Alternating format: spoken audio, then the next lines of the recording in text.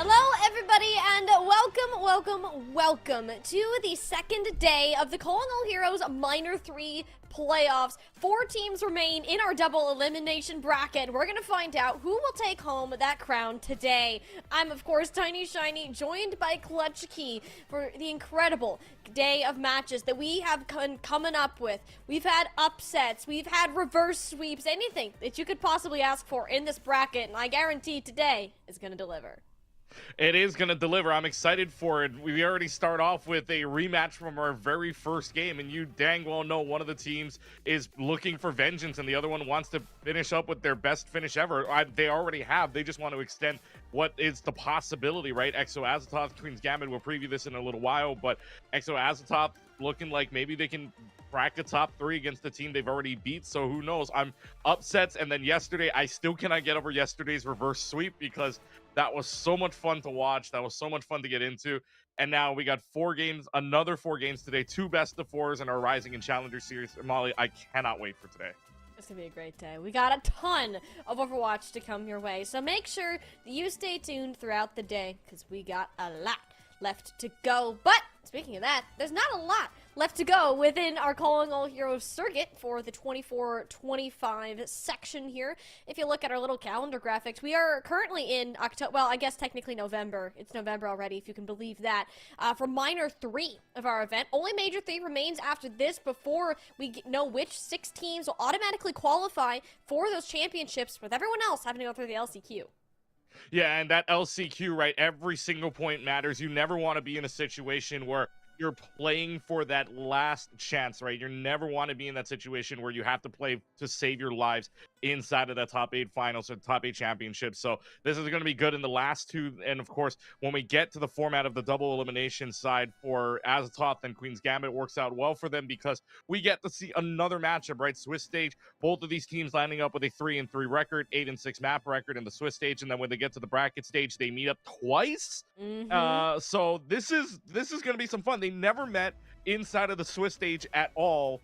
So it's 1-0 Exo Azathoth, 0-1 Queen's Gambit. But then the most important thing for these 2 teams, if you're Exo Azathoth, 7-8, 7-8, 5-6, 7-8. But these points are going to really help you out inside of Minor number 2. And the prize pool as well. Top 4 teams are going to win something out of this besides the points, but the points are what matters.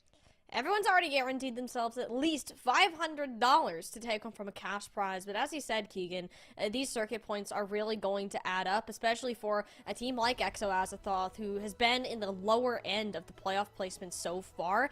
Queen's Gambit, in a bit of a better situation, have had some 3rd and 4th place appearances as of late, but if you're not in these consistent places, you're running out of events to get those circuit points. So already being in this spot and having the chance to fight for a 3rd or even all the way up to the 1st place title is going to be important. But you have to remember, this is just the lower semi-final. You still have to play one more game against Nightmare Timeless in order to even think about going for that 1st place prize.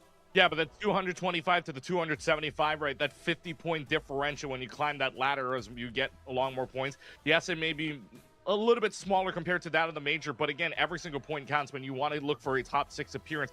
If you're an Exo Azathoth team, right, 7-8, 7-8, 5-6, 7-8, you're looking for something that will push you over that line, and that's something that you're looking at doing. So now we look at the map pool here, and between these 2 teams yesterday, it was a 3-0 in favor of Exo Azathoth, but I mean, again, pick map mode. Exo Azathoth's going to get the first shot at selecting a map. Last time these 2 played against each other, it was Oasis by the hands of Queen's Gambit, and that was Exo Azathoth's pick, so who knows? And of course, now unique yet again if you don't know the rule set. But first up is control, and then afterwards, everything else is map pick and mode pick, being unique to the series. Clash Splash counting as 1 because there's only 4 maps there total, but otherwise, the maps now become an essential part of a strategy. So this is going to be fun because now this is where it all matters, right? This is your last chance. This is your last day to try to win out the title in Minor number 2. Hey, both of these teams want to make it the distance, but it's not going to be an easy fight to get there. And as you said, it was a 3-0 the last time these two met up, but it's a new day. There's new lineups, new heroes, new information that they both have about each other, which is going to make this game all the better. And I know you guys are going to want to stay updated on that. And to do so, go ahead and drop a follow here on Twitch, on YouTube for Overwatch_Esports, all of our highlights, other information, and our super fun drops that we have going on for this weekend only. Look at them in all of their glory, in all of their beauty. I got most of mine yesterday, but I'm making sure to connect my Battle.net account so I can get access to all of these in game. But Keegan, you can't, there's other spots that you can get these. We do have the first day of our collegiate Overwatch Homecoming Championship starting today over on Overwatch Esports 2. So both of those channels will provide drops throughout the day. So make sure that you go ahead and give both of them some love. Yeah, and both Collegiate is on, Calling All Heroes is on, Overwatch is just online right now here on Sunday. It's Super Sunday, I guess you could say, here for both of the Overwatch channels 1 and 2. So this is going to be some good fun watching Collegiate side and, of course, getting to know our title winners of minor number 2. So this is going to be some exciting things, and of course, those drops. I know you and I are saying we're rocking that as soon as we get it. I told you folks yesterday. I'm already at 81. I started the streak yesterday at the start. I'm already at 81% from yesterday to that name card, to that last name card. It's 2468. So that 8-hour name card, I'm only 19% away from it. So I have it up already. I'm just waiting for it. We're ready. We're so prepared. Ready. For it So if you don't get it, today, man, with all the games that we're gonna have and all the banger games we're gonna have, that's on you. Hey, speaking of our banger games, though, we got to look at our bracket to see how we got here in the first place. As I said, a lot of 3 Overwatch to start the day. We've also had some upsets. The first example of that being EXO Azathoth 3-0 over Queen's Gambit. And we looked even further into the lower bracket. It was another upset, the 4th seed over the 3rd seed. Queen's Gambit got themselves to this position in the first place. And I think that's what we've been seeing recently, is a lot of these quote-unquote middle-of-the-pack teams. The gap between them has narrowed significantly, but there does still seem to be a decent jump between the Nightmare Timelesses, the YFP Oblivions of the world. Queen's Gambit and EXO Azathoth are fighting to get a chance to pass up that level to move on to higher heights. Yeah, and you're looking at both of these teams that are trying to finish within a top 3 scenario. EXO Azathoth, you're pretty happy already that you're in the top 4, that you've already surpassed what your previous expectations were, even though you didn't really change a lot on your roster. But for Queen's Gambit, though, trying to finish up in the top 3 spot, didn't really have the best start, but you got a 3-0 loss to EXO Azathoth, then a 3-0 versus Hypno Iceless, and a 3-1 versus Moon. So we got to see a little bit more of some steps being taken forward, but for Queen's Gambit, trying to get this revenge game is not going to be easy against a team that has already beaten you once. It's hard enough to beat a team once, though, for EXO Azathoth. Can they beat them back-to-back would be the better question. As we take a look at the roster here for Queen's Gambit, big thing, right? Nissan and Kuna against this team of EXO Azathoth kind of got silenced maybe a little bit here and there, but they're, this team, of course, the top 3 finishes for some of these players, they're going to be ready to go. I think the big thing we need to note about this roster in particular is Queen's Gambit, when they got 3-0'd previously, they didn't have Regime. Regime had to play for Blinn, their collegiate roster, who is now playing, actually right now, as we speak, on the other stream. So you don't have Regime. You don't have one of your big shot callers. And that's honestly where we saw the difference yesterday. When Queen's Gambit played against Moon, that 3rd seed upset them, it was with Regime in that lineup. So we need to see this major step up from Wi-Fi. We need Kuna to be online immediately this time. You don't have any wiggle room. No more warm-ups, no more cushion to fall back on, because it is quite literally you win this or you are out settling for 4th place. Yeah, and no one wants to settle for a 4th, right? You always want to be on that podium step. You always want to be a top 3. But now the team stopping them right now is an EXO Azathoth team. They're the obstacle, and this obstacle, again, swept them back in winners, back in the first round of the bracket. So you would expect this to go very similarly. Again, without Regime, that is a big loss to that team of Queen's Gambit. So EXO Azathoth looking to do it, and through all of this, right, it's the 6 players remain the same in this entire starting roster. Rara Santix are out, Lual, Jeremy, and are in. And Jeremy, coming from Bubble Lore, is a team that was in the top 3 top 4, I should say, for minor number 2. That's a big help. And Jeremy and Benevolence have been so good. You and I watched that yesterday for the games we saw. Jeremy Benevolence can carry on their own weight. So let's see if they can do it again here in day 2. It was all the DPS line from Exo Azathoth yesterday. That is what won them their games and is allowing them a return here, a chance at those lower finals, a chance at a top 3 podium finish. But it's a new day, Keegan. These teams have had times to go back, look at the tape. If you're Queen's Gambit, you're coming into this off of a pretty high point, taking out Moon for their lowest placement in any Calling All Heroes event this year so far, and now having a chance to, once again, pull off another upset. But you gotta be honest here. We got experimental yesterday on Queen's Gambit's side, and it wasn't it. It was not the favorite thing. I hope that we can figure out what was going on, that those synergistic pieces can come into play, because similar to our series from previously, Exo Azathoth have elected to send us to Oasis for map number 1. Yeah, which is interesting as well, because obviously, right, it was Queen's Gambit that had the first pick there. They went to Oasis, so Exo Azathoth's like, all right, I mean, we beat you here 2-0 on Oasis. Why not? Let's just do this again, right? Let's repeat what we did yesterday. That's what Exo Azathoth, I think, is trying to pull off here. I mean, the other 2 maps that you saw in the map pool were Busan and Ilios. Haven't seen Ilios yet, so, you know, we want to complete our bingo on the control side. So come on, you guys. Ilios is still in the map pool too, you know. We saw Busan only once yesterday. The rest of the time it's been Oasis. So I guess more of a standard map pick, if anything. But we know that the result from last time, Queen's Gambit maybe has to adjust a little bit and adjust to the fact that, like you said, they're shot caller out and playing in collegiate right now. So they got to kind of adjust. And Misson and Kuna's got to get online a little bit earlier than they did yesterday.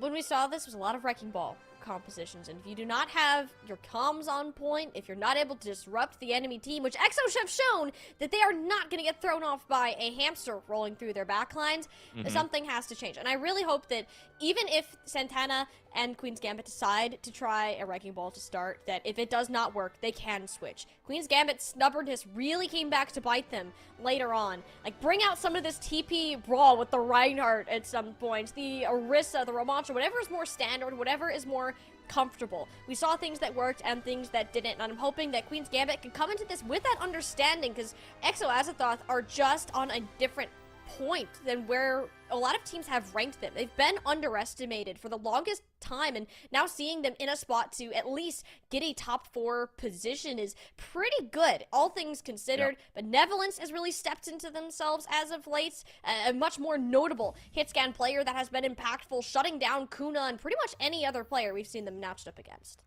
Yeah, and you're looking at a team right from Exo Azathoth that is looking to find out if they can make it to a lower finals. Haven't seen it ever, at least in this season yet, and this Exo Azathoth team basically has stayed together for the most part of it. So you know that there's a lot more mesh going on together between these teams, right? 6 players staying the same from major number 2, excuse me. So this is going to be a very, very solidified team. They know their ticks, they know how to play with each other. So if they can get to play against one of the top 2 teams in YIP Oblivion as well as Nightmare Timeless, at least one of those 2 teams they fight on this half, on this day of the bracket, they're making good progress. And especially that's, I would believe that's good momentum to go into major number 3 for. So that's going to be some good momentum, good progress to go for major number 3 and hopefully earn them some points to avoid the LCQ.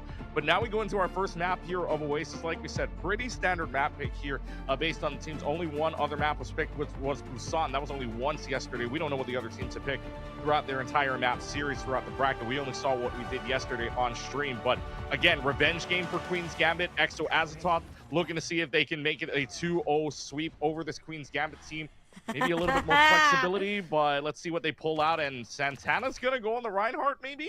Do it. Genuinely do it. This worked yesterday for Queen's Gambit. It's such a niche, just borderline cheese, but if it allows you to get up in Exo Azathoth's face and play as a team, go for it. We tried the hamster, we tried causing chaos. Exo Azathoth had kept themselves calm and collected. Now that we get to roll out here on Gardens, we'll see if they're ready for the shenanigans that Queen's Gambit are about to pull. And they're going to take a little bit of a different path immediately to the left side, and that's exactly what everybody else is going to do, just get into the hookah side area. But first one to take that position is going to be Exo Azathoth, at least for the burn right now. And wow, Forever's falling oh so low. Lasers, Dynamite, and all. So that's already an Orisa that has to get off the top of the page, and Queen's Gambit knows they can put the pressure on. Yeah, and they've TP'd behind them forever in quite the pickle right now. It's Jeremy, though, bailing them out. Of all the places Afara should be, you did not suspect them to be chilling in a small, narrow corridor. If anything, that it works out. And Exo Azathoth's player, Jeremy, was one of those major reasons that Queen Gambit really never got a push off. It is a couple trades back and forth. Santana and Santix kind of found their way into the backline. I believe that was another TP to help secure the elimination onto Forever, and everything else is snowballed from there. This is the kind of trade, scrappy playstyle we're going to be seeing all day.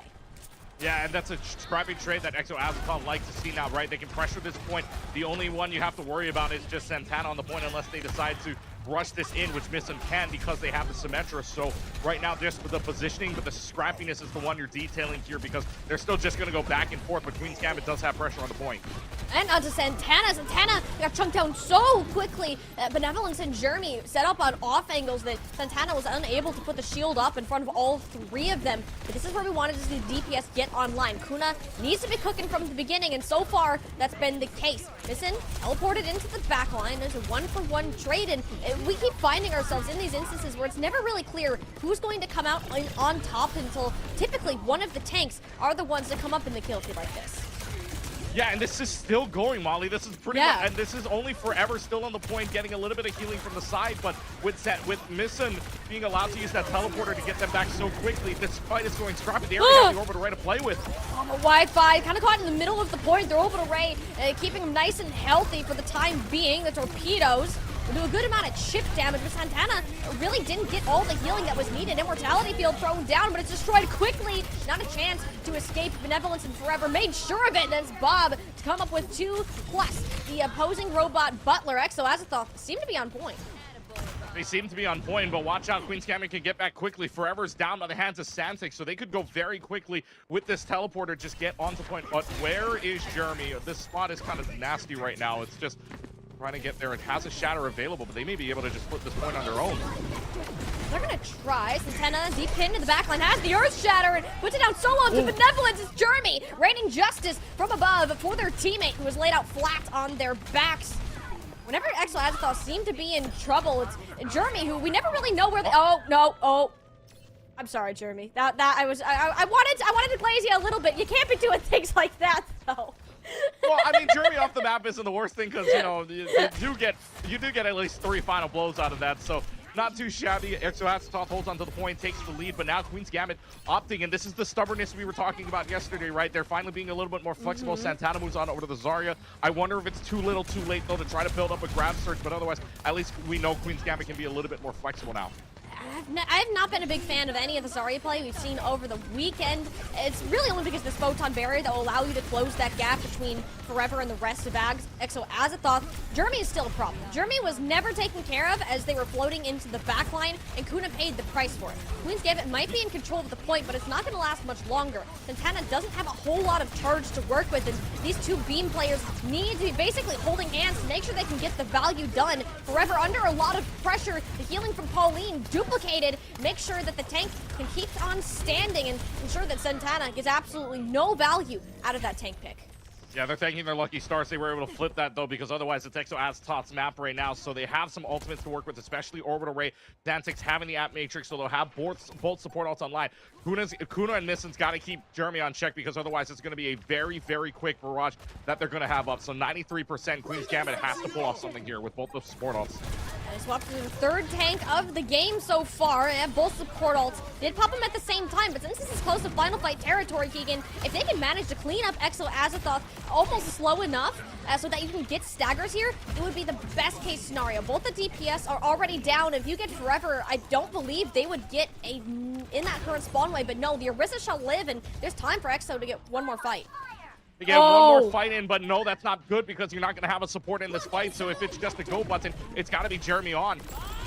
Have Unlucky Main's ultimate from the backside, and Misson is already down. Jeremy once again surprising their opponents. Unlucky Main, though, nice and healthy. That Orbital Ray is so dang powerful to work with. So many of these players are low. It's that scrappiness that we're used to seeing between these teams. Exo, though, have a tank for his Queen's Gambit. Without Santana had to retreat, try to grab the Mega Health Pack, forcing them away. The Javelin Spin almost did the trick, but Santana will manage to get yet another touch. But you don't have any support to keep you alive. It was a nice Javelin from Forever. The seal off that elimination, and with no mech in tow, Queen's Gambit, they played it close for sure, but how long can you really stall this out against a very healthy Forever 774 who's not going anywhere anytime soon?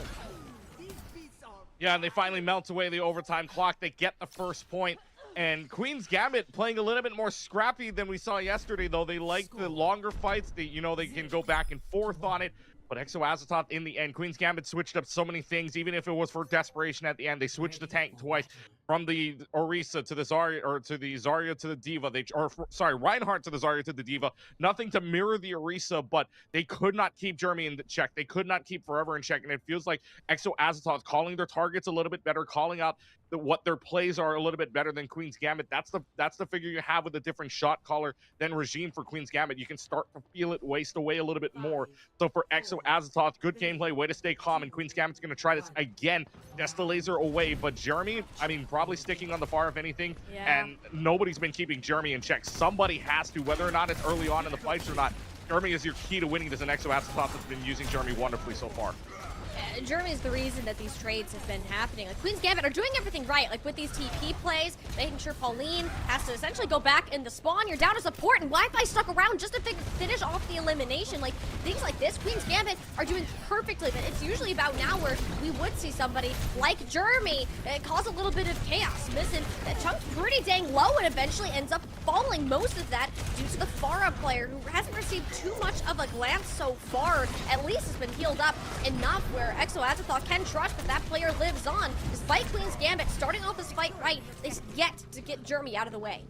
And you said it yourself just now, right? They start off the fight right. They're just not able to close it out. And I think that's the problem here with Queen's Gambit. They get the plays with the teleporter to start. They get the plays. And the first elimination onto Pauline with that Orb of Discord gone. But with stuff like that, with an early pick onto Santix, a main healer gone, you're not going to have a lot of pressure. And they swap on over to the Zarya again, which didn't really work out in your favor last time. You had to switch on over to the D.Va. The problem is you don't have percentage points to work off of. So for Queen's Gambit, oh boy, again, things like that is what's going to cost you. If they die from this, it's not going to help.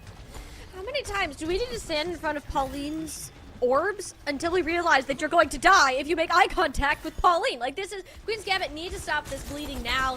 I like what they're doing a little bit better with Missing having the bubbles from the Zarya. We've seen them pull this off on like maps on Hollywood before, and it's great. The problem is you can't execute it if you do not have all 5 of your players there. That is a great start. Jeremy, who's continued to be a thorn to their side, is no longer an issue. With the Orbital Ray from Exo pushing on forwards, spots out Kuna, but Forever opts to stay within the line of sight of the ultimate, not getting too aggressive. Santix is incredibly out of position, but uses that almost as a distraction to allow Queen's Gambit to burn Forever 774 down, and Queen's Gambit will eventually get themselves closer to this objective.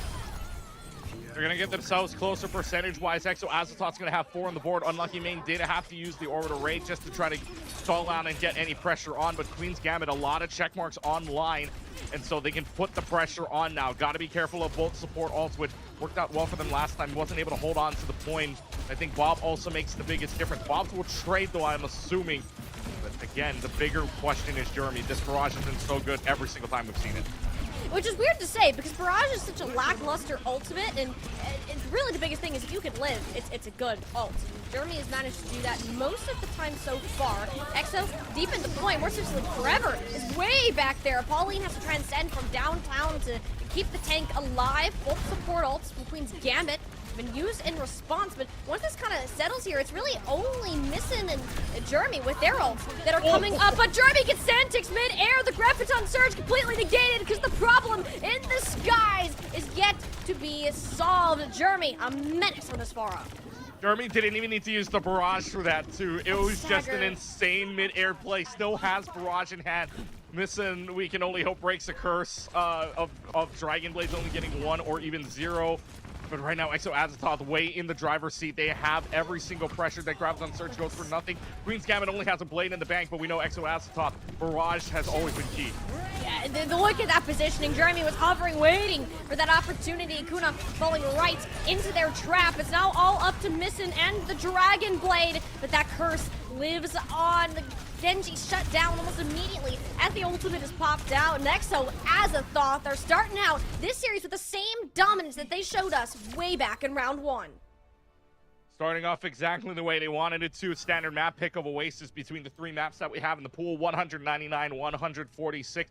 And this is all Jeremy. This is Jeremy. This is Forever. This is the entire team play of Exo Azeroth. Able to stay calm, cool, and collected when Queen's Gambit is pulling off these teleporter plays, when they're able to charge in with you at lasers and the Orisa and all. And I'm pretty sure Forever's like, all right, keep coming at me with lasers. It's not going to matter because I have a good team around me. Is that the... Oh, okay. At least it didn't show the fall off at the end there. We know what happened at the end of that play. But it just shows you, right? Jeremy is going to get a good amount of these pot Gs, is going to make that much of an impact if you are not able to stop them. So this is a really, really good job by Exo Azeroth. They know they can play the exact same game book as yesterday. Queen's Gambit trying to adjust to it, but having so much trouble doing so. They haven't moved past that stubbornness, which is a good sign. The unfortunate part is there was a lot of weird picks and staggering that felt like it shouldn't happen. Queen's Gambit feel very discombobulated. They're playing separate. You died twice to Pauline as you were trying to push in, and that lost at least a good 20-30% off of that clock. And there was just a lot of weird little moves that Queen's Gambit seemed to be making that they weren't sure. They weren't confident in what was next after that execution of the first play, whereas Exo Azeroth had plans A to Z all laid out from the start, and if all else failed, you had Jeremy to fall back on to rely with, right? So Exo Azeroth had the better engagement timings, the planning throughout that entire map, and this is why this team has made it as far as they have compared to previously. They have that existing synergy and have continued to play well together for the last two Calling All Heroes events in a row. Yeah, I mean, again, when a roster, we've had so much roster mania swaps on that. Maybe teams, I know they may know each other well, but that doesn't necessarily mean they mesh together well. But with a team like Exo Azeroth, you know we're going to have a good majority of their team back together. It's kind of it kind of just makes sense that they're working well together. Yes, Jeremy does come in from bubble blowers, but only one player in means that Jeremy making that impact means the other four have a little bit of an easier time playing their game at the same time, right? Forever is in just absolutely playing dominantly on this Orisa, no matter the swaps, whether it be the Reinhardt, the Zarya, or the Diva so far. That Orisa has been stabilized. You can also thank your supports as well. We know Pauline's been a little bloodthirsty, but has played a little more on the softer side, just healing the team rather than, playing, for picks and all that we know she can. So this is a very good and a very balanced, I would say, Exo Azeroth team than we've seen previously on a 7-8 or 5-6 basis. This is a team that knows they're 2 maps away from a podium step right now to go up against this Nightmare Timeless team that, again, I'm going to say it looks a little bit more vulnerable, although I'm not going to say it's going to be an easy game for them regardless. It's just that this Exo Azeroth team looking a lot better and looking like major number 3 is something they want to win because they know they need those points if they want to avoid or if they want to get into the top 6 for the finals. It's that consistency and trust that has gotten Exo Azeroth to this point here, and if you're able to have that on control, which is often the most chaotic type of game mode in general, that's a great sign moving forwards to the rest of this series. We saw last time that it was Circuit Royale that was picked for map number 2. It was Queen's Gambit's choice. I kind of hope they don't do that again. Did not look like anybody had fun on that particular map, and it was all benevolence and Jeremy at the same time. The good news for Queen's Gambit is we are seeing Kuna show up a decent amount. Missing has been in and out depending on the moments, but you're better. You're in a better starting place than you were yesterday. You just need to find a turning point for that. And this is your most advantageous map pick that you will have in the entire series because you have every single option available to you right now. You can take that away from your opponents and also set yourself up in a confident position. As to where that might be, that's kind of the general question. Do you pick a Circuit Royale, which it does seem that Queen's Gambit are comfortable on that map as they picked it against Moon yesterday too? Or do you go to try something new, knowing what worked in the past might not work again today? Well, but if you look at Circuit Royale, though, I mean, Queen's Gambit, like you said, did not have a lot of fun on it. Only got 67 meters out of it on the first point.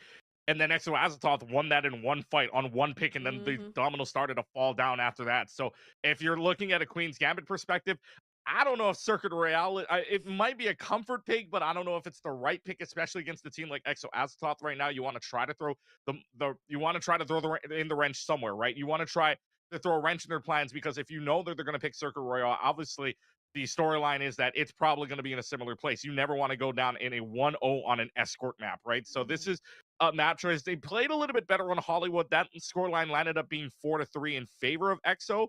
But again, that was a little bit closer for Queen's Gambit too. They lost. I mean, they had to stave off a 3-minute and 3 defensive side on the second round, which doesn't, that's never easy, and they didn't win it in the end. But a 4-3 scoreline maybe looks a little bit better.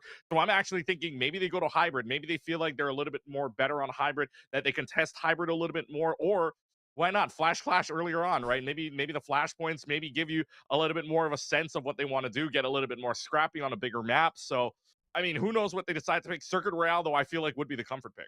Yeah, and like that's kind of the thing. It almost might be better to go with a comfort pick for the reason that this team doesn't seem to have the same level of synergy that we saw them in their matchup against Moon yesterday. And when you don't have that, and you're playing scrappy, you're getting picked off at weird points, or you're just losing players when you really shouldn't be, arguably, and you're leaving those opportunities for Exo Azathoth. Something is not going right on the side of this team. Do you just want to force that scrappy play style and go with something like a flash or a flashpoint, or do you need to go to something comfortable to see if you can kind of get this back under wraps, or from that regard, like the choice is entirely up to Queen's Gambit on the direction that they want to take. They don't look nearly as good as what we saw them in their second matchup that they played yesterday, and we're hoping that we can get some of that fire back, because I mean, we're here for a good game of Overwatch. It's not like we're rooting against Exo Azathoth by any means. They have proved themselves to be the better of a team once before, and as of now, they look like it today. Yeah, again, we're not talking against Exo Azathoth. It's not like we want it's not like we're trying to be biased towards Queen Gambit, right? It's like we want some kind of a good thing, and we're trying to think on behalf of Queen's Gambit here of what they want to decide to do, because obviously they do not want to get swept again. You never want to get you can lose once to an opponent, but it does not feel good the second time, especially if you get swept. So you never want to go down 0-2 to a team and 0-6 on maps to a team. Never want to do that. So for Queen's Gambit, trying to find that stability, trying to find a map that works to your advantage. Honestly, the way they were scrapping out fights to stall points, the way they were elongating fights, right, that they can go back and forth with. Obviously, on Misson with these Symmetra, just trying to get them back into it very quickly. Who knows? But the hybrid, I feel like hybrid might be a little bit better of a play style for them. And as I'm looking at this, that's exactly what we're going to be playing. Kings Row is the next map. So it's not going to be Hollywood. We're going Scrims Row. Wanted comfort? You got yourself comfort. This tells me that Santana will likely be sticking on the Reinhardt. I think Santana overall seems to be more comfortable when it comes to these more melee, get up in your face sort of tanks than the longer range pokes. We don't see a ton of Sigma or even Orisa from them. I don't even know if we've seen Santana play Orisa all weekend, as a matter of fact. So picking a map like this where it does allow for that flexibility, if you need to change something up, the opportunity is there. Yeah, and they call this, like we said, we call this Scrims Row for a reason, right? This is where you adjust. This is the map where you try to adjust your different play styles, your different compositions, your different, tactics, if you will. This is the entire map for it. So if you're looking for comfort, if you're looking for what works, what doesn't, this is the map to do it. So for Queen's Gambit, this is more comfort, if anything. But I do like the pick. Again, hybrid was the map that they were able to get their most map points on. They didn't win it, but they still scored 3 points off of it and forced at least a second round of attack from Exo Azathoth. So this will be something that we will find out if Queen's Gambit can keep the momentum going on it, or whether or not Exo Azathoth can just is wiping them like that second map of Circle Royale. But it's not an escort, it's a hybrid, Molly. Yeah, so we'll get a bit more of a different look. And you know what I just had to say? I just said that we haven't seen Santana play much Orisa. Well, we're about to. We're about to get the Santana Orisa, and this is more meta from what we've seen lately. Santix is on the Ana, which we really like. We've seen how impactful Santix has been on the flex support position, arguably the most that we've seen from any team so far. So helping enable Santana here is going to be a great look for this team. Gonna at least give them at least a battle and a fight on the mirror side. Now, can you outmatch what Forever's been doing? Because right, Forever's been playing this Orisa a little bit more throughout the entire series, throughout the entire tournament. Can Santana match up to the pressure of the Orisa right now? Well, some javelin throws might say yes to that, but Exo Azathoth trying to at least put the pressure on the upper level here. This Orisa's already up and already trying to get to that second level where the Ashes. Queen's Gambit playing very far back here to allow Kuna and have room to work. Typically, you would see a tank play more in the mid lane. You're not in this section, and Queen's Gambit are kind of paying the price for it. You're just standing in a bunch of small doorways that Jeremy will happily chuck rockets in your direction. That's one of the kind of picks that we wanted to see, is Missing jumping in and out on these players who overstepped themselves. Forever eventually had to drop. They got staggered, left Unlucky Main behind, and this is already a much better look out of Queen's Gambit. Yeah, Queen's Gambit putting on the pressure on the defensive side. They're taking so many different angles where Santana's upstairs. You have Kuna on the other end on the window. You have Missing just sneaking around in the back area if they want to push in that way. So every single angle is being watched besides the one staircase. So yes, playing in the mid lane area might be okay for some tanks to push in from, but if you got a bunch of different angles to push off damage from like Kuna just did, they've got a little bit more of an open chance to win this. Kuna has been shutting down Benevolence all series so far. That is the biggest change that we've seen from the last time that these two teams met. That cannot happen! Pauline, we have seen Benevolence lacking. It's been this player right here. She's been stepping it up on the Zenyatta. This is why you put her on such a high damaging hero. Jeremy can just waltz right up in front of Kuna's face, and there's not a chance of them getting healed, and Queen's Gambit find themselves stuttering a little bit. And what's looked to be a strong start from the defense, thanks to Exo Athos initiative. Jeremy's one of the best Pharah players I've ever seen. It's just to run in, just land one direct rocket, and then just drive on in to get it. So now it's just a scrappy fight and a quick fight here. Yeah, but you already have the orbital rate and the nano boost up, and the fact that Queen's Gambit decided to commit a little bit more here is even better for this team. They're going to manage to at least get another fight hold on this map. Even if it doesn't last longer, Exo Athos had to burn resources there. Yeah, but Queen's Gambit burned away both their support ults on the Nano as well as the Orbital Ray. Exo Asphalte gets away by only using one ultimate, so not a bad situation to be in. You're going to have 4 of the check marks on. Queen's Gambit's going to only have 3 to work with, so again, this is probably going to be a Q fight here with 1:30 left. So who's going to pull the trigger first? I just haven't seen much out of the Dragon Blades, and now Jeremy is getting checked a little bit more. Not really sure where Missing was going. Missing was pretty far in there without a dash, and couldn't really get out of that spot. So Exo Athos are looking good and only had to use the Bob as a result. Perhaps a little bit more overspent, but Queen's Gambit will manage to get this time bank down to 3.5 minutes for the street space. Yeah, and unfortunately, they lost somebody very early on, so Kuna having to use the bomb maybe just to contest. That didn't even work out anyways because the bomb went past and died very quickly. So Exo Athos going to the street face with a lot of advantages. 3 ultimates still on the board, including a big Terror Surge that you can probably combo up with a Barrage, but we know Jeremy can just use that Barrage any which way they want. So this is all on Jeremy right now. I shouldn't say all on Jeremy, but Jeremy's going to make the biggest impact here when we get to a very enclosed street space. It's so comfortable to play Pharah around this little house that you kind of see them now. We'll eventually drop back to get healed. But Exo Athos put Forever on that high ground to make sure that Kuna can't sit there, at least for the start, until Queen's Gambit eventually will put themselves at this corner. Pauline will have this Transcendence at the ready, but not really having a Pharah. I wonder if it's even worth trying to push this at some point. Forever's holding on to this ultimate too. I'd imagine this is going to be a Barrage combo with perhaps the Transcendence keeping everybody alive. You just need to wait for Jeremy to get back before he executes. Well, they're just all spreading out right now. A Terror Surge is already in, and they've just got themselves a little bit of fight when they might not even need the Barrage at this point. No, the Barrage wasn't even needed. I think it was just the Terror Surge that Forever walked in with. Queen's Gambit burned all of their cooldowns. Forever is great at identifying those opportunities. Yeah, Queen's Gambit now the only person to keep that in check is going to be Santix on the Baptiste because Kuna switches on over to the Tracer a little bit more fast-paced on the dive area just to get to that backline because Pauline and Unlucky Main are absolutely shredding. Pauline on that Orb of Discord, you need to get rid of it as quickly as possible, which is why I'm assuming Kuna's going to switch over to the Tracer just to get some damage to that Zenyatta instead. Little rain out for Queen's Gambit to re-engage. Already off to a great start. Kuna worked her way into the back line and got one. Santix and Missing there as well. The fact that Exo Athos did not mirror that ultimate means it's an auto fight lose. And most of the time, say it's okay, you can take a dry fight. But Queen's Gambit, Keegan, they still got 3 ults to go. They got 3 ults left. They didn't use anything besides an Orbital Ray to push them out, so that's not a bad fight for you. Though you got to wait for Exo Athos. Unlucky Main Pauline can push in with a Transcendence and an Orbital Ray too, so going to be a high-pressure fight if they decide to use their ults again. But be careful because Pauline might get spotted out by a Tracer.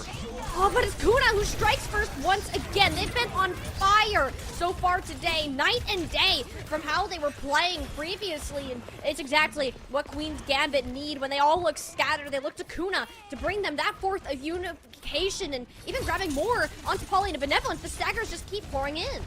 And they use the Transcendence too, which makes me wonder if Pauline's going to switch off to something of a break to stop this Tracer from getting to the back line. And that's going to be the immediate switch off after the Transcendence. That just shows you the pressure that this Genji Tracer can do. Even on a fire that's been kept unchecked for most of this game, this Tracer can deal so much of getting upstairs.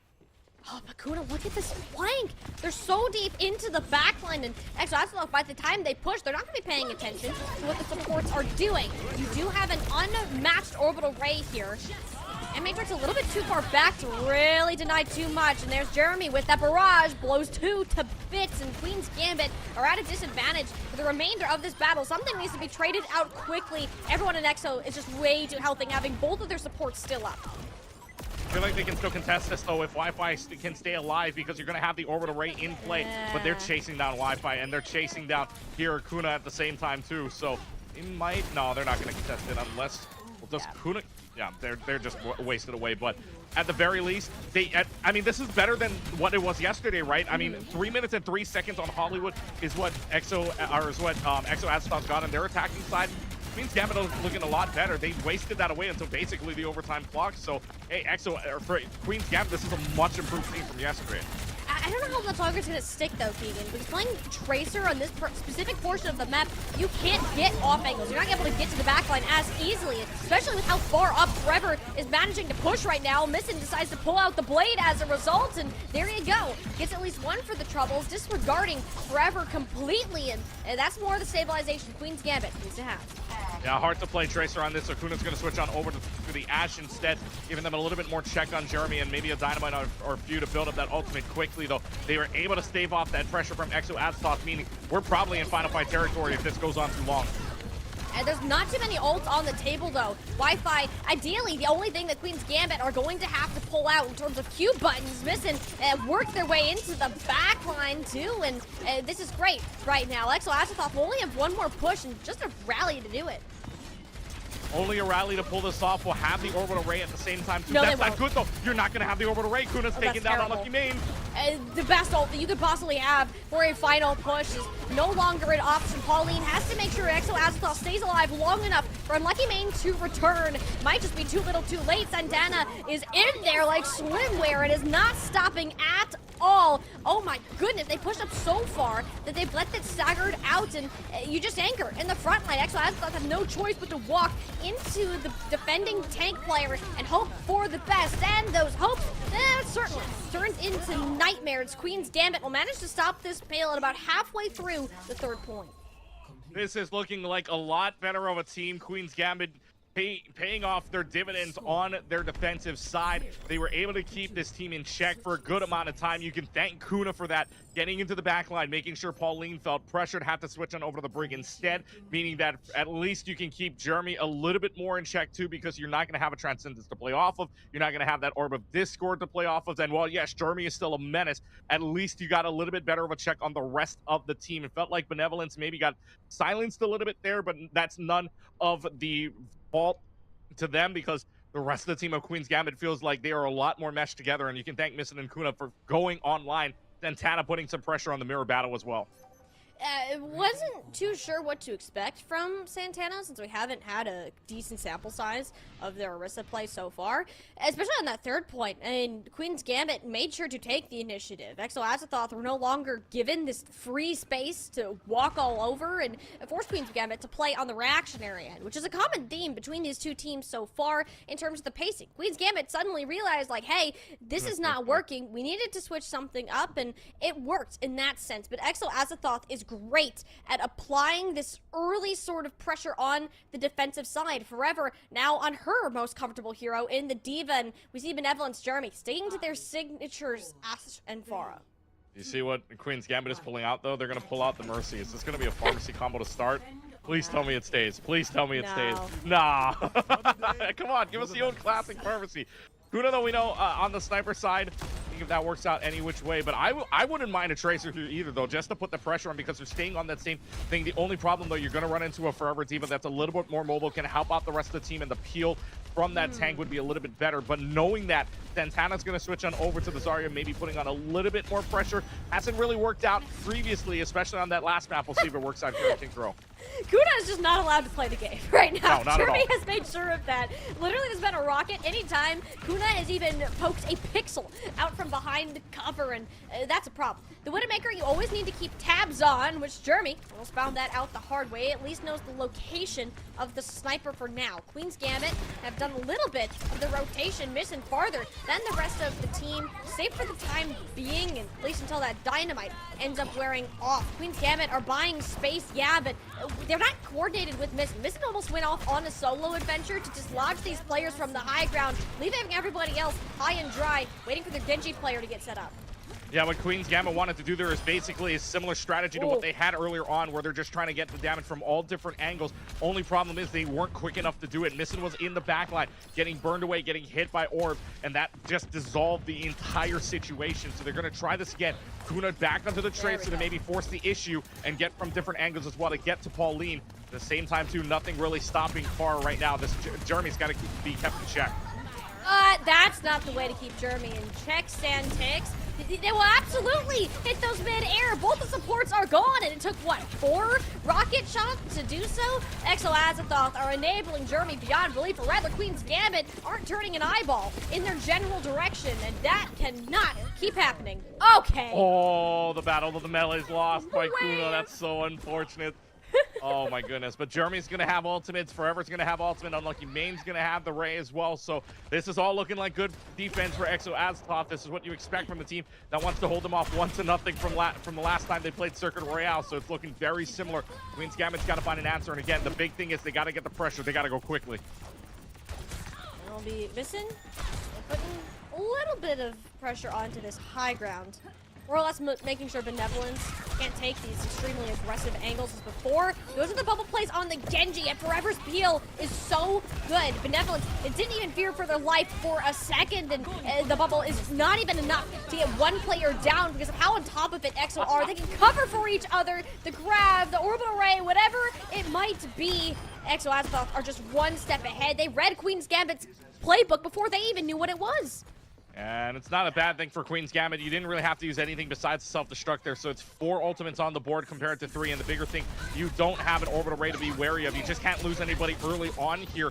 And if you can keep that pressure going, right, you're going to force Exo Azathoth to make a mistake, use ult.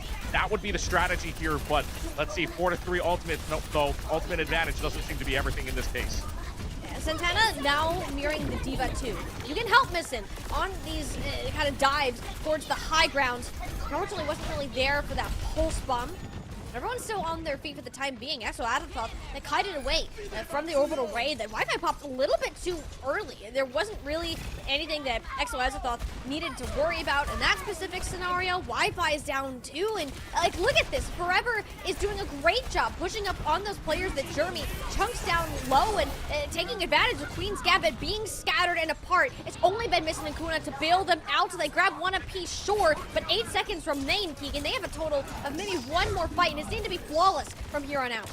Scrappy fight isn't bad, though. They force out the Transcendence, meaning that Queen's Gambit going into this stride, they might have a chance at this if they're able to force out more pressure, and they've got Pauline down too, North Discord Orb. They have it out, but there's Santana comes up with 2. Queen's Gambit are fighting to stay alive. They have the better spawns at this point. Exo Azathoth, you should be happy with getting this down to an overtime, because the defense on this streets phase will become much easier. Now the question is, can Queen's Gambit push out the entire streets phase here? Because Forever down, I'm assuming, goes back to the Diva side. And now you're going to have Pauline switching on over from that Zenyatta to the Brigitte instead. That's going to control Kuna for only a little while here, because you can still play the Tracer on the flank side, especially on the street space. The only problem would be that 3rd point, but regardless, right now, you want to keep this Tracer in check. The way to do it is the break as well. Forever's been peeling very well on the Diva too. It's just that right now that last fight really didn't go their way. No, it didn't, and I think that's where Exo Azathoth, they gotta find someone to stabilize it. Because anyone who's done it so far, it's been Jeremy. Queen's Gambit have yet to learn the lesson of you can look upwards at the Pharah and give them some pressure. If anyone has done it, it's been Santix, and more often than not, it is the Baptiste player who's on the losing end of that duel. Jeremy's going to have another barrage ready to go here, and underneath this archway is a really bad position to try to play against it. Once you get rid of that mech, or once that mech is out of a defense matrix, you know that's a go button here. But this is just the pressure going to go quickly for EXO. The exchange of support ultimate, Santix, a little bit quieter as the day today, but that's all you need. Jeremy setting up for a barrage, thought about it for a second and recognized the danger that their team was in, couldn't escape, but eventually will be reunited with them in the spawns. Queen's Gambit, full team kill.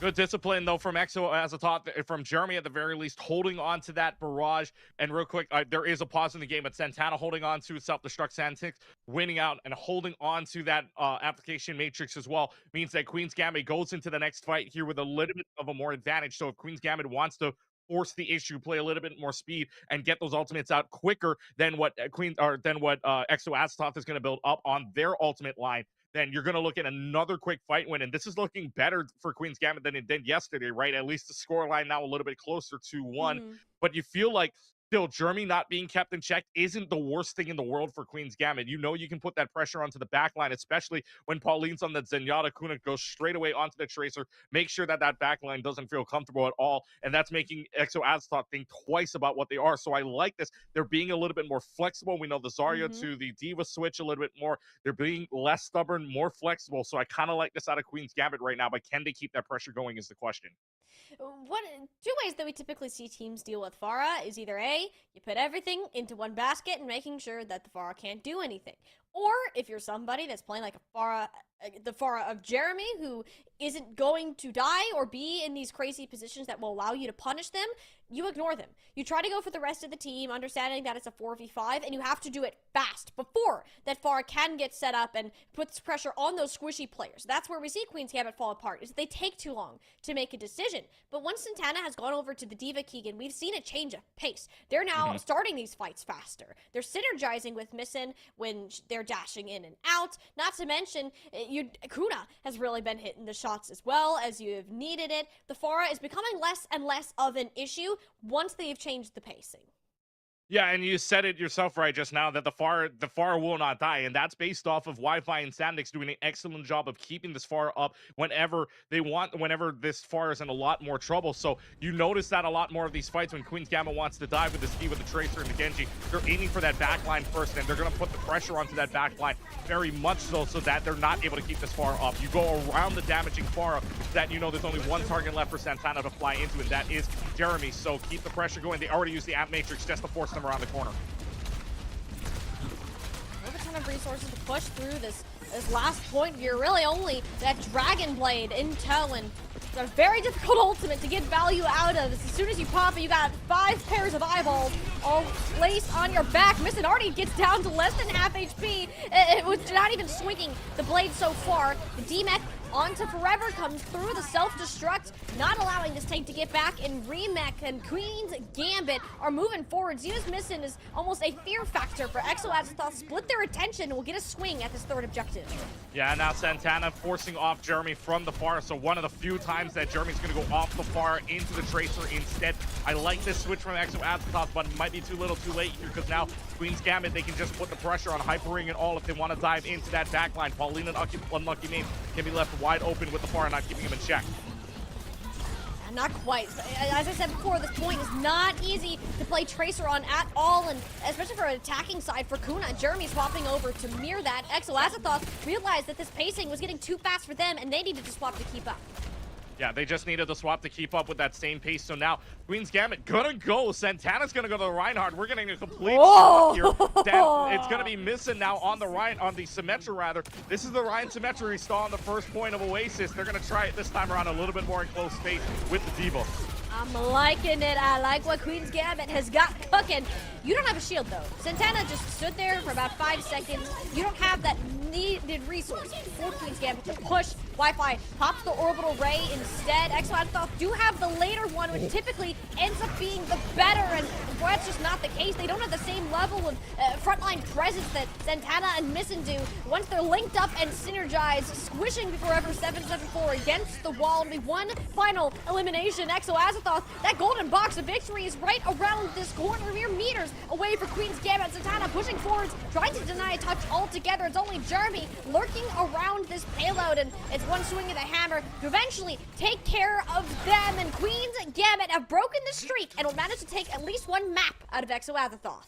That's a great improvement from yesterday. They played on hybrid. They lost on Hollywood 4-3. This time around, they give it back in only one round of play. It is a 3-2 win, and this is gonna turn exciting. A 1st-3 now turned essentially into a 1st-2. But Queen's Gambit looking all the more different, a lot more flexible. We saw it at the end. You loved what they were cooking. Well, Queen's Gambit loved what they were cooking as well, because that symmetric pressure at the end, getting rid of the Diva oh so quickly, getting rid of that mech, even forcing out a self-destructive amount to nothing as well. It's just an overall great flip at the end, mind you, in the final seconds. That is risky to do. Well, when you pull it off so well like Queen's Gambit just did, you're going to find yourself in that golden box of victory. So Queen's Gambit making this a series.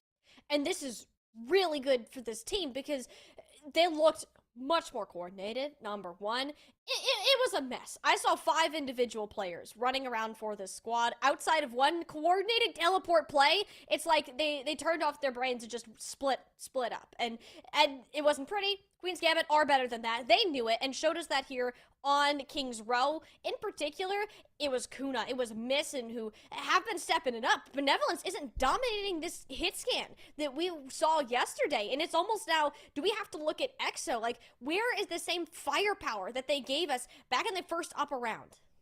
Well, it's not like they were playing on Circuit Royale either, right? Benevolence on Circuit Royale, we know, was absolutely dominating on that Widowmaker yesterday, but this time around, right, like you said, it doesn't feel like there's that much pressure, and you can thank Kuna and Missin for it, because it feels like when Kuna switched on over to the Tracer instead, it felt like the spotlight was on them instead, because it felt like they were getting more pressure on the back line. It felt like they were making more plays, putting on the pace, right, and Santana being a little bit more flexible instead of just sticking on one. You got to see Azario in play, but that changed out to a Devo, which means you could play a little bit faster. You could play a little bit more for that dive combination, which even just one break isn't going to be enough for.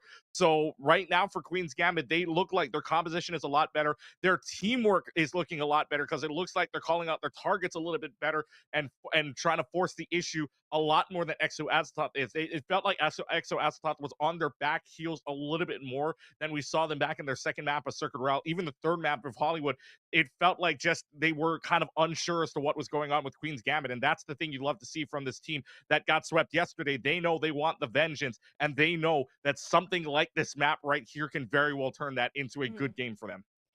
Anytime, and especially if they forced Jeremy to switch off the Pharah too. Like, yes, it's very that's rare a that huge win. we see Jeremy moving away from the Pharah, the Venture, anything else. You're like, does Jeremy even do that? Because it's not often. They're just so good at those two particular heroes that it is very rare to see them have to move to something else because it's not working. The Tracer is all right, yeah, but it's more or less was just keeping Kuna at bay. It wasn't actually doing the same damage, didn't have the same impact that we saw from their other strong heroes. And I think from that point, it almost felt like that Queen's Gambit had won the mental game. You were then forcing Exo-Azathoth to play into you instead of the other way around, which is the first time that we've seen that from both meetups of these teams so far.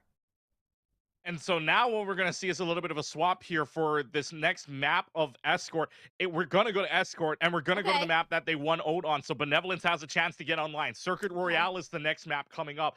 But some breaking news as well. Wi-Fi comes out, and guess who's back in? Regime is back in now. So Queen's Gambit's got the shot caller back, and the main shot caller back in, and a swap as well. Queen's Gambit will go on the attacking side first. So Regime comes back from the collegiate play. We'll go into the Calling All Heroes side, and now we get to see if Regime makes all the difference here, because Queen's Gambit, I bet you right now, Regime is so hyped up knowing that they won, that Queen's Gambit won that map, and now we're in a 1st-2 situation with now the driver in the driver's seat.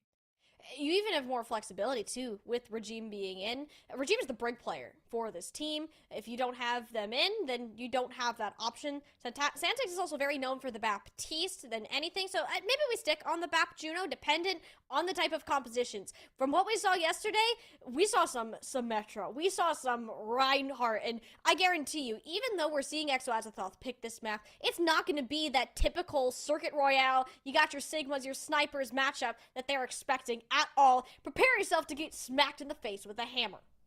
Oh, I'm ready for it. I'm ready. It's not like Circuit Royale now is only for Sigma, right? It's for entities brawl style. It kind of feels like we could see a Ramacha, we could see some punches being thrown, we could see some hammers being swung, we could see really anything. It feels like Circuit Royale maybe a little bit more flexible on the tank side now, although it's still long range map, obviously for the snipers and all. I know we had Hanzo moment yesterday, right? Benevolence was popping off yesterday as well. So who knows? I mean, it's still long range, but the tanks feel like they can be a little bit more flexible on this map besides just a Sigma. So in this case for Circuit Royale, it really just comes down to the DPS side. Who's going to come out better? Yesterday it was Benevolence. But Missing and Kuna know that they're warmed up, and now you have Regime in as well. This can make a world of difference. Having Regime in can be that sufficient kind of flexibility that they want. Yes, they were flexible earlier on, but now it kind of feels like Queen's Gambit knows that they have EXO on the ropes maybe just after even one map. That's the momentum that comes with a map win like that. And you're going to need some way for Exo Azathoth to bail you out of that. And we've put high expectations on Benevolence because of their performance before. I mean, Benevolence has been a player that has been average, has been a hit scan player, not quite underperforming, but nothing too flashy either. Turn back the clock to yesterday where we saw them going toe-to-toe with someone like Whips and completely shutting down Kuna. We're yet to see that same fire. We're yet to see that same pop-off potential today. And the reason you pick Circuit Royale is so you can get this specific player online. Exo Azathoth are putting their eggs in the basket of Benevolence. And the pressure at this point has to be on them to help this team mount a comeback. Because Queen's Gambit, especially after that Map 2 win, as you said, Keegan, are going to feel so much better about a Map 3. Yeah, map 3 in a 1-1 game right now feels like the momentum of the team that won map number 2. And the bigger thing as well for Exo Azathoth, the combination between just Benevolence's pressure and also knowing that Jeremy is there as well could make a world of difference. We saw it when Benevolence hits a body shot on somebody, it's still Jeremy that follows up with the rocket as well on a direct hit if that lands. So this combination of the Widow and the Fire worked out well yesterday. Now, will it work out today? The better question, because Queen's Gambit now, they might be playing a little bit more silly, in fact, but I thought we might see the ball. It's Santana out with the Reinhardt instead. Are they going to keep the Mei, though, is the better question, because I feel like, well, it may or may not stay, but are they going to keep this? I don't hate it. We've seen Mei. I don't hate it at all. I don't either. It's the surprise play, right? It's not going to work as well because Forever is on Orisa, and if anyone's going to live through that, it would be that specific tank hero. This was the speed play. You use a speed ring and put up a wall behind the tank's back to prevent them from escaping. But look how far away Forever is playing from this team. You can't get nearly as close. It forces all of the cooldowns, and that right there is why Orisa is so hard to use a Mei against. Pauline and Lucky Main being on the Zen Juno didn't have enough sustain. If you were on a Baptiste, perhaps Forever lives, but not this time around. Queen's Gambit will end up taking the victory that they wanted to. Missing catches them completely off guard.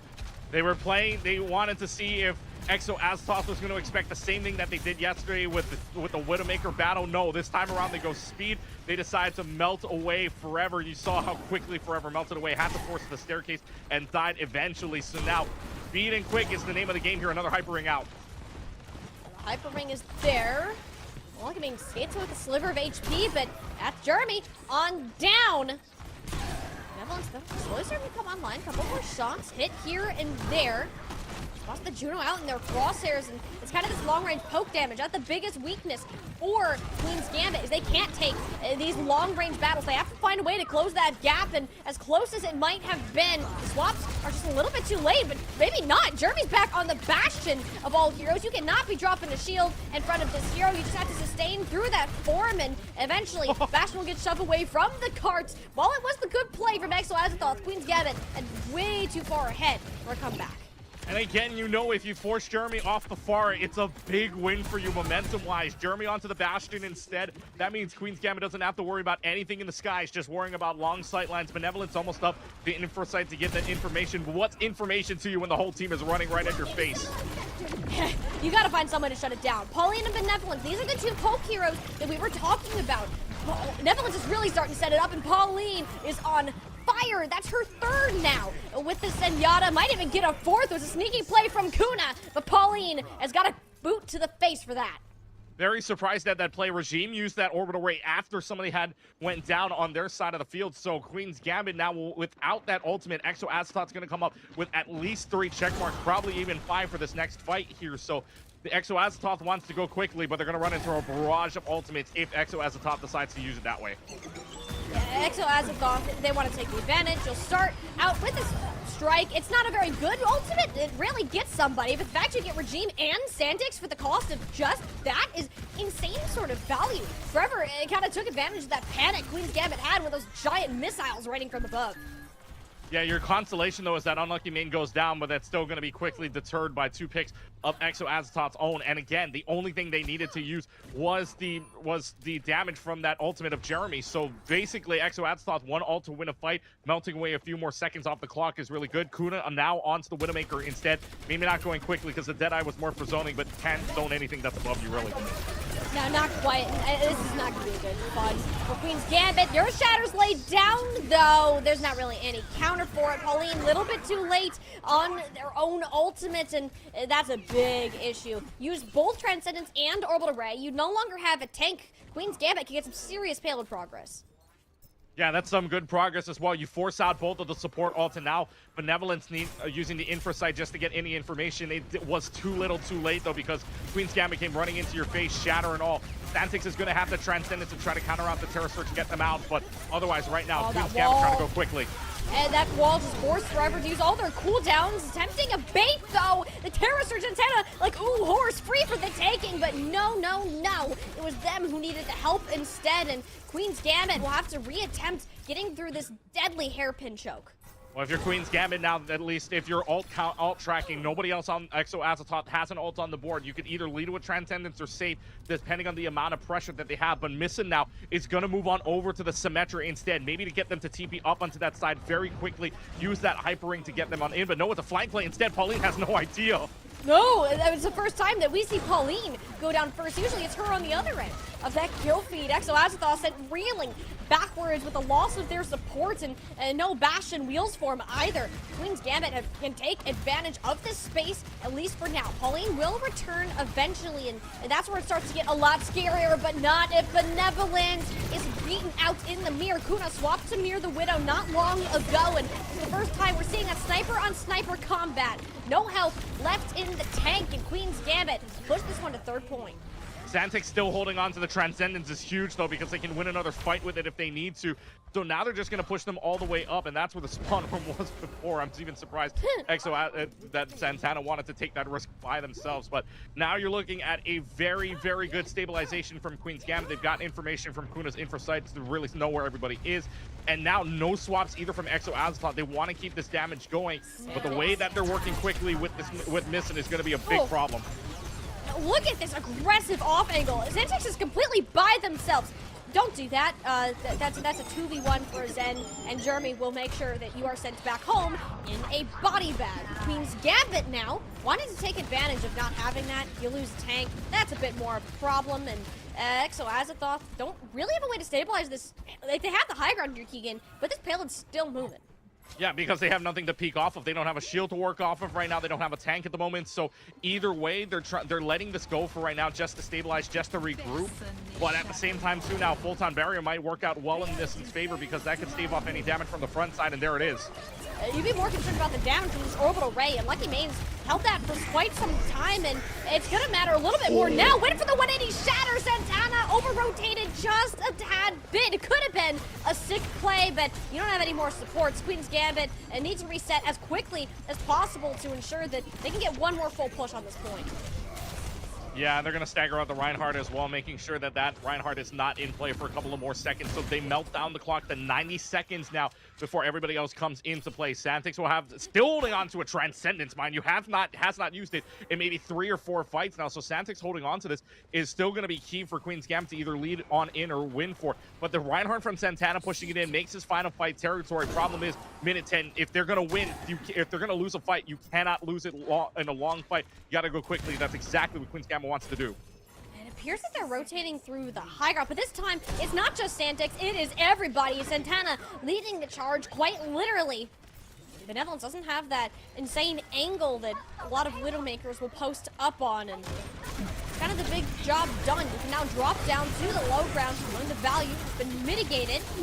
Queen's Gambit, the only real ultimate for now. Forever, dangerously low though. Oh, you gotta keep the tank on their feet, but the Transcendence just means Santana goes invincible. Couple of swings in Forever's direction, beats them into a pulling and get one apiece. Yet you can't get to the cart. It'll be a full completion for Queen's Gambit. Once again, night and day between yesterday. Night and day from yesterday. We're not going to see a 1-0 at the end. Queen's Gambit puts it on the point where EXO now has to complete the map in order to force a second point. And this is the pressure, right? They changed their positioning up a little bit. They forced the high ground. They forced Benevolence off. And then finally, Santix using the Transcendence to save the tank, to save the team, put the pressure onto point. Everybody needed to drop down just a touch, and it just starts to melt away. So Queen's Gambit playing that well off in that final fight with 28 seconds left to go. They played quickly. They played to what EXO Azatoth did not expect, and forcing Jeremy onto a hero we do not usually see. So for Jeremy off of the Pharah, a big win already. To get 3 points is a big win already. So Queen's Gambit looking a lot different. EXO Azatoth now getting Benevolence, trying to get Benevolence online, has been hitting a couple of shots, yes, but it's been mainly Pauline getting everything off. But that if that Orb of Discord goes down, it's not a good look for you at all for Queen's Gambit. So right now, they're going to try to maybe go a little bit more of a classic combination with that Sigma, Hanzo, the Widowmaker, Lion Sight, Pauline. The only difference would be Unlucky Main, not on the Bat, but on the Juno instead, which is still a fair play. But they're going to try to go classic here to start. And this is 1000% a pick comp. Forever is going to have little impact on this game. Your only job is to set up Jeremy and Benevolence in spots where they can hit those shots. And with what Queen's Gambit are doing with this kind of typical, we're going to hang close around this corner, put a wall up behind their tank. Forever takes one glance at that, same with Unlucky Main, and that's immediate swaps from both of them. Immediate swaps to the Pharah and to the Orisa. Now they want to put on the pressure. The problem is Queen's Gambit going exactly what they did on their first attack. They can let this go for a little while against. You can see the kite away underneath the archway. If they can separate out for a little while, let it hang back, and then you can go ahead and use that hyper ring around the corner. You're looking at a good fight win so long as you can separate out Forever from the rest of the team. Whew! Kuna almost in danger there.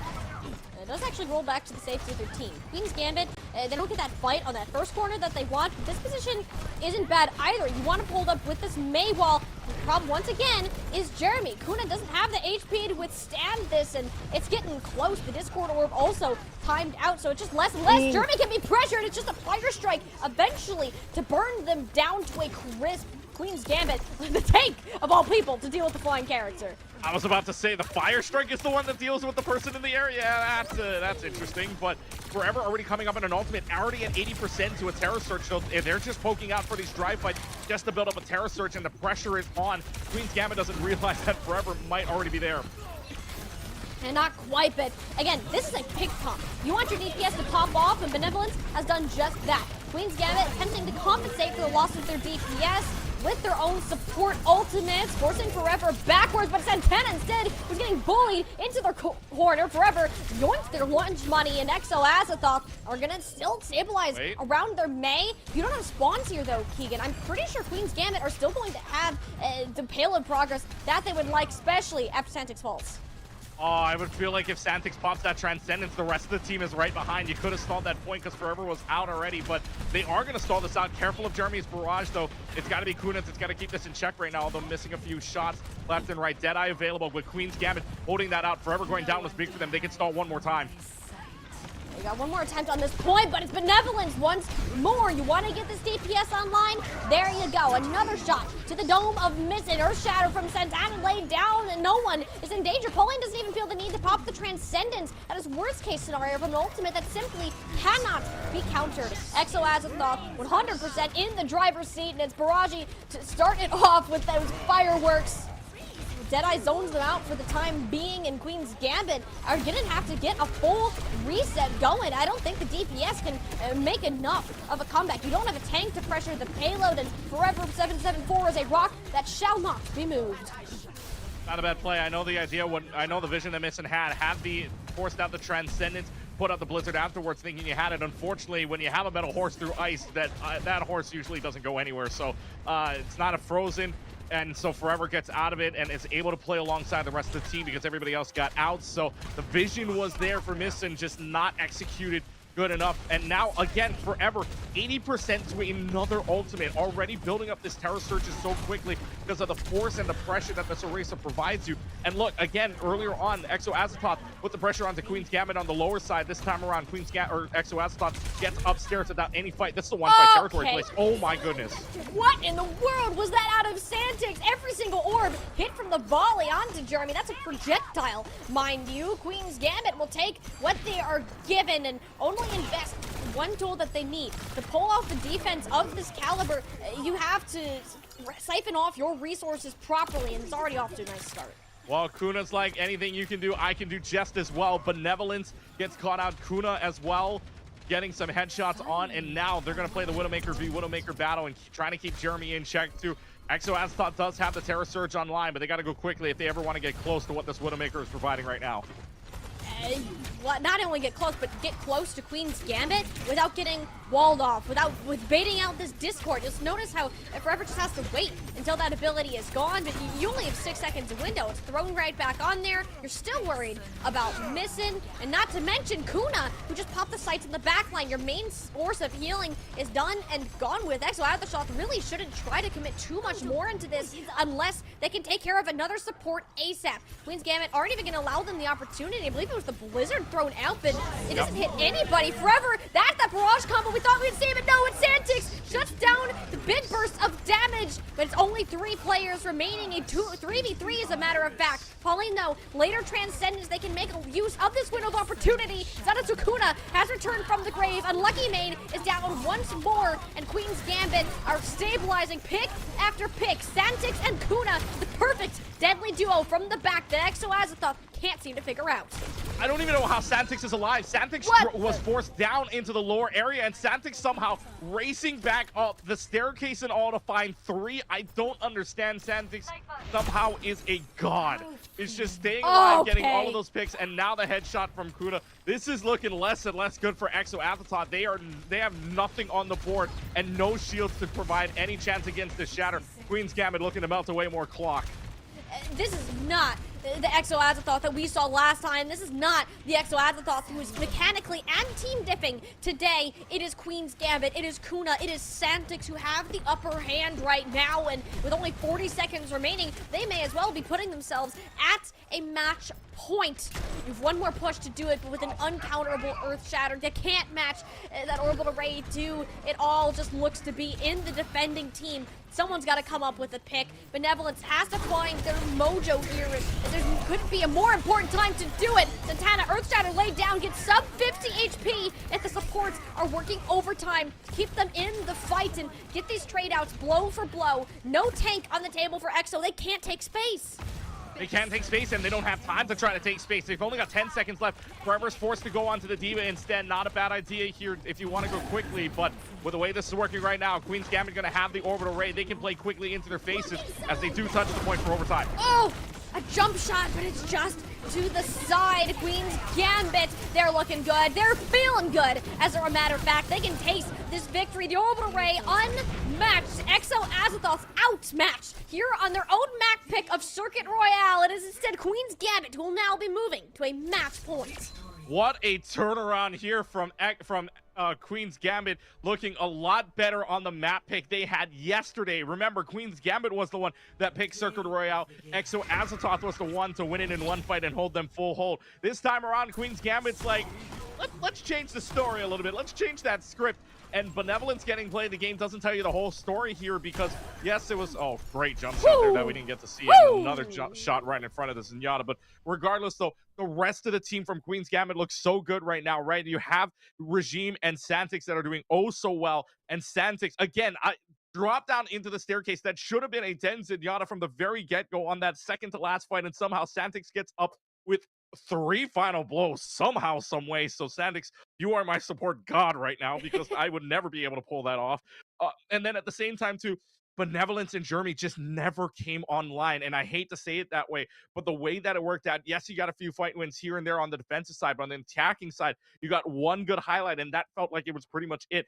Kuna was hitting all the shots on the headshot side. Misson was online. And of course, Misson moving on over to the Symmetra to stave away the Sarisa as well was such a good pick as well against that Reinhardt. They were going quick. They were going right in your face. And when Queen's Gambit knows they can brawl, they want to throw everything in your face as quickly as possible. They're going to start to win a lot more fights. And so for Queen's Gambit, now on match point and on the precipice of going to another third place match, this would be the way to do it. 2 straight map wins is good momentum for you going into a 4th.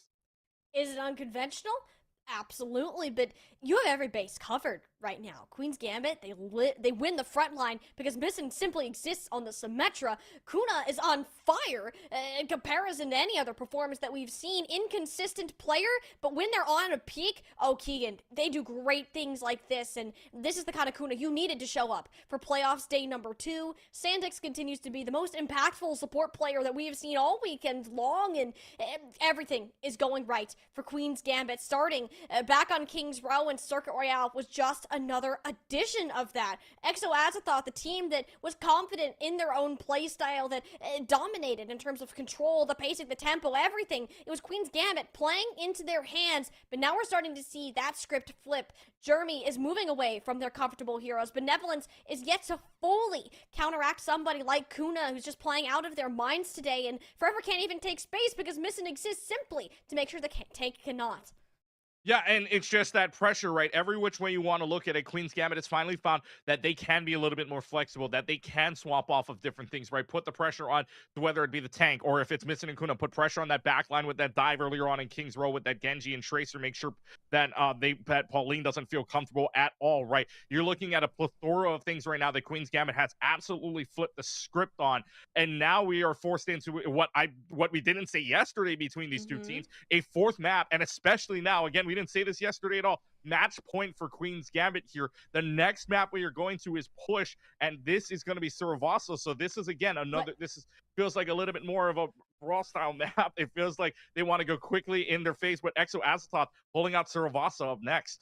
Yeah, flashpoint for these next couple of teams, and we've only seen this once, right? When it was New Junk City it was New Junk City, right? Yeah, so it was New Junk City. It's the first time that we get Suravasa. I get check one more off of our map bingo card, but Flashpoint in particular, it highlights teams' rotations. It highlights their game sense and wanting to take fights, but also do so quickly. You have to be very smart about how you're playing, and ever since that last map of Circuit Royale, it seemed very well coordinated in a lot of ways. The only thing is you can't rely on Kuna just coming out to get these outright picks. It's not as easy to do on a Flashpoint map where we're going to see the strengths. Forever being on this Orisa is still going to be a good point for Exo Azathoth to back up on. I do wonder, are we going to get this Reinhardt Symmetra again on this map? It feels like it would still be pretty strong in this department, especially with Santana and Misson feeling comfortable on those heroes.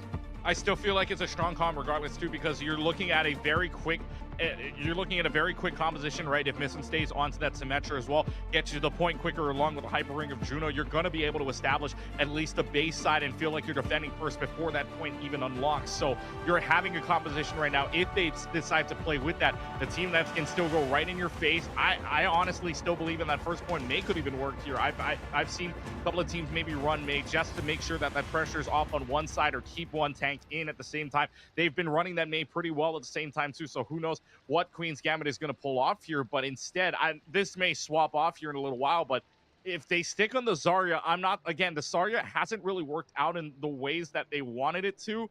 I don't mind it because Kuna's also on a laser as well. It's just that I think the Reinhardt's been a little bit better for Santana in the past. Yeah, and this Zarya just hasn't clicked. Like, the whole point that you play this is to give Misson a bubble so that she can have a protected dash into Exo Azathoth and ideally secure an elimination. I don't think it's worked once today, like at all. You haven't had the setup for it. King's Row is a little bit different just because it's harder to get towards those angles. And things like this, where it's kind of important to hold the high ground, like even then, Misson almost lost their life if it wasn't for Santix, who's sitting pretty low herself. This isn't going to be easy. That's both bubbles already out, and Queen's Gambit, we're going to have to wait a second before they can make any moves. Yeah, they're just waiting for it already, and you can see the position that they have. Nobody really on the point here for Queen's Gambit, so Exo Azathoth gets first try it in, and Misson, all you can do is bubble Misson, and that's about it. Whether or not the Dynamite lands or not would be the bigger issue. And Missin will get out alive, but just barely. Those are the picks starting to roll in. Exo Azathoth already had the point control. They're like, hey, they have no Zarya bubbles. Let's go ahead and walk forwards. And that's the thing with Zarya. It's such a glass cannon. Either she works very well from the start, or she stays in too long and will crumple immediately. And the bigger thing, too, is you can also count the bubbles, right? It's a lot easier to count the bubbles rather than just the cooldowns itself. So for them to be able to count it, they know that if 2 bubbles are used, you can go immediately in. There's no shields. There's nothing to protect them. So now it's going to be a switch on over. Santana's going to match the Orisa, which we've seen Santana do. It's worked out in some favors, but we'll find out if it's enough, because already you can see Forever's building up to that Terror Surge very, very quickly, and so is Jeremy. Oh, that's good. I was about to say, Jeremy cannot be allowed to get a barrage this early, so getting all of that poke damage chucked in their direction is a great start for Queen's Gambit to get onto this point. But I mean, Missin is just getting poked out to nobody's business. Hasn't been able to move much closer and has really just had to hold Santana's hand walking forwards, because otherwise something like that will happen. A nice shot from Benevolence on the exit. We'll at least get Exo Azathoth to an overtime. That's the fadeaway jumper shot right there that you shoot for the headshot. It doesn't really matter when your team is down 10 points. But regardless, you're looking at right now a Queen's Gambit team that only had to use the Orbital Ray to win that fight. They're going to be building up their ultimates to Blade as well as the Bob at the same time too. But Exo Azathoth, careful, because they've got 5 check marks to take this back in one fight. They may not even need all of them. It's gonna hurt. And that Queen's Gambit, if you're ult tracking, you know those are there. You want to take some form of initiative to deny it. Will be the Orbital Ray on point, and Queen's Gambit, they don't have a choice really, but to just walk right into it. The barrage as well. Both of those get chopped up thanks to a javelin spin from Santana. But this fight's far from over. Exo Azathoth came in with a 5-fingered punch and ended up using all 5 of those fingers to sock Queen's Gambit straight to next point. Yeah, Queen's Gambit wanted to play aggressive there and hold off for that point and stall them a little bit longer, but too bad they went right around them and got the picks that they wanted, especially that one early on. So for Queen's Gambit, at the very least, yes, you give up the first point. Not a bad situation, though, when all 5 ultimates were used. So for this next fight, you have at least the Blade to work off of, and maybe even Terror Surge. Just got to play this carefully, because, again, Exo Azathoth already building base onto that first point. They burned everything. And just to get that one flip back on market. So Queen's Gambit will have the upper hand here. A good start. Pauline, Immortality Field, and the support player.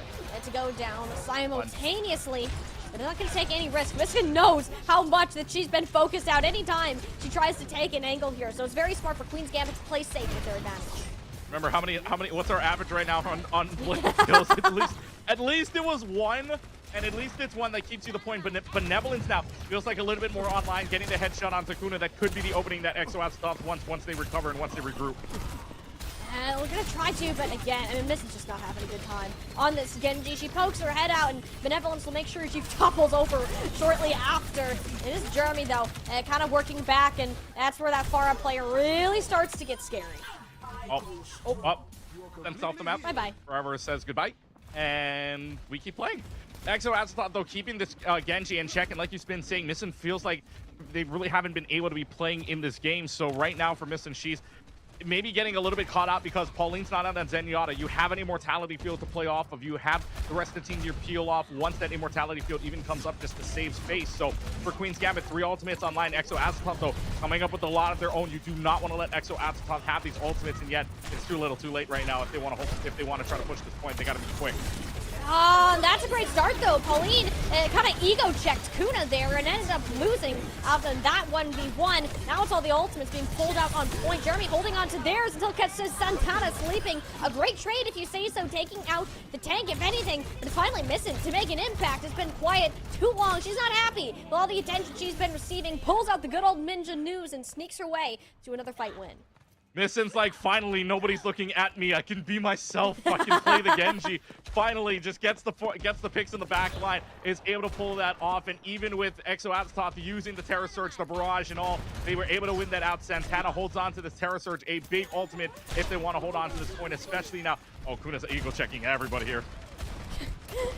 Kuna can do that. You're a sniper. I don't think Pauline should be doing that, and that's how Exo Azathoth ended up losing that last fight, inevitably. It'll be a very early bob from both teams. Kuna's placement is just so much better. The rest of the team can't follow up with Exo Azathoth, and you take that trade any day of the week. Jeremy does just... Oh, there's a bob there, Jeremy. I know the tree was peeking if the bob could still see you from that angle, and Queen's Gambit will be looking to the robot Butler to get themselves tied up on Suravasa.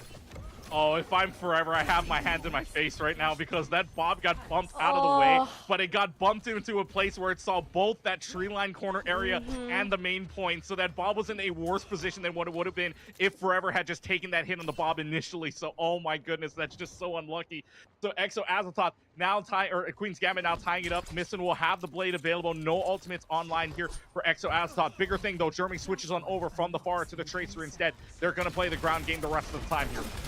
Yeah, this isn't terrible. I think Jeremy was kudos to cooking. Santix being on the Baptiste too. On a very open objective, you're not going to have a good time as a Pharah player. We'll see if it's just for this specific point or really a more permanent solution. I'm more looking at what Misson's going to do with this Dragon Blade. Pulls it out, but it didn't really spot anybody for the first time. That's the coach gun. You have no dash, and welcome to your typical Dragon Blade experience on the Calling All Heroes broadcast. You're not allowed to do anything with it. If you want to play hit scan though, you can certainly do more. Kuna has been the one that's hitting the shots, and more often than not, getting the first final blows in these fights, and it's been great for Queen's Gambit to have this player continue to step up.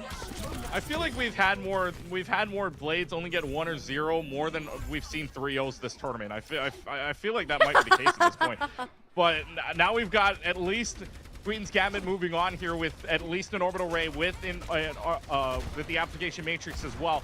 Queen's Gambit on the right foot here. They're putting the pressure on around this corner as well. And Santana has been doing an excellent job to stave off the pressure that this Oasis is trying to get. Jeremy needs to get into the back line if they want to force any issues, but right now Regime and Sandvik staying alive here. Not a pretty sight, especially when they're just trying to play pokes for the ultimates. Queen's Gambit's got the advantage with the point flipped in their favor. Yeah. It's kind of this cooldown game that we've been seeing Forever and Santana play, and it's more often than not we've had Forever use their Fortify, their gold first, and because of that, she can't push in with the rest of their team, and not even to mention, we focus on what the tank's doing. Kuna, once again, finds Jeremy. Jeremy has not been doing well on this Tracer, and it's not entirely their own fault. They're not normally a Tracer player, and you're playing into Kuna. Queen's Gambit have found the answer to that player that has been a pest since the beginning. They're going to get another flashpoint. Exo Azathoth have no way to get a final touch on Palace, and will have to figure out what they can do to keep the series going. And they only needed the orbital ray to do that. Unlucky Main also using the orbital ray, but to no avail at all. And Queen's Gambit gets the better of it position-wise, patience-wise. They were able to find an open door for it, and just using that orbital ray just a little bit too late to save the team. So now Queen's Gambit on essentially match point here. They only need this flash point to win it out. But Exo Azathoth's going to have 4 check marks on the board. It's going to be the Bob to start off. Where's that Bob exactly? Oh, it does force Pauline into a corner, and she also used the immortality field. Even if she ends up winning, Queen's Gambit ahead in the cooldown game, as well as the players. It's Kuna, 3 final blows from the Ashe player. I think the closer that Queen's Gambit get to winning a game, Kuna just gets more and more confident in their style of play. You were asking where that Bob went. That Bob went in the position in the corner right where they're spawning right now. So where they're coming back from spawn, that actually puts it in a really bad position, because either you're facing damage from a Bob outside of that small room, or you're facing the damage from the team on the other side of it. So that's a really good position for it. And now you're going to have Exo Azathoth with 4 ultimates. Queen's Gambit winning the point with 1. So they're comfortable knowing they have a sufficient amount of ult to try to counter out what Exo Azathoth's got, at least if they win their positioning. Exo Azathoth need to win a fight, but Queen's Gambit aren't even going to give them a chance to do that. Misson pulls out the blade, and what do you know? It doesn't do a whole lot of anything. It's Santana who instead has a greater impact in this regard. And Jeremy, the only thing that feels like that they can do is pressure the point here. Goes for the pulse bomb. You have no recall, and that's once again Kuna to find him has been #1 on the hit list for Exo Azathoth's hit cam player. And yeah, Queen's Gambit have won fight after fight, and we haven't even seen Exo give us a breath of life at all recently. Pauline's ultimate is the last one that they have, their last point for a turnaround attempt, and it's being dealt with as seriously as possible. Finally, we get to see some of that blue in the kill feed as Exo Azathoth hope that they can get some stabilization on this point of ruins. When you have an application matrix, you have 2 things you can do. You can either push through it or kite away from it. One kited away, the other one pushed through. That allowed Exo Azathoth to buy the space they needed to win that fight, so they finally get one back. Unfortunately, though, they're in final fight territory, but the good news for them, nobody's got an ultimate on the board. It's dry fights completely until somebody can build up something or find a first pick, and right now, it's got to be Jeremy or Benevolence finding a backline pick first. Somebody has to. It's all been Kuna to start out this fight, but it's this time Pauline, who I'm assuming took the ego duel with Kuna like she's been doing all game, wins this one out with the help of Benevolence. And Exo Azathoth, if you can't get your DPS players online, it's somebody like Pauline that can help you get back into this game. Well, for right now, Exo Azathoth having their way, at least on this point so far. You're going to have the Orbital Ray, you're going to have the Terra Surge, but the Orbital Ray is what Queen's Gambit have. They'll probably trade it. LB, all those big Orisa cooldowns pulled out first, and Forever uses this one just to make sure that she can stay alive, and it does excellent work, especially in the range of the Orbital Ray. More players up on Exo Azathoth, and it only seems fitting here that they'll get their feet back under them for this 4th point and push us finally to a tiebreaker of Garden. Now we get to go to the last map, and it feels like Garden is always one of the situations where it feels like that last tiebreaker has always happened, at least in some of the majority of good matches that we've seen. So last point here coming up on Ultimate's missing. Haven't seen a good blade yet. Maybe there's a potential for it. Pulse Bomb also online, and I know Pulse Bombs have been pretty good all weekend long. We'll see if that happens yet again, but support-wise, Pauline will have at least the App Matrix if she wants to try to ego again. We'll have to see. This is going to be more of a... What can Jeremy get with this Pulse Bomb, I think? Jeremy is good at skiking these. There's not a doubt. They just haven't been playing Tracer with the team. Very much as an individual sort of thing, trying to draw attention away, but it's getting caught out, which really shouldn't be happening from a Tracer. You can redeem yourself with a stick here. I thought we were going to see it, but knew that the Immortality field was present and opted to hold on to it. And the fortunate part, you wait so long that this Bob comes out. Thankfully, it's front of an amplification matrix that Pauline already had set up. Unfortunately, you can't get Benevolence online. It's missing. It pulls the ult again, gets one for their troubles, and it's all Benevolence. And coming up in this kill feed, I think that we needed to see these US players from Exo Azathoth. This is flipped of the script from yesterday, and it's only now that they can sense they're in danger. Yeah, it's a little bit worse for wear now for Queen's Gambit. They have nothing on the board to contest this with. Exo Azathoth really only needing the bomb there, and they elongated that fight long enough to where Jeremy still didn't need to use the Pulse Bomb. Forever's got a Terra Surge coming up. This is looking worse for Queen's Gambit as we go along here because of how quickly Flashpoint plays. They need to go quickly, try to build up an ultimate, but with so little time to do so, not having an ultimate on the board besides Regime getting close to an Orbital Ray feels like just kind of a desperation call. You are in desperate measures. You will have one more fight, even if you lose this one, and Exo Azathoth kind of knows it. They wanted to take the initiation early and force a pick, and there it is. Missing, not allowed to have fun on the Genji. Benevolence back to their form from previously. In Queen's Gambit, you got to reset quickly and make sure you don't get staggered. You got one more shot to push, and it's going to be with Missing on the Pharah now. I was going to say, that's the first time I've ever seen Missing go on the Pharah instead of Jeremy, so kind of side swapping a little bit, but they want to go quickly. They have the Orbital Ray in play. Oh, and those torpedoes are massive. They had the damage amp behind them. They weren't ready for the Pharah at all. You have that 15-second delay. You couldn't see that mission swapped until it was too little, too late. Everyone from Exo Azathoth was corralled in a small corner and just funneled damage from Queen's Gambit. To get the flip back over, and Exo Azathoth will have to come back and attempt to take us to a map 5. Oh, Molly, this is going to be a really close fight here, too. There's 3 ultimates online for Queen's Gambit. They're going to switch. Forever's going to go to something else. Going to go to the D.Va instead. Keep Missing in check at the very least so that they don't build up their ultimate, so that Spar's not allowed to build up Barrage. So Queen's Gambit is on the... They forced out some trades from Exo Azathoth. So it's up to Exo here, quickly running out of time, even though it's 60%. This is going to be a long fight, so it's final fight here, Molly.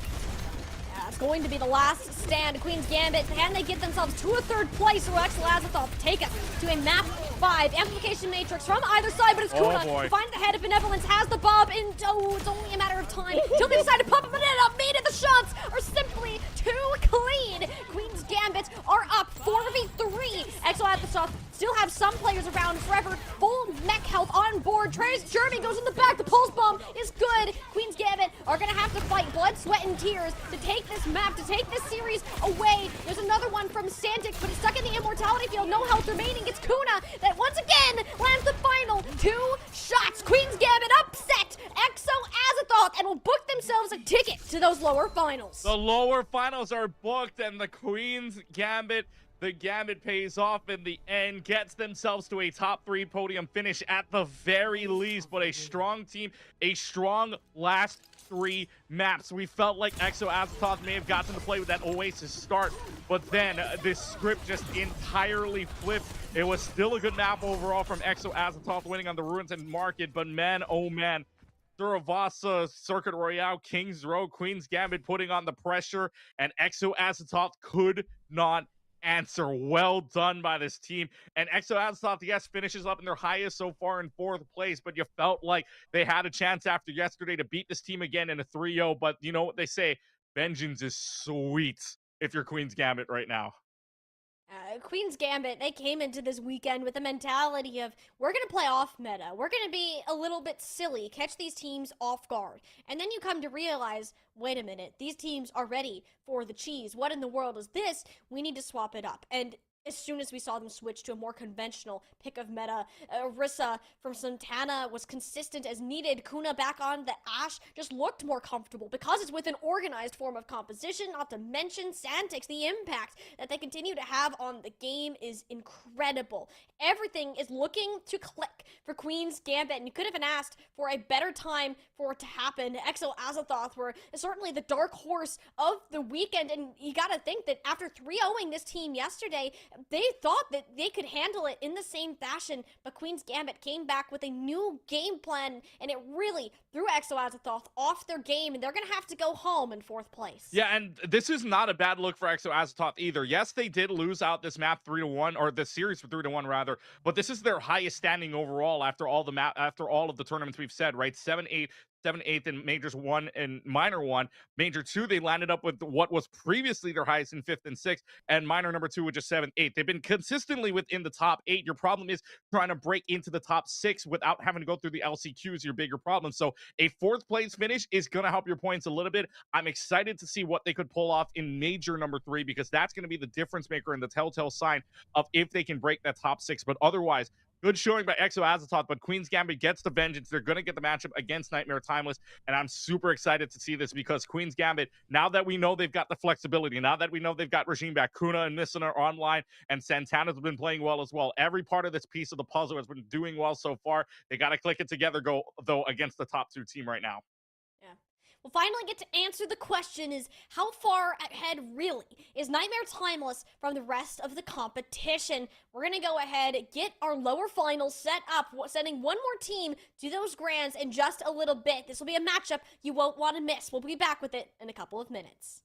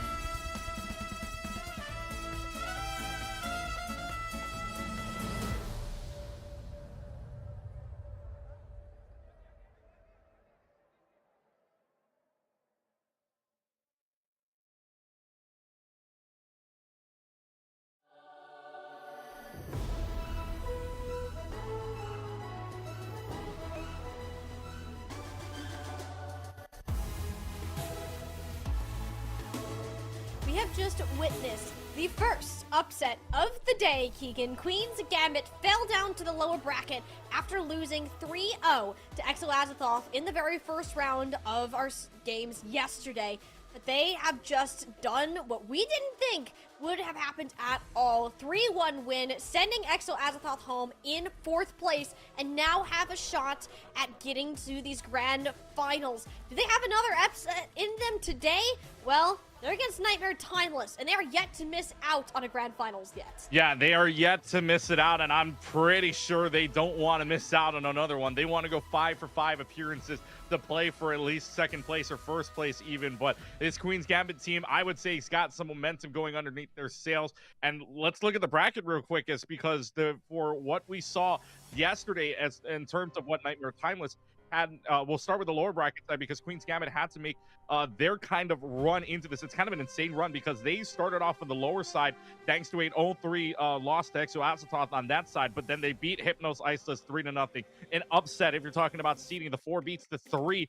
Never something I thought we would say in that side of the bracket, but 4 beats 3, 3-1, and then another one where Exo Azathoth being taken down by Vengeance and 3-1 there. So that puts them up against Nightmare Timeless side, who had a little bit of a different story, right? Nightmare Timeless on the upper side, 3-0 against Yes, 3-0 against Moon, and then had a 2-0 lead against YFT Oblivion before going down in a reverse sweep to drop down to the lower bracket side, which YFT Oblivion is awaiting the winner of this match after our Rising Finals, and of course after this match too. So they've got a little while to work on before we get to this match. But Nightmare Timeless and Queen's Gambit, you feel like there's wind in the sails for Queen's Gambit, but for Nightmare Timeless, they've got some things to go up against here. They're going to be angry heading into today, which is why it's all the more important for Queen's Gambit to head into this and use that previous game, almost treat it as a warm-up for what you are about to see. And this game in particular is all the more important. Kuna needs to be on point. We've seen them do it before. This is going to be absolutely the same case. Missin was having some trouble on the Genji. It's not entirely her fault. She was just getting poked out. She is a good Genji player, and this team found what worked for them, and they're gonna it looks like they're starting with Regime in the lineup as well. We were curious on whether that would be a thing, as Collegiate is still going on, but it seems Regime is still available for at least this first part of the series. And you saw what a difference that made as well when Regime was in it. Wi-Fi, not to say that Wi-Fi wasn't doing great either, because Wi-Fi was doing excellent, especially in a 1-1 game. But then they take out Regime for Circuit Royale. Through Voster, they're a little bit more flexible. They're able to get online, right? And we saw that last play at the end. Kuna's aim is insane. It's gonna need to be insane against a Timeless roster, or Nightmare Timeless roster team that has just been on point, like we've said, never has missed out on a single finals yet. And you know they want that vengeance game again. It has pretty much been this series of Nightmare Timeless versus YFT Oblivion in the finals, at least within the last 2 tournaments. They want another shot at them, so they're going to do this with Zoe Senna. Yesterday, though, I know we saw Z's on the tank was actually doing pretty well, if you think about it here, although it did come back to bite. But this time around, Sniper is in. We saw Sniper yesterday, and looking to see if they can make a run back here to that grand finals. You will have Z's in their normal role today. Funnily enough, that was a map that Nightmare Timeless won, and we'll talk about that matchup if we get there, but Nightmare Timeless do need to come out of this, and you need to be fully focused. No room for shenanigans. This is a very serious match, and if there's anybody that I know on this roster that is not happy with that result yesterday, it is Senna. Senna is a player that is here to win because she knows that she is amongst the best and knows that this team deserves to be amongst those top spots. Nightmare Timeless, it's not the first time that they've lost in those upper finals and found their way back to the grands, and it's often because they are angry. They went back to the tapes, they looked at what they did wrong, and they're coming into today with a game plan. It'll be Queen's Gambit to face their wrath first, and you have to say that it would be an underdog. It would be a massive upset if for some way Queen's Gambit were to come out of this. But honestly, Keegan, it's hard to see this matchup and think of anything except a sweep right now. Yeah, I mean, but it maybe not, because you're talking about an underdog. This underdog's got some bite. We saw that last match earlier on just now where Kuno's online, Missin's all warmed up too. Santana's a little bit more flexible than we saw yesterday. But on Nightmare Timeless' side, they did give up one of the maps they gave up. They gave up 4 total maps inside of Swiss stage, one of them being to this team of Queen's Gambit. So it's not necessarily going to be a sweep opportunity, but we know for a fact that Swiss stage a lot different than the bracket stage when it comes to this Nightmare Timeless team. So who knows? Maybe it's a sweep. Maybe it's a 3-1. Maybe it's a 3-2. Who knows? This could very well go in a direction we're not expecting today. We expected that this would be a 3-0 between these two teams of Queen's Gambit as well as Exo Aztop. Not the case at all, because Queen's Gambit hold off what we would call the upset based on what we saw earlier on in the bracket. So if you're calling it an underdog, I'm calling it an underdog with some bite attached to it, because this is a team that can bark if they play their cards right, if they play their strategy right, play to their game, able to be a little bit more flexible. If they start to put the pieces together, this is a team that can at least take a map off of Nightmare Timeless, maybe even more. It's very hard to say that to bet against Nightmare Timeless, and I think that's I want to give Queen's Gambit credit. I'm like, we all like a good underdog story, don't get me wrong, but you can't look at the numbers. Nightmare Timeless have won 2 out of the 4 Calling All Heroes events that have already happened. They made second place the other 2 times, and what's to say that what's going to stop them from getting there? I really think that the only thing that can stop them is themselves. I don't know if there's going to be an answer for Senna. And don't get me wrong, Kuna is very good at what they do, but Senna has proven to just be a whole different beast, and the only person that can semi put a dampener on her has been Wisps so far. So you're asking insane things out of Queen's Gambit. This has to be some of the best Overwatch that we've seen this team played to even think about going forwards to those grands. There may be an ask, and it may be an ask for an insane thing, but insanity we've seen a lot over the weekend. We've seen a reverse sweep. We've seen upsets all over. It's not crazy to say that it's an insane ask. I'm just saying Queen's Gambit, has that dog in them, has that absolute pressure that they can build off of, especially off of that last match. If they can match the pressure that they were giving out to Exo Aztop, I think that Nightmare Timeless has some cracks in the armor. Yes, they would be 5 for 5 if they make the grand finals. This is a team that usually you do not want to bet against. I'm not saying I'm betting against them. I'm just saying there are cracks in which Queen's Gambit can try to poke at the beast here and try to make sure that, they are the ones that can press on that gas pedal, that can put the pressure on, and especially at the end, right? We've seen these different combinations, whether it be the Symmetra, May, and Reinhardt combination, right? Or that pressure with the Genji and the Tracer dive with the Devo, right? They're so flexible in it. So is Nightmare Timeless. They've got Sniper. They're flexible in himself if you're talking about Z's moving up to the tank role too, right? So these are two teams that are very flexible in their own right, just different kinds of pressure. I would love to see which one comes out on top. Obviously, Nightmare Timeless is one to lose as the higher seed, but upsets aren't crazy in this situation, especially with how close these matches have been. We talk about how much closer and closer some of these matches have been when we get into the tournament as well. This might be with a situation where that might shine here. Yeah, we've seen the step-ups from these teams, and Queen's Gambit did find the answer in moving away from this off-meta shenanigans with the Reinhardt, the TPs, whatever the heck was going on there. We're in this Orisa, this Ashe, this Tracer, Genji, whatever. That's what has been more conventional as of late, and you haven't practiced it a ton. It only just started working versus a Nightmare Timeless team who has been specifically practicing that exact composition, and it makes that piece all the more interesting to watch. But as good as the games have already been, it's rewarding for us to watch good Overwatch, but it's also rewarding for you guys in another way, sitting here watching the stream, because you have drops that you can go ahead and grab this weekend. They're pretty, they're purple, and of course they're Calling All Heroes themed, and you can only get them today. Today is the last day you can grab them, both over here and on the Overwatch Esports 2 stream, where the Collegiate Homecoming broadcast is currently happening. So if you are a fan of Overwatch, this is the weekend, this is the day for you to go ahead, sit down, grab some popcorn, and enjoy some gaming. This is Super Sunday without it being on OWCS, in my opinion. Collegiate on one side, you have us right here on Calling All Heroes, right? The two channels being used. I love this weekend already, watching some good Collegiate action and watching some good Calling All Heroes action. I love it. The drops as well. I got my name card as well, the purple name card, which I know I'm going to be rocking later today as soon as I get into game myself. So it's going to be some awesome things. So remember, 2, 4, 6, 8, you got some good things coming your way if you're watching it, and I got it already. So just keep hanging on, because we after this even do two best of 4 or 2 first of 4s, right? So 2 best of 7 first of 4 is going to be longer, so you can hold on to those drops. I know people are going to be asking in chat, how long more? We're telling you right now, you got 2 first of 4s coming after this. Oh yeah, and if either of those are 4-0s, I will be first shocked and also sad. Yes. Because there's some insane potential for some Fuck that banger and cry, Overwatch yeah. games between those two. I would actually might cry. That'd be kind of sad. Oh, I but, would. Yes, I would join you in the crying corner Yeah. known as depression if if either of those go 4-0.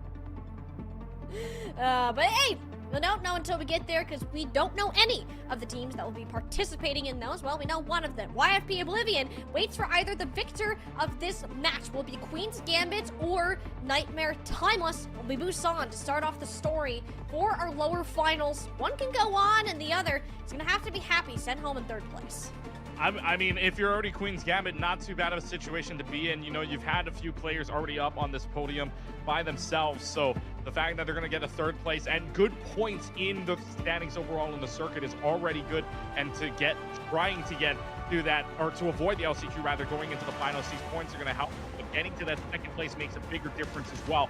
So now we're going to get to see what they pull off here. Is Queen's Gambit going to go on that Reinhardt we saw on the very first map? They lost Busan 0-2 against Exo Azathoth. Let's see if they decide to adjust. And for downtown to be the start, pretty interesting that we're going to go Divish.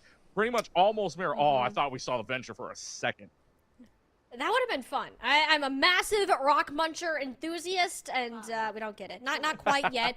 A bit of a change up though. Will we ever? Nightmare Timeless. This dive comp is their bread and butter, Keegan. They've had golden, flawless stages in Calling All Heroes previously on this exact composition. It's because of Senna. It's because of Zoe, who will likely be going back to mirror this Tracer. And a look from Queen's Gambit that we've yet to see for the majority of their matches yet. Yeah, we haven't even really seen the Winston come out. I know Kuna's been hitting shots in the Ash, as well as sometimes the Widowmaker too, especially back on Circle Royale.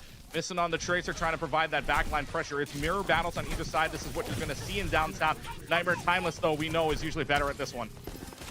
Yeah, especially if you have somebody like Z's. We talked about the impact of support players so far, and it's been Xantix, it's been Z's, those two, to really step it up. Sniper, though, 9 HP. Scoots their way back on over to Velvet. Gets a couple armor packs, and Xantix actually on a bit of a weird rotation out. Queen's Gambit yet to get a successful dive form off. Senna is winning these Widow duels, and Sniper is just in better positions. Yeah, and Sniper is just making sure that they're jumping into different positions, whether that be the far side or whether that be main, making sure that there is at least some availability to where this Winston is going to be. So Winston just jumping all over the place, making sure you can peel for your team and peel for the kills, and Senna's there to make sure that Queen's Gambit doesn't try to find a way to push in yet again. Look for a spot, but like that's the second time that Senna has found a pick on to Stantix. Like this team is yet to take a full fight because heads just start rolling before they can even get through this first choke point.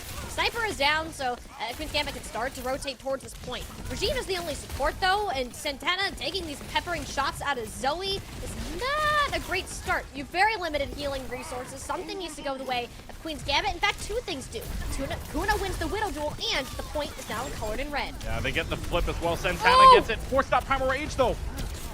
That was so close. I thought for sure Santana was about to be one exploded Winton, but will manage to stay alive and barely getting that Primal Rage online. It just had Zoe, who's on an absolute tear throughout this map. Very Tracer focused, and we're yet to see Missin really attempt to counter her out as much as we probably should. Oh my gosh, Velvet, the rally left her at least at 5 HP there, and oh, these supports are really in some flash moments. And it doesn't really feel like with this dive composition, there hasn't been a full fight yet. It's just been staggers all over the place, just left and right here. And that's not good if you're Queen's Gambit because it's starting to fall apart. Yes, you get a pick. It doesn't really matter, though, when your team's just staggering over and over. Yeah, it's so scattered. I mean, Nightmare Timeless is understanding of how to set up these dives, where you should be positioned, and where to go. Like, Velvet should not be killing Santana before this whole team is regrouped. This shouldn't happen. Zoe wins out the Tracer duel, too. Like, you have one more attempt to push. This Queen's Gambit aren't even going to get a full dive attempt, because look where Sniper is. Yeah, Sniper's already in the back line and just holding out hope here that Queen's Gambit can even touch the point. They're going to nano Regime instead just for it. I thought that they needed it, but Cypher's like, well, that's a nano. I'm out of there. That ultimate is absolutely useless. You'd love to throw this on Santana for some additional point presence, yeah, but what can you do? You don't have that. Your Winston needs the health bar, at least close to a Primal Rage, should you get it, but it's this duel on the outside of the map, and Senna wins! Missing cannot be losing that to a Widowmaker close range, and wow, Nightmare Timeless have done what we've rather expected them to. It just stepped up on both an individual and team level. This first round of just getting downtown, forcing a dive composition, this is not something Queen's Gambit would want to mirror that again. Yeah, and something that you never want to run into, especially on a map like this, where you're mirroring to what Nightmare Timeless has had. Queen's Gambit mirrored it out, and that's basically what you have to do on downtown. Just try to match that. But now you're going on to Sanctuary. Maybe you don't have to play that sort of mirror. You could play what you did before, just try to get something on the normalcy side. But I guess Queen's Gambit is thinking maybe we have to play something different from what they expect. Because Santana's going to go on the Wrecking Ball, Sniper's going to go on the Wrecking Ball, and this is probably a ball v ball fight here, but I don't know how this is going to work out, because Timeless, though, right? Sniper's allowed to play a lot of these dive characters. If that's the case with Wrecking Balls, Timeless is going to have a better time than Queen's Gambit is. Well, let's just see. Sniper did swap to the Sigma last second, so it'll be a slower pace, whereas Santana opts to stick on the Hamster, and if we know anything, having Sniper, not only Sigma being their best hero, but having a shield in front of Senna is going to really help them with any potential shots that Kuna can throw out. The only thing is you are subject to kind of the chaos of these dives. Velvet needs to be darn near perfect in denying Missin and Santana from this team. They switched places. They're Nightmare Timeless is not in their right spawn here. They're nowhere near their right side. And they did a Symmetra play without needing the Symmetra. They swapped sides, essentially. And that's going to work out in their favor because they got the better positioning onto Santana now. I think Santana just got so confused, like, wait, where are they going now? And found themselves rolling in the middle of the team. You can't be dying as a Wrecking Ball, especially first like that. They just been the Widowmakers in the kill feed. It's both supports that Kuna actually grabbed back to back there. You just don't have a tank or really a team to push up on it. So Nightmare Timeless will be getting this first cap, at least to start. Queen's Gambit are going to make sure it doesn't last too long, especially with how split Nightmare Timeless have themselves. Not too bad, though. You get rid of a Widowmaker to start. That may allow you a go button because you don't have to worry about it for a little while before Senna does come back. But still, Zoe's been so good flanking onto the Zenyatta. They do have a break, but regardless, though, this Tracer has just been on Santix the entire time and on this back line without beat. And the Discord Orb comes in as well. I mean, Zoe's just playing the chase the purple balloon game, and she's a pro at it, if anything. It's 2 down just with the help of that additional level of focus fire, and Nightmare Timeless aren't really giving up any progress here. They have more point presence. Even if they give it up just for a tiny bit, you'll be able to return quickly, especially with that kind of kick from Z's. It was a punch into a headshot. That was insane from Z's, and now they're going to get this point flipped to Queen's Gambit, yes, in the meanwhile, but still the pressure from Nightmare Timeless. This game is a game of patience, right? Even if Zoe were to go down, Sniper, Velvet, Z's, and Senna can both hang back and get the picks, but Zoe is doing enough pressure where, look, they're already near spawn. They're past the stairway. We're yet to see any form of success from this Hamster so far. It's not Santana's mechanics necessarily, it's the fact that it doesn't seem that Missin and Santana, they're on the same page when they're going after their targets. Are a little bit more grouped up now, but you're looking at the Sigma, you're looking at the Trace. Neither of those are players that you're going to get much value out of harassing. Missin deciding to occupy the tank and try to leave some room for Santana Kuna to hit shots, but instead it's Senna who claims the head of the opposing Sniper, follow it up onto Missin, and this is what I'm talking about, with Senna having the potential to run away with the series, especially angry after that loss in the upper finals yesterday. Yeah, Nightmare Timeless, no, they want to end this quickly. They want to get back maybe into practice before they get back to YP Oblivion, so they are just absolutely wrecking house right now. Just no answer, and that's not going to help you out. You don't have a Tracer to touch. You've only got Santana to try. Okay. They're just in the spawn. Wow. Season Sniper pushed all the way up. Queen's Gambit have a couple stragglers in the direction of the point, but the reinforcements aren't coming any time soon. Nightmare Timeless will waltz their way straight through Busan, angry, wanting that return to the Grands. They smell vengeance, and they smell an obstacle in their way. Queen's Gambit right in the way of Nightmare Timeless, and Z's getting a play of the game here. This is Zenyatta pot G here, not a Transcendence Mine. Okay, well, we know where this is then. Okay, well, another few more, just some more healing, and then at the same time getting rid of the brig. I mean, Z's has been on fire. Z's in the comfortable role, right? In the comfortable position where we know they've been. So not on the tank, onto the support, still bloodthirsty as ever. And Nightmare Timeless, you know, they want to get back to that YP Oblivion game as quickly as possible. It's just Queen's Gambit in their way right now. But I'll say this: they went 0-2 earlier on onto control as well, back on that last matchup between EXO and Queen's Gambit. So an 0-2 start does not necessarily mean this is the end of the world. Just that the fights looked a lot better, and Queen's Gambit can never stabilize. I don't want to write Queen's Gambit off yet because this not one Nightmare Timeless' map pick, and they got unlucky. You didn't get Mecha Base. This is a brawl team. Queen's Gambit do not like playing dive. They do not like playing range, and especially when Senna is the one that you have to match when you're playing range, it's not gonna end well for you. Like, you didn't get to play your game at all. Timeless Nightmare Timeless picked the best map they possibly could have out of these control points, and I think this next one will be the actual benchmark. If Queen's Gambit can win on their own map pick, put themselves back on this Orisa, Ashe, Tracer, Genji, whatever they feel is more comfortable, that's where I'll start to think, like, okay, perhaps they do have an opportunity to mount a comeback here and give Nightmare Timeless a run for their money. I mean, the last time they were to pick the next map, they went to Kings Row, right? Last series, they lost 0-2, albeit a little bit closer, right? Oasis 199, 146. Then they went to Kings Row. We saw a completely different team. It was a 3-2 win, despite that second map usually being the crux. But now this is, right, like you said, this is the benchmark here. How high do we set this Queen's Gambit team on their next pick? Will we see a comfort pick like Kings Row that might also go run up against Nightmare Timeless, who, again, scrims Row? Everybody knows that this map is for flexibility. This map knows that there is some depth that you can have in the hero pool for this entire map. So who knows what they're going to pick, right? Maybe it's a Circuit Royale, which maybe they felt a little bit better on after a 3-1. Maybe it's, who knows? I mean, maybe it is, maybe it isn't. I know Senna's going to hit the shots, right? Senna's been hitting shots, so maybe it's not that. Or maybe, again, maybe it's a hybrid. Maybe it's a Kings Row, who knows? And it is going to be a hybrid, but it's not Kings Row. We're headed to LA. We're headed to Hollywood. We just saw the dive matchup, and it wasn't pretty. I'm not gonna lie. This is a comfort pick from this team. They picked it last time that they had a hybrid map. Well, 2 times ago, I guess. Just no Midtown. We're allergic to Midtown, apparently. So we're gonna opt to Nobody go wants to for see New York, Hollywood. I guess. Apparently not. And when we've seen this before, we've seen 2 strategies out of Queen's Gambit. It's either been this Zarya Genji off the rip or defensive dive. Those are kind of the 2 main things that this team has gone for.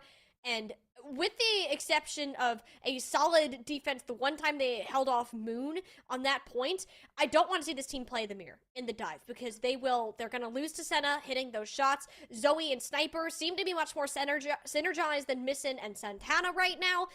You can't take those kind of mirror battles. You need to play something else that is closer to your own strengths. While this might not be the map that I would have personally picked given what we've been seeing, prove us wrong, right? Show us something that we have not seen before, that you guys can either A, try to take this into the mirror, or upset Nightmare Timeless in some way that we haven't seen. I also feel like if you're talking about comfort pick, right, play to your own strengths. Play to not play against the mirror. If you're going to go up against the mirror, Nightmare Timeless likes to play into that mirror against the team they know they can beat. So for this team of Queen's Gambit, you got to play into your comfort strength. Play that Mei, play that, or not even Mei, play that Symmetra, play that Tracer, play that Genji.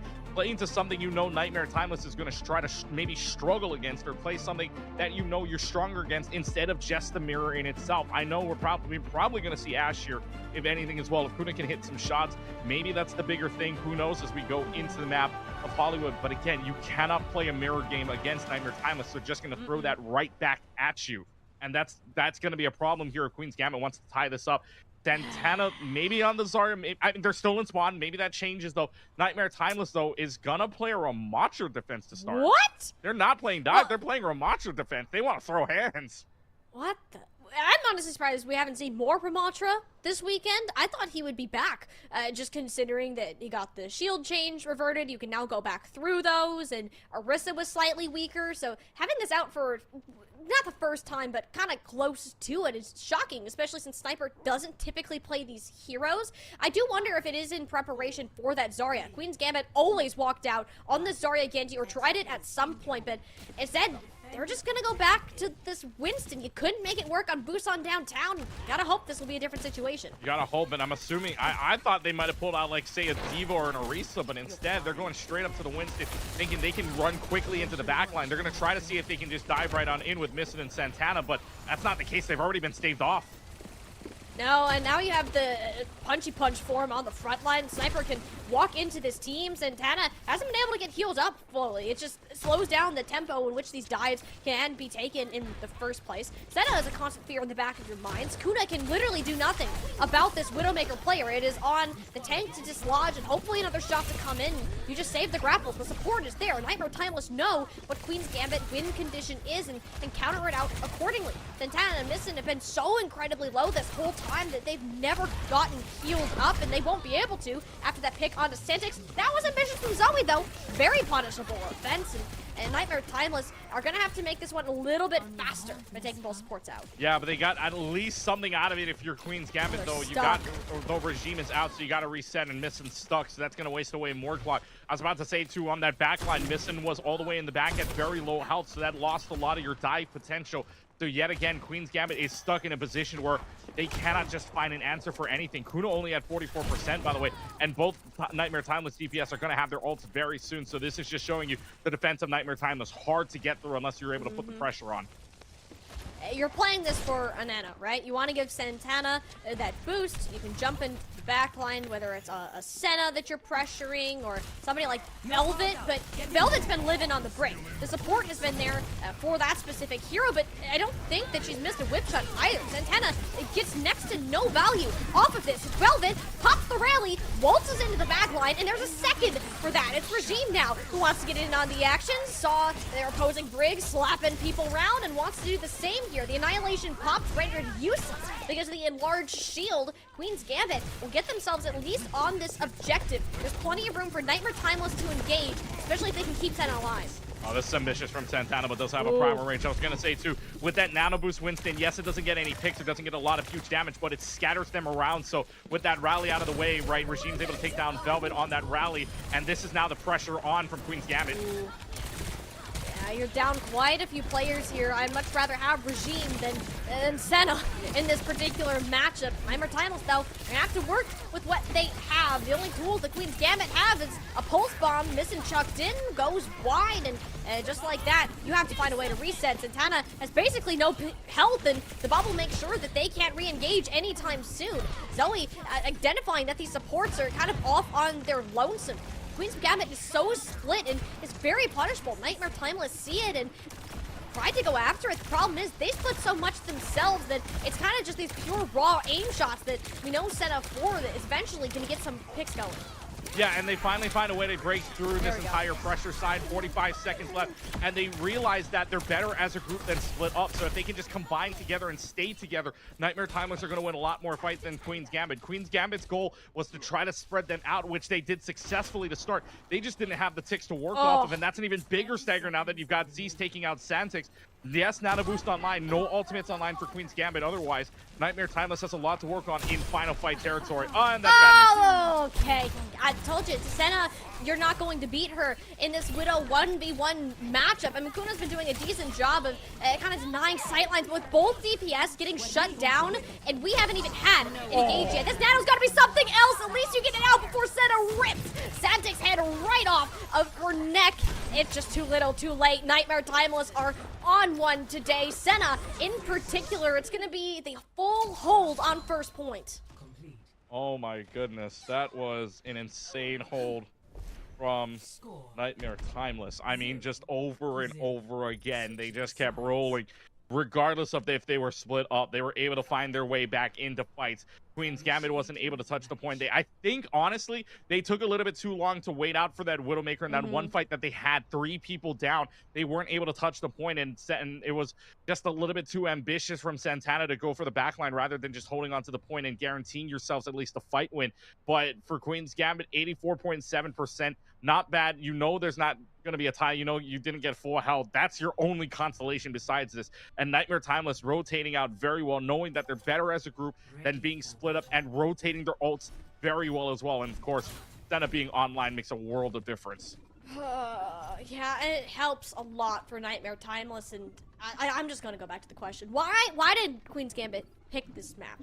You couldn't get the dive going before. You know that Senna is going to be playing that Widowmaker if you give her the chance to, and you gotta think it's perhaps on the defense. Santana, known for their Ramontra in particular. We just saw Sniper pull it out successfully, and Queen's Gambit are gonna look to replicate with what was successful before. The only difference is Santix on this Baptiste, you do not have a Brig to help negate these dives that Nightmare Timeless are gonna set up.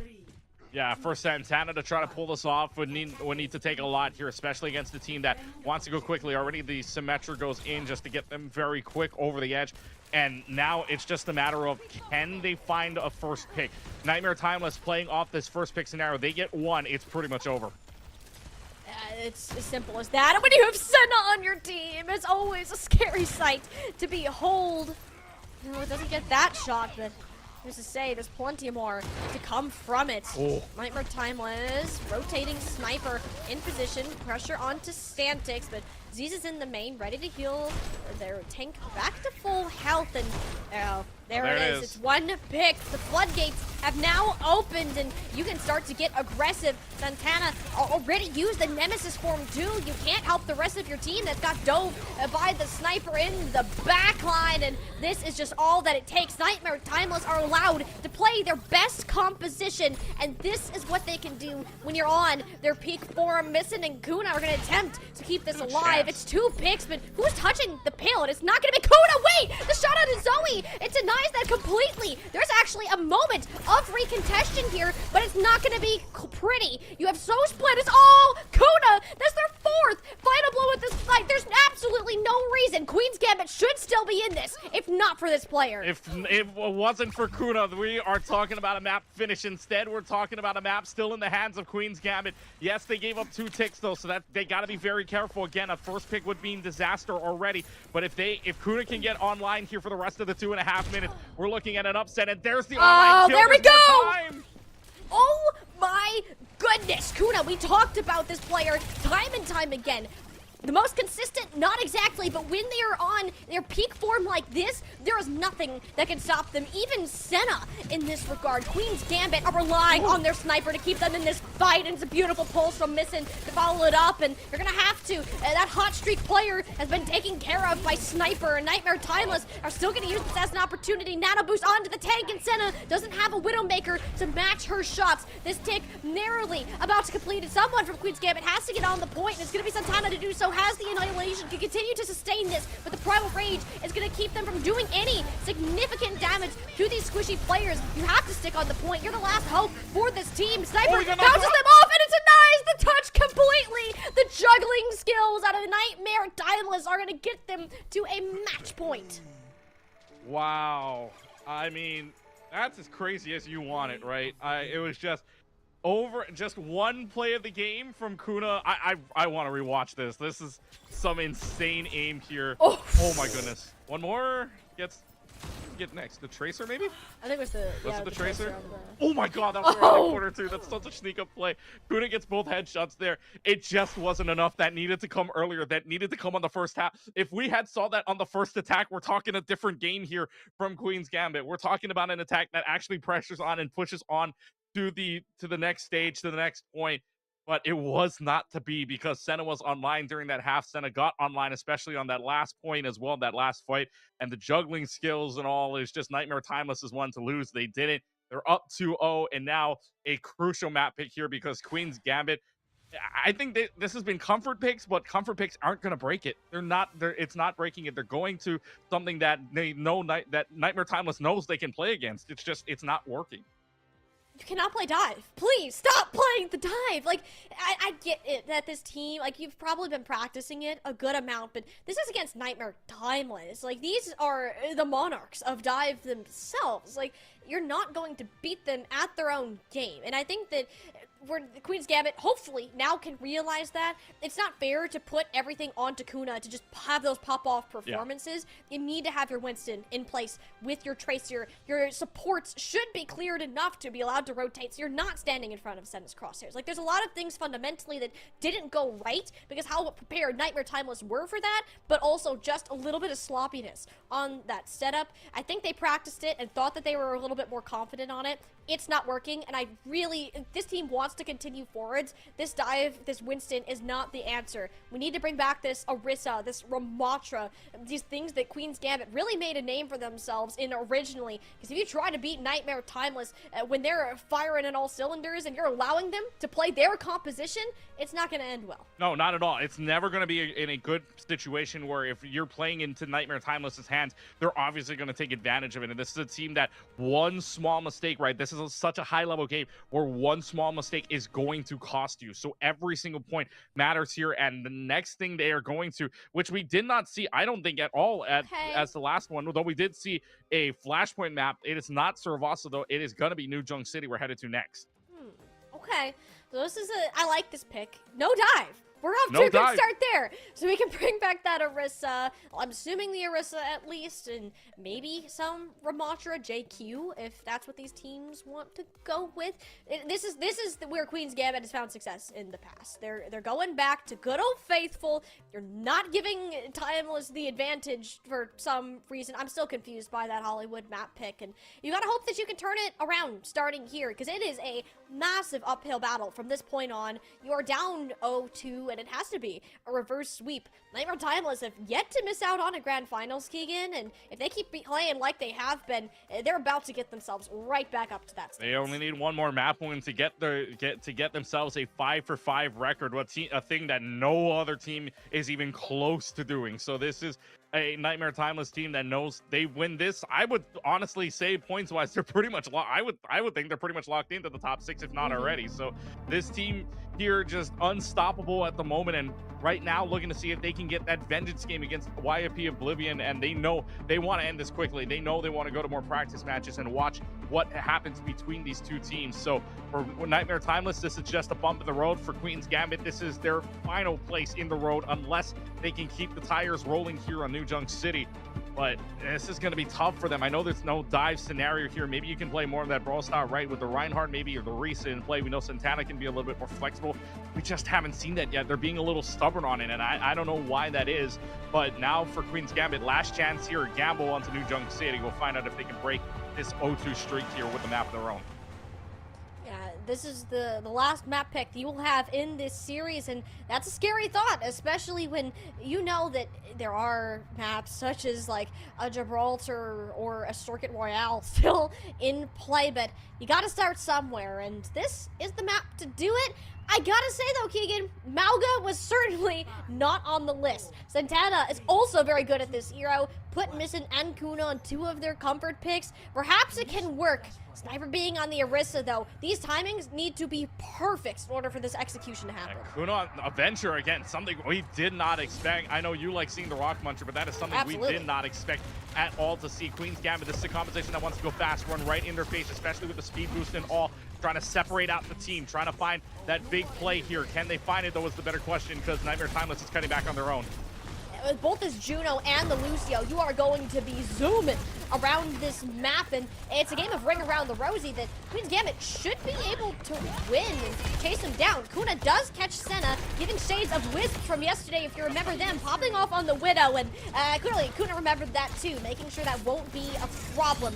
Nightmare Timeless finally dropping down to meet Queen's Gambit on the objective, but they don't actually touch it, so they give up the first capture, and Missin is in a heap of trouble, stayed way too long within that middle of Nightmare Timeless. The deflex was nowhere close to enough to keep her alive at that point. Santana also gonna get burned down here. Use that cardiac overdrive way too late, and this is what I'm talking about. If you do not have those picture-perfect executions, Mauga can topple over. Yeah, picture-perfect it wasn't, because I know what Missin was thinking. Missin was thinking you get the dash onto Zoe for the kill. You instead get the extra dash to get out and regroup with the rest of the team. That didn't happen. Missin missed by ever so slightly, and even got the healing, in fact, to make sure that that dash doesn't kill. So regardless, a big mistake there, costing them the point, and the flip back to Nightmare Timeless.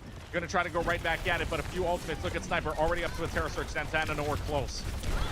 You gotta try to get these combos going with the burrow and the charge, but you gotta charge right on out of there. It'll be the orbital ray, early one, out of Z's, and Queen's Gambit actually re-engage rather fast with their own. It's a little bit too early, if you ask me, but it's the shield bash that comes in and prevents them from stamping away from Sniper's own ultimate. Queen's Gambit are low, they are bruised and beaten, and it's just Santix on this Juno now. It's unlikely that you're going to get your health bars back up all the way again. Queen's Gambit still trying to commit, and Santana, that's a huge slam into both supports. Missing followed up with doing most of the damage there, so even if the Dragon Blade isn't in the kill feed, the value is found, and Queen's Gambit will get the flip. Yeah, Santana thanking their lucky stars right now that you still had the cardiac overdrive and you still had both of your supports up, and Nightmare Timeless didn't either. Senna's going to switch on over to the Cassidy instead, maybe to try to stop Missing and Kuna from going into the backline. Or no, instead, well, Senna's doing a lot of changes here. I think they're trying to determine what is best to play here against this composition, but they're going to go Reaper into the Malga instead to try to get that damage up boosted and making sure that this Malga doesn't have a good time. But look how aggressive they're playing. Santana is in there. The only issue is you don't really have the health of your supports. Senna was just kind of marched at Santix, and yeah, you're just going to win off the bat with the cage fight. The only question is, can Santana get out alive? Some 100 HP with only Regime as support. It's going to be close, yet it's just enough. We've seen this before, Keegan. The Achilles heel of Nightmare Timeless, anytime they've had to play Malga or against Malga, they end up losing.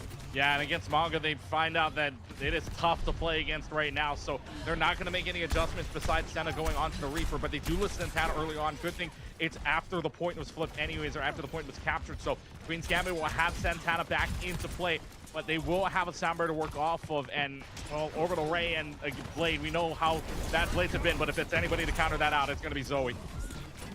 Zoe worked a good amount of magic with it yesterday, and we actually see Nightmare Timeless synergize that with the Terra Surge, which Sniper currently has too. Big ult advantage for the blue team, and on paper, they should be the ones winning out this fight, but Orbital Ray entirely kited. The only difference, Santana's just hanging around too long. You are a big meat shield. You are not going to take that much damage and live to see another day, especially with Lucio Juno healing. Shout out to Queen's Gambit support players for having the discipline not to ult. About to mention that as well. They have the discipline to hold on to it. No sound barriers used, thinking that's not going to be a winnable fight regardless, so they hold it onto it. They use the Orbital Ray, but they hold on to Queen's Gambit one. So they'll have sound barrier, they'll have the Orbital Ray, and they'll have Blade, and they'll have Tectonic Shock with it too. So Nightmare Timeless, 3 ultimates on the board to try to counteract this, but Queen's Gambit, knowing the pressure, is probably a sound barrier, probably just to lead in.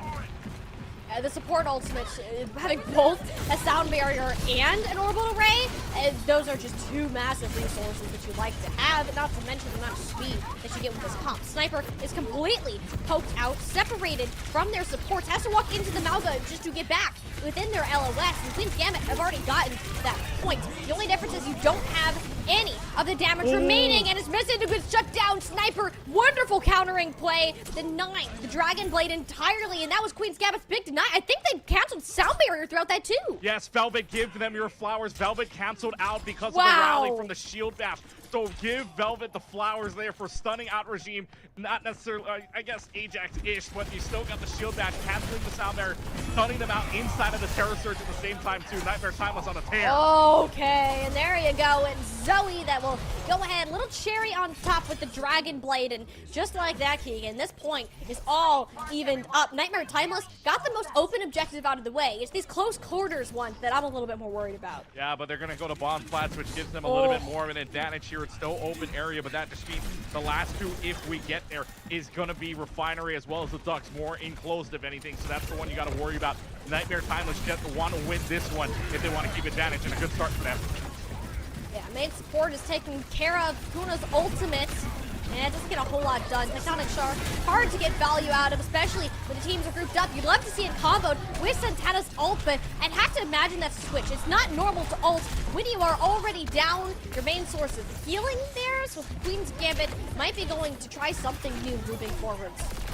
Yeah, I don't know if this is going to work out in their favor because Nightmare Timeless is starting to put on the pressure, and especially with the Reaper taking care of the Malga oh so easily without a cardiac overdrive, this is starting to look a little worse for wear for Nightmare Timeless, so they will switch on over. Kuna's going to go, knowing that they have no hit scan onto this far.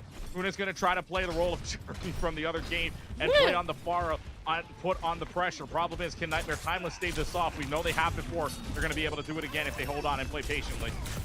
It's the first time we've seen Kuna on Vara. It's usually Missing who ends up taking that role, but don't really want to swap when you're that close to a Dragon Blade. And if you can combo this up a little bit, get a little Beat Saber going, this will be a nice start to Queen's Gambit's push.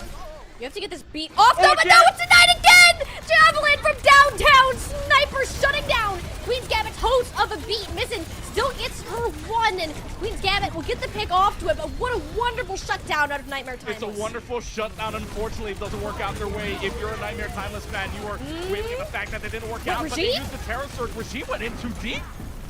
Way too deep. Actually got hit with a shield bash stun from Velvet. This timing, the synergy between Nightmare Timeless so dang good. They are by far one of the best teams at this. They've been playing together for over a year at this point, and it's things like this, fights they shouldn't win, that Nightmare Timeless find a way to prevail. Yeah, Regime switching on over to the Brig now. I'm assuming maybe there might be a tank switch if they decide to, but no, they're gonna still say that the Mongo's their best option on this. Not too sure if it is. Santana's been building up that ult really slowly. Sniper's 30% behind, but has had an extra ult onto Santana, so right now, this is looking like Nightmare Timeless have this point. They're winning the two open areas. They might win a third. I'll have to see. It'll be the barrage in a small room. Santana stunned them all up and nowhere for the blue team to run. Queen's Gambit at least get another flip back over on bomb flats, but it's not going to be easy to maintain this. Costed them a lot. Costed them the orbital ray. Costed them the barrage at the same time too. And well, they forced them all the way back to Junkyard just to regroup with the rest of the team here. But Santa's going to have the Death Blossom here, which has been very effective. At least I'm putting on that pressure. You do not want anybody to die here, especially on the wrong point. Whew. Yeah, no, that would be worst case scenario for Nightmare Timeless. Fortunately, everyone has lived to see another day. The Sniper was a little out there, and it does burn that Fortify rather early. You usually want to use that to match the cooldowns of Santana, and it's just not going well. Nightmare Timeless cooldown management is all over the place. Queen Gambit take advantage of them being off kilter, and Zoe has to pull the blade out in just a last-ditch effort to make something happen. You already burned the dash, and it's not looking great. Queen's Gambit are in control. Santana, even if it's a cage fight that they really don't want to use, if they don't have to, then you're not gonna need it. That will be a second point capture by the looks of it for Queen's Gambit, and this is especially important for Nightmare Timeless. They cancel out the Death Blossom 2. Everything has gone wrong. And that is not the map point you want to lose either. We're talking about the composition-wise. They like the enclosed areas. The fact that they lost it in an open area like Bomb Flat is going to work out so well for Queen's Gambit. They're now in the driver's seat here because the next 2 points we are going to here are more of an enclosed space. The Mongo's going to have the cage fight. You're going to have the rally at the same time too for Regime. So this is all for Queen's Gambit's fight here to lose if they want to push this in just as quickly.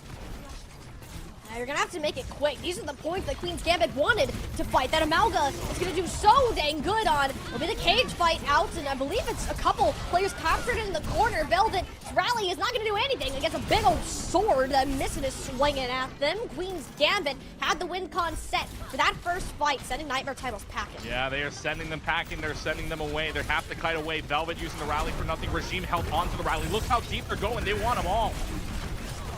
They're still chasing down these eliminations. They might get it. It forces Sniper to use the ult along with Z's, and it actually might work out. It was like the ultimate bait there. Queen's Gambit way over-invested in it. Nightmare Timeless knew what the game plan was and had trust in the healing from the orbital ray to make it happen. They baited out all the ultimates. They used 3 there. They used Cage, they used Rally, they used Barrage and all that too. That's going to force Queen's Gambit to switch a little bit. Kuna moves on over from the far because it's more enclosed. They're going to go to the Mei instead to slow them down, but Nightmare Timeless baiting out all the ults, flipping it their way. That's exactly what you want to do, and now the pressure's on. You've only got the orbital ray to work off of. Oh, this is a great point. Great matchup. Kuna swapping over to the Mei, as you said. It's even harder for Sniper to get things done now. Orbital ray is a bit early, though. You don't have the range necessarily to do anything significant. Nightmare Timeless can easily kite away. You're okay with giving up the objective for now. Now you can start to look about re-engaging with your own ultimate. Senna and Zoe each have one of their own. What position can you get into to actually get value? Senna seems to want to go on a flank while the backside. Meanwhile, Zoe takes their attention in the front, but a little bit too much of it. Santix bids her farewell, and Senna gets caught out on that flank that she was attempting to set up. Queen's Gambit, this is final fight territory right here, and if Nightmare Timeless go down, oh my goodness, are they about to take a map off of Nightmare Timeless? I think it's just over. There's no way anybody touches here, not even with the Lucio or anybody. I think that might be it, Molly. This fight's just over.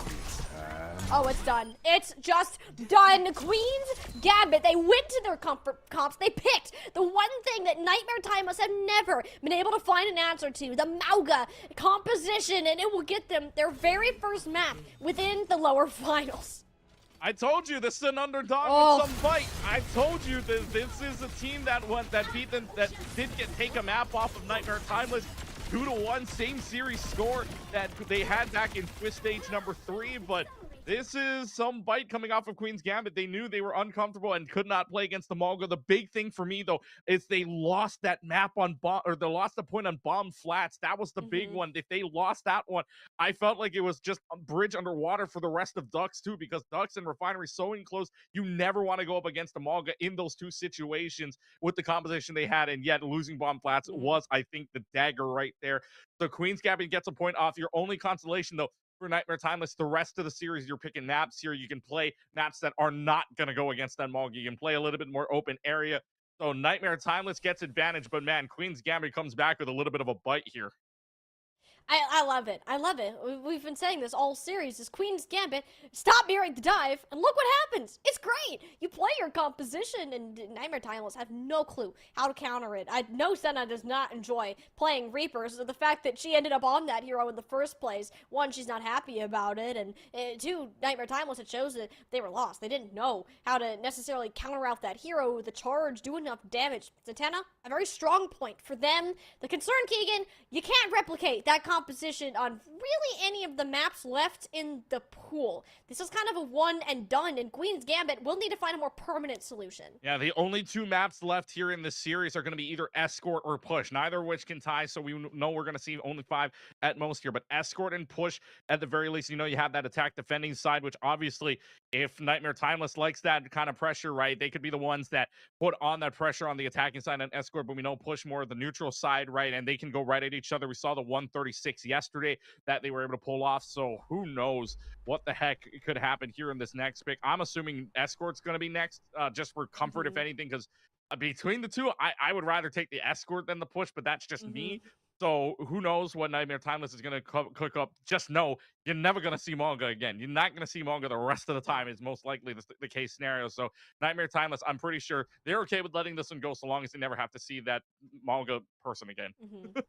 The only map you may see it is Shambali. That's the only one. Cannot, and it's even then, that's a big risk to try to pull that out.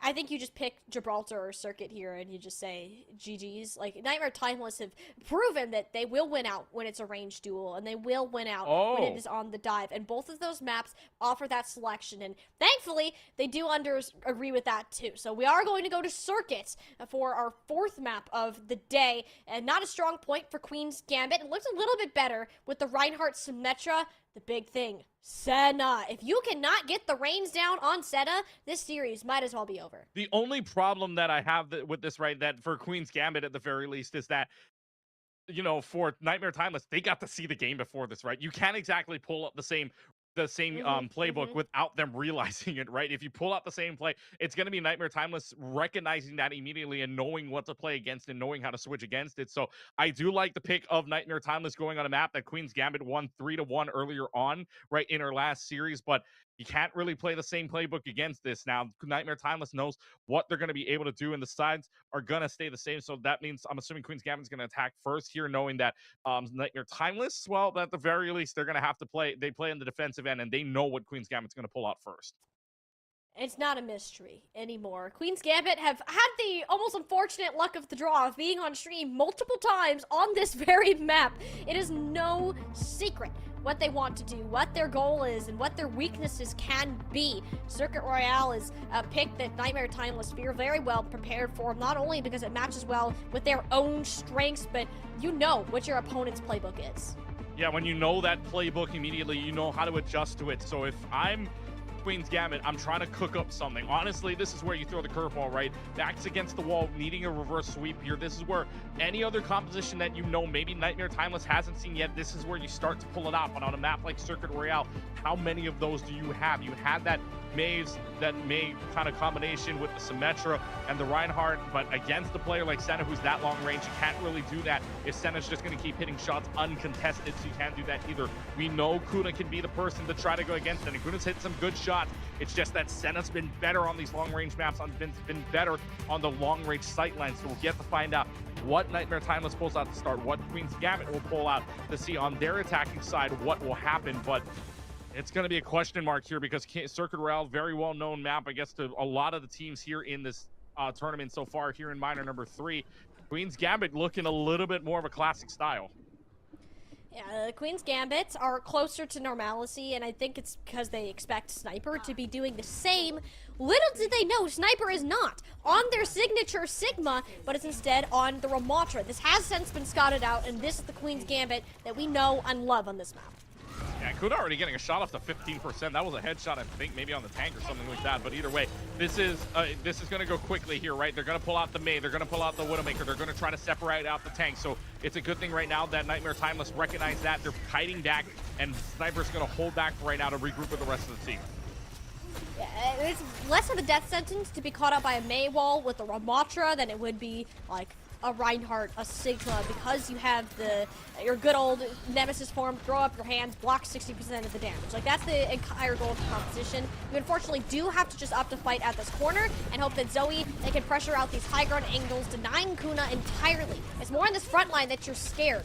Notice how much space Santana has been allowed to take so far. Oh, but missing getting down Zoe is minute. such a big pick around the corner, so no more pressure around. That means that Queen's Gambit wants to just go at them.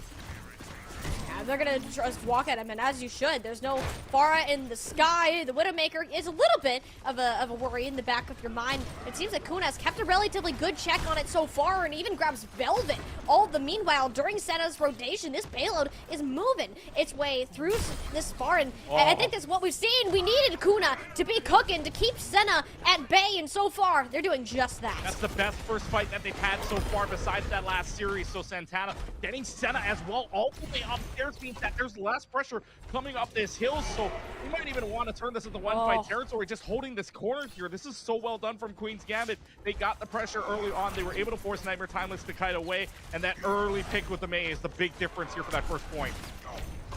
Nightmare Timeless identified that they need to swap, and notice as soon as Zoe is identified on the May, Santana backs up. As I said before, getting caught with a May, well, not as bad as a Ramatra as it is with a Reinhardt. Zoe, it's not her strongest hero, yeah, but it's still a threat, and Santana recognized that and respects it. Even Senna going over to the Hanzo for more pressure onto the shield, and he still beats out Kuna into Sniper 1v1. You doubted these couple of swaps, but Nightmare Timeless can make it work just fine. It is Zoe, though, who overstays her welcome in Queen's Gambit's backline. They have an ultimate advantage to kind of snowball. Senna is doing her best to trade these in and out. It's just all Santix and the kill feed again. They're banking on 3 on point here just to push them out. They use both of the Transcendence and the Orbital Ray at the same time to force them out here, but now it's going to be the Orbital Ray. They're going to try to challenge this, but that Ray is way too late. It was so smart, though. Oh, my goodness. Nightmare Timeless, they weren't prepared for Santana to just throw themselves into the backline. You can't be typing a C9 on that, Santana. That was forced. They were so confused by the Reinhardt inting into their team that they couldn't get themselves to touch. No, nothing at all, and this is going to force Timeless to swap a lot. This is going to make them rethink about everything right now. Yes, Senna's putting on pressure as the Hanzo, but Sniper and Zoe really are getting no value at the moment because the pressure is just too much with the way they're handling it out. Missin's going to move on over from the May into the Symmetra instead, so now just the laser away. This time bank is massive. Queen's Gambit are on the biggest snowball of all time. They're making us eat our words, Keegan, and I am absolutely here for it.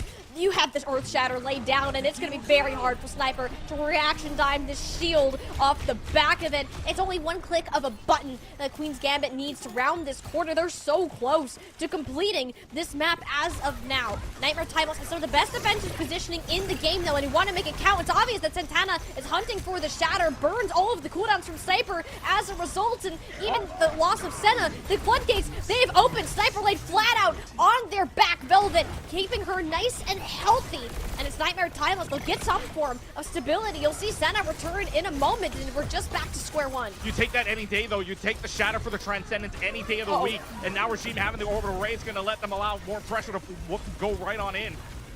And Missing is so scary. Notice how Sniper, not only because of the Ray, will back up. You cannot sit in front of a Symmetra and expect to live with that amount of damage boost and pressure. Sniper was the victim of a pin too. I mean, Velvet and Z's are doing their best to keep this team alive, and Santana takes advantage of their laser focus. This payload is just mere meters away. Someone has to get a touch on this payload. Zoe throws herself into the mix, and Queen's Gambit, they have bowled their way through Nightmare Timeless. Keegan, what in the world did I just watch? Where is this team coming from?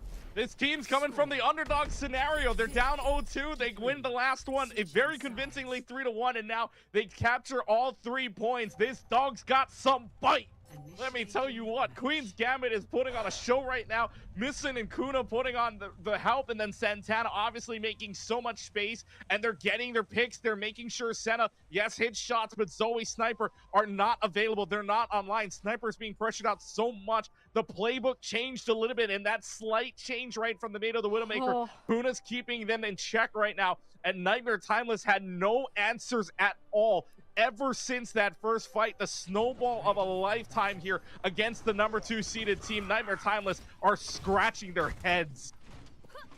They put Zoe on May, and not one of her strong heroes. You took Senna off the Widowmaker. The reason we thought Nightmare Timeless would do good on this map is because Zoe can play her Genji and Senna can play her Widow. And on the attack, sure, you'll have the opportunity to do it, but I'm looking at that time bank. You have 3.5 minutes. Like, that does not happen on Circuit Royale. Queen's Gambit should not have been allowed to get away with that, and you know for a fact. The only difference this time is Kuna is going to start on the Tracer of all heroes. They're trying to, I guess, put extra pressure on the Sniper that direction, but Queen's Gambit have clearly figured out what they want to do on the attack, and can they replicate it here on the defense is the real question. Yeah, they have to be able to replicate this. I think they're going to try for the close hold here, but Sniper's going to move on over to the Orisa instead, try to bully their way through, and especially the patience that this requires needs Senna to find a shot, but that's traded. The spawns are right there. Like, if I did like a rear view mirror on Sniper, right, we'd see the Nightmare Timeless spawn. That is much worse for Queen's Gambit. The May wall is up, but you're Orisa. You have Fortify. You're not concerned about that in the slightest. Queen's Gambit, this is just a composition that Nightmare Timeless, they recognize what their issues are. This is a team that can make adjustments and have already proven that it can happen. The big thing, though, for Queen's Gambit at the same time, though, they're able to kite off of that. They lose one, yes, but they're able to make this a longer fight scenario. They're trying to build up ultimates, but at the same time, Nightmare Timeless doing the same as well. Sniper's halfway to a Terra Surge. Kuna's up to 69 on a Pulse Bomb. They're trying to force their way and bully their way in. Hyper Ring might allow them to do that.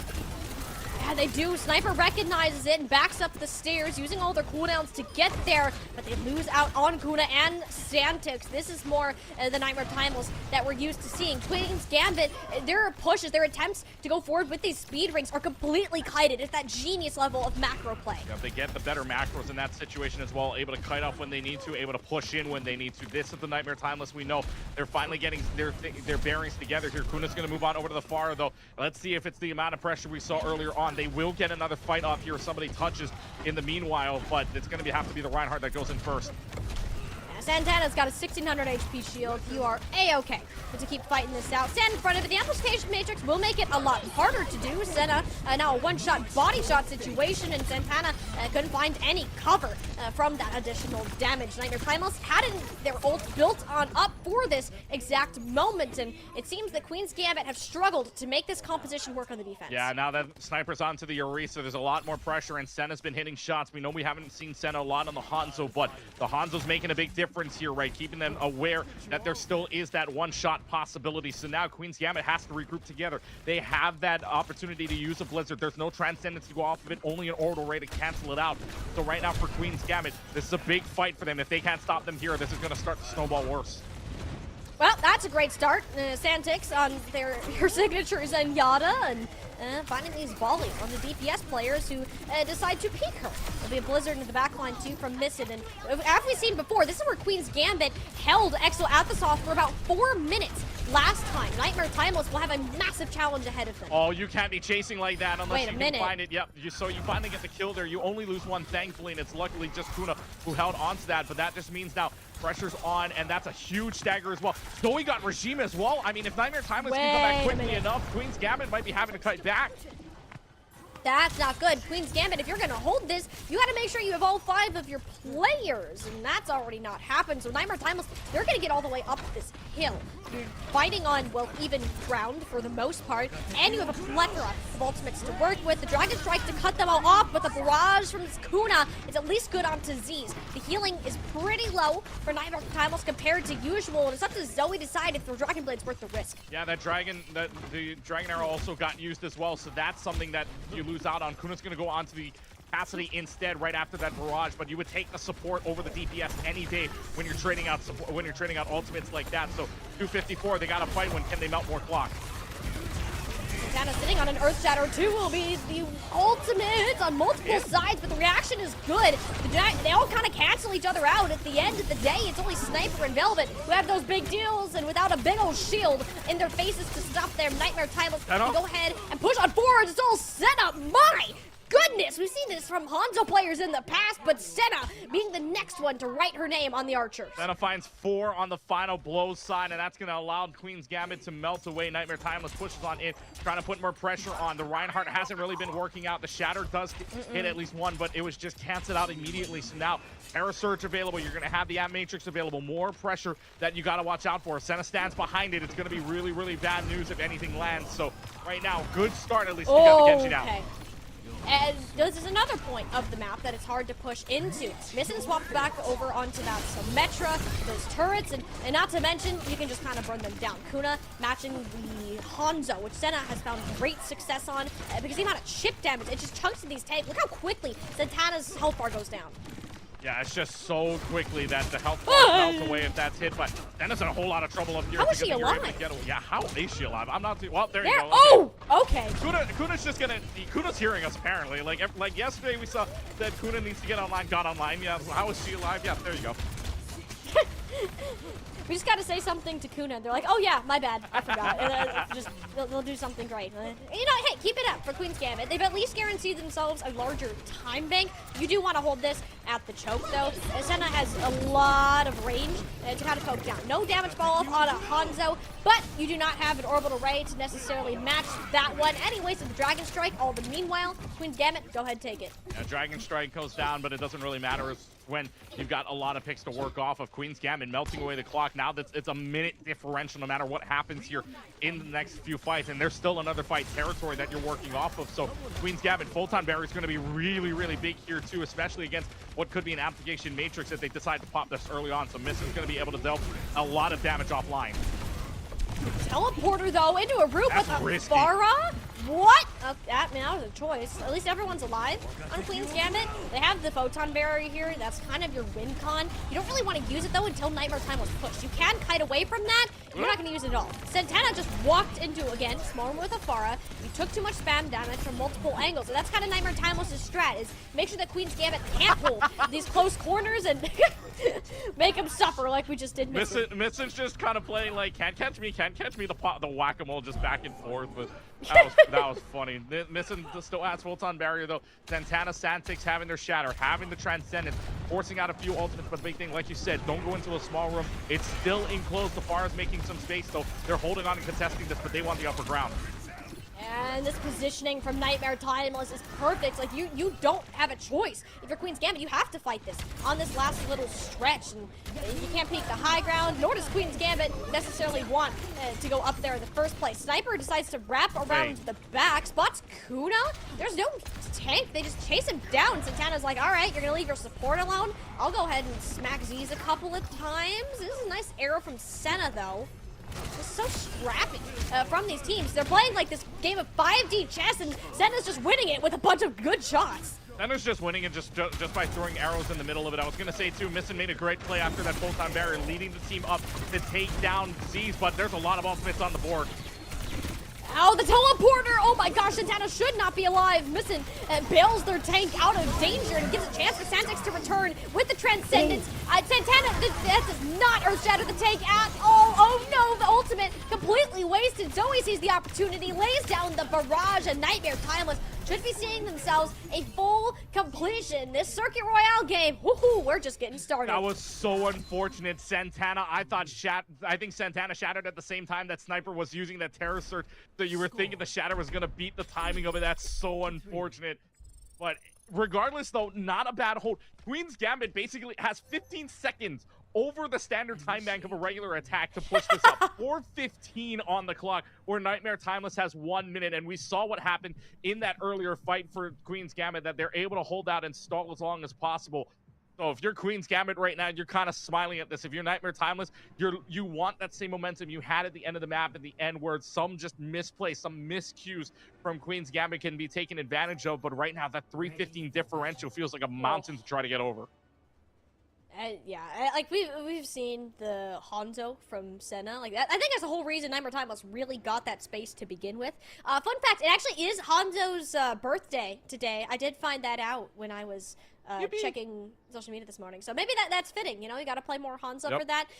Isn't teasing that hero right now, but that could change later. Nightmare Timeless have a minute to make this work. You know that Santana's going to be on the Reinhardt. If they were on it through a Hanzo and a Bastion and a Mei before, they're stubborn enough not to make that switch. The question is, can Queen's Gambit prevent themselves from kind of getting run over on this first part of the point? Yeah, they really need to avoid melting away too quickly. Sniper's still on the Sarisa at the same time, and Senna on the Bastion, not the Hanzo or the Widowmaker. I like it. It's the amount of damage to melt away that shield quickly onto Santana. So this is a choice here, but the problem is how quickly they want to go. Well, with a minute left, you just got to go as quickly as possible. They switch positions, though.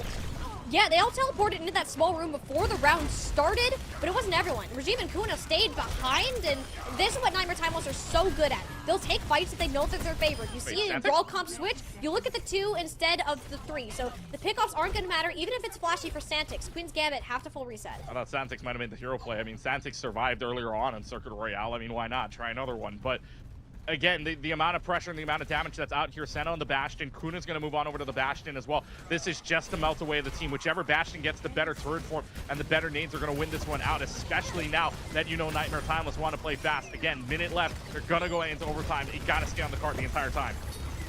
Symmetra Bastion is what we've submitted ourselves to on this point. It's all cooldown based, and Senna's big one has already been forced. Sniper stuck with the Discord Orb, and they can't quite get to cover to remove it. It's on somebody else, or really just send it to remove Santic from the equation altogether. Queen's Gambit down on healing, down on damage. This team is broken and bleeding. Nightmare Timeless have to take advantage of it now, and that's exactly what will happen. Senna back in her wheels form, rolling her way through the opposition, and this payload will at least get to the first checkpoint. Yeah, they've got no answer right now. Santana needs to swap. This Reinhardt's not going to work out well against the Bastion and the amount of damage that's being poured out, but still stays on it, thinking you can get a shatter to end all here. But you know, some of the miscues as well. Regime has the orbital ray to work off of. Z's and Velvet will have their own, but Santix does not have a Transcendence to go off of. So support ult alone. This is Nightmare Timeless's to lose by themselves, and Senna's got some things to say about that to start us off. Down to the early artillery strike. Santix, that one's gonna hurt. No, they lose 2 off of that. There should be no reality in which Senna's ultimate gets that much value. Nightmare Timeless just turned what should be nothing into something, and that something is pretty dang good. Nightmare Timeless, they're gonna get all the way up through this hairpin choke. Queen's Gambit are gonna be on 1 fight per second point. And they didn't even need to invest any of their support ultimates. They're gonna have 4 check marks on the board, Molly. This is not looking good for Nightmare Timeless. They need this Transcendence if they want to have any chance at what's about to happen here. Santix needs to build this up, and they can't even be patient with it.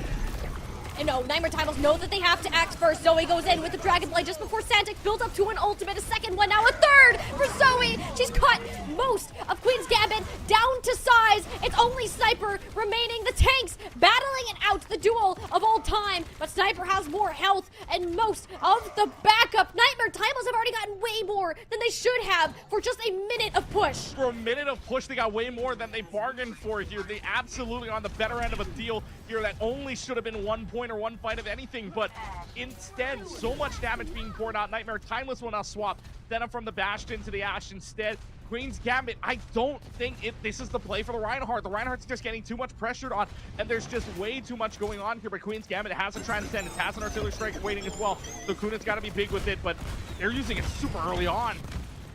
I mean, you kind of have to. That's how you should use the Bastion ult. And at least getting the Immortality field, that is a win from the ult. But Missin, you can't be standing in front of Senna's crosshairs like that. Recently swapped off of the Bastion, so less pressure on Senna for more ideas of getting Missin out of the equation. That's a Transcendence from Santix, keeping everybody healthy, but they don't have Regime. It's not going to last longer. Senna is putting Nightmare Timeless into her backpack and marching this payload forward single-handedly. That we are still going. This might be a full completion. And I don't know how either. This was entirely Queen's Gambit's map to lose here, and yet they're letting them push like it's absolutely nothing. Every single thing has gone right for Nightmare Timeless, whether it be Senna hitting shots, whether it be the damage from Sniper holding on to everything, and yet Queen's Gambit has not found an answer. And for everything to be going right for them, they've got one more fight. Molly, this is final fight territory to complete a map on 1 minute.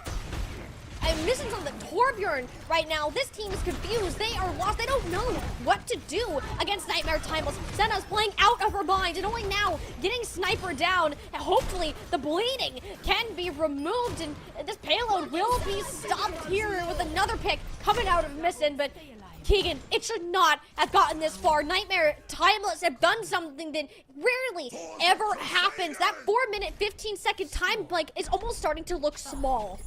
I mean, honestly, that 4-minute 15 time bank starting to look like they need an extra 3 to even get it where Nightmare Timeless had it, because on a minute, this is where a team that has been to every grand finals has absolutely shown. It is changing the playbook by only one champion and one hero, and that is Senna, that gets on over to the Bastion. Too much pressure on the Reinhardt gets built up. They finally have to start switching heroes on Queen's Gambit side to stuff they were not comfortable with, and yet Nightmare Timeless played that to near perfection. Just at the end, they were stopped thanks to some ultimates, but otherwise, Queen's Gambit with no answers. I said Nightmare Timeless was shaking their heads and scratching their heads. This time around on that attack, Queen's Gambit is probably on the back end thinking, how the heck did we let this up for 2 points and 73 meters after only having a minute and overtime on the clock? They just needed to get them off point and that clock would have melted away. They weren't able to even do that. It was just too much pressure, too much damage from Nightmare Timeless. Queen's Gambit back to the drawing board with you, and you don't have a lot of time to do it. This is it. You don't get to 5 points in that 73 meters. You are out, and that's and this would be one of the worst ways to go down of after only giving up all of that after a minute in overtime. Queen's Gambit cannot let themselves get tilted. They can't let that last defense get to their heads because you have near insurmountable a task ahead of you. Nightmare Timeless won 5 fights in a row without stopping, without staggering to get to almost a second full completion, and Queen's Gambit are going to have to do the same. They'll have more wiggle room with the time base, but you got to get this started out right. Not even attempting to go on the Mei. It's the Genji and the Widowmaker to start us out, and Missing, as we know, struggled to get in position on this hero in the past. You're poking this team, Nightmare Timeless team out. Back to this first point, Zoe remaining on the Mei. It's just more ideas of how to counter Santana. And remember, here in second round, you do not get any additional time. You cannot play patiently here if you're Queen's Gambit to try to get it that far. Give yourselves as much time as possible to build up to it. That's not the way to do it, though. Nope, not a great start there. Senna, in many worlds, should not be out shooting a Widowmaker of all heroes. Queen's Gambit, that's already over a minute off of this time clock, and you're yet to move past this one spot that defenders can hold in first point. I mean, right now, this is just 3:09 on the clock. It's just the pressure being taken off their hands. Again, just Nightmare Timeless absolutely ripping the shield away, making sure that they're not having any fun, but Santana finally getting an opening pick. As Santix to follow on it. When we saw Nightmare Timeless on these DPS previously, Zoe just struggles to get things done on the Mei, and we can tell that Queen's Gambit took advantage of that right there. It'll be a first point capture. A rather slow start from this team, but at least you got the movement. At least you got the movement on. Get that first point, that's a start. You just need to start to build up that momentum as well. You're going to try to play this go aggressively, but C's taking out miss, and that's a huge misstep. That's more time waiting on the clock just to regroup. And then, I don't know if this Reinhardt gets out either. Santana is not looking too healthy. You got to reset right now for Queen's Gambit. Do not let yourselves get picked, and you don't get any additional time for capping points as you typically would, and this is not looking too hot. Nightmare Timeless have the best positioning in the map. On this uphill where that payload is stuck, they can play around this. They can play this for that additional cover. Whereas Nightmare Time or Queen's Gambit, the only thing you have to play around is a shield here. You have Orbital Ray, that's a consolation. You have an Orbital Ray, you have Transcendence at the same time too. But Nightmare Timeless, Sniper's Terror Surge is going to be big here, and long if that pairs up with Zoe's Blizzard. Terra Surge and Orbital Ray at the same time, and it's still Regime who ends up dying.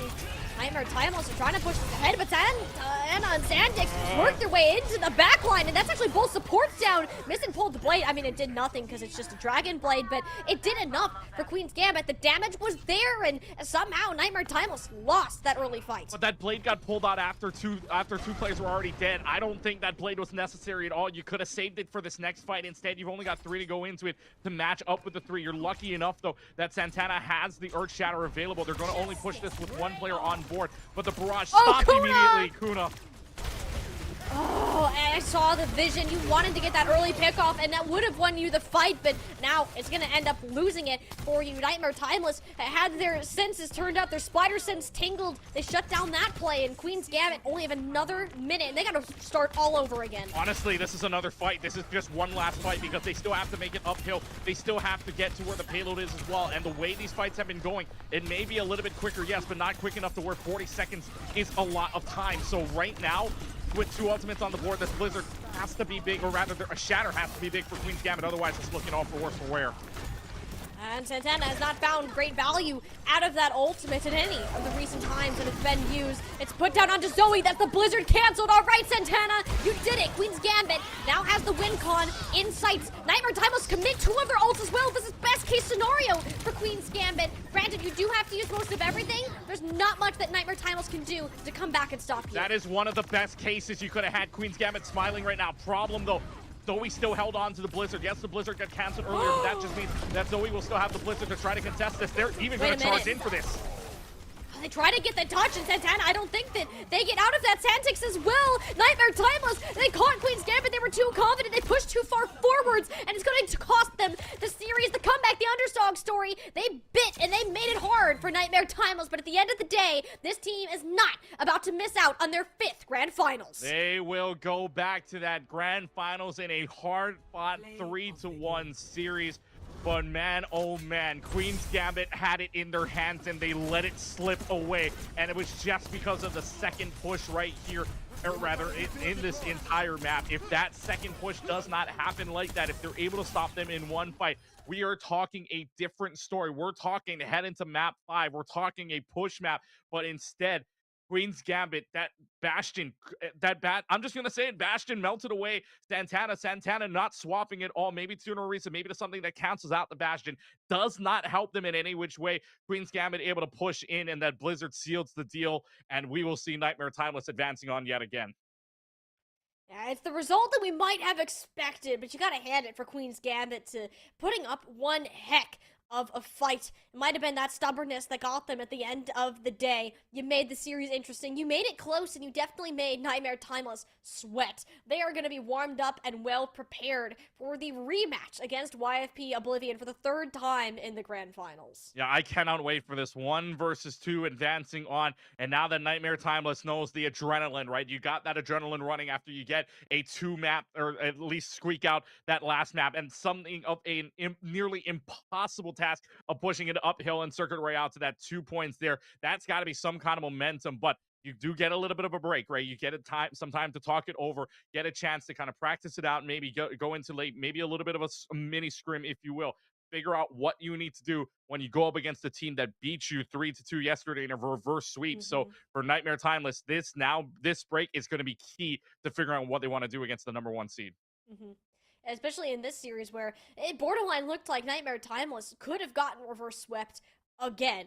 It can't just be these first 2 maps that you're locked in and you look better than everybody else. It has to be for the entirety of the series, and it seems to be the biggest lesson that this team almost seems to get overconfident in how their performances have looked. And in a match like a best of 7, where you have to win 4 maps instead of 3, it gets long, it gets tiring, and you cannot afford to have these slip-ups. You can't afford to underestimate your opponent in those ways, because it can come back to bite, and it will hurt you in the long run. Yeah, and as we head to a break in a second right now, it's going to be a very, very interesting time to see what they do during the break, if they decide to switch things up, because the first map pick is going to go the way of YFP Oblivion. So that first map is very crucial to figure out who's going to get on top, who's going to get that map advantage and that pick advantage to start. So it's going to be very, very key. And now that we got a break to see Rising for a little while as well, Nightmare Timeless, needing to pull this together, needing to bring it together as well. But they're not in the same situation they were yesterday. They're in a position where they're back to the grand finals. Can they go 3 of 5 in their first places? That's what we are going to find out in our grand finals for our Challengers division later on today. But before we get there, Keegan, we have a rising best of 7, their finals, waiting for us just on the other side of this break. Lava Lily's rising back for the 3rd time in the grands as they look to take on the sister team in Nightmare Timeless Nightmare. And one heck of a match coming right up, and you guys aren't going to want to miss it.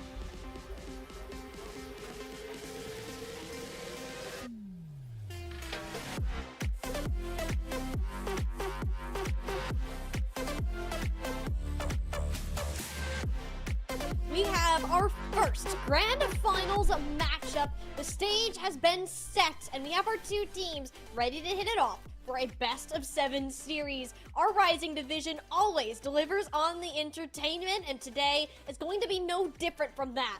Lava Lilies Rising find themselves in their third Grand Finals, coming from that upper bracket, yet to be defeated, where it's Timeless Nightmare who are coming back after a 5-map loss to this team in the uppers to take a swing back at them once again. Very similar to our Challengers bracket, Keegan. It's bound to be a close one. It is bound to be a close one, and these Rising matches have always entertained me every single time.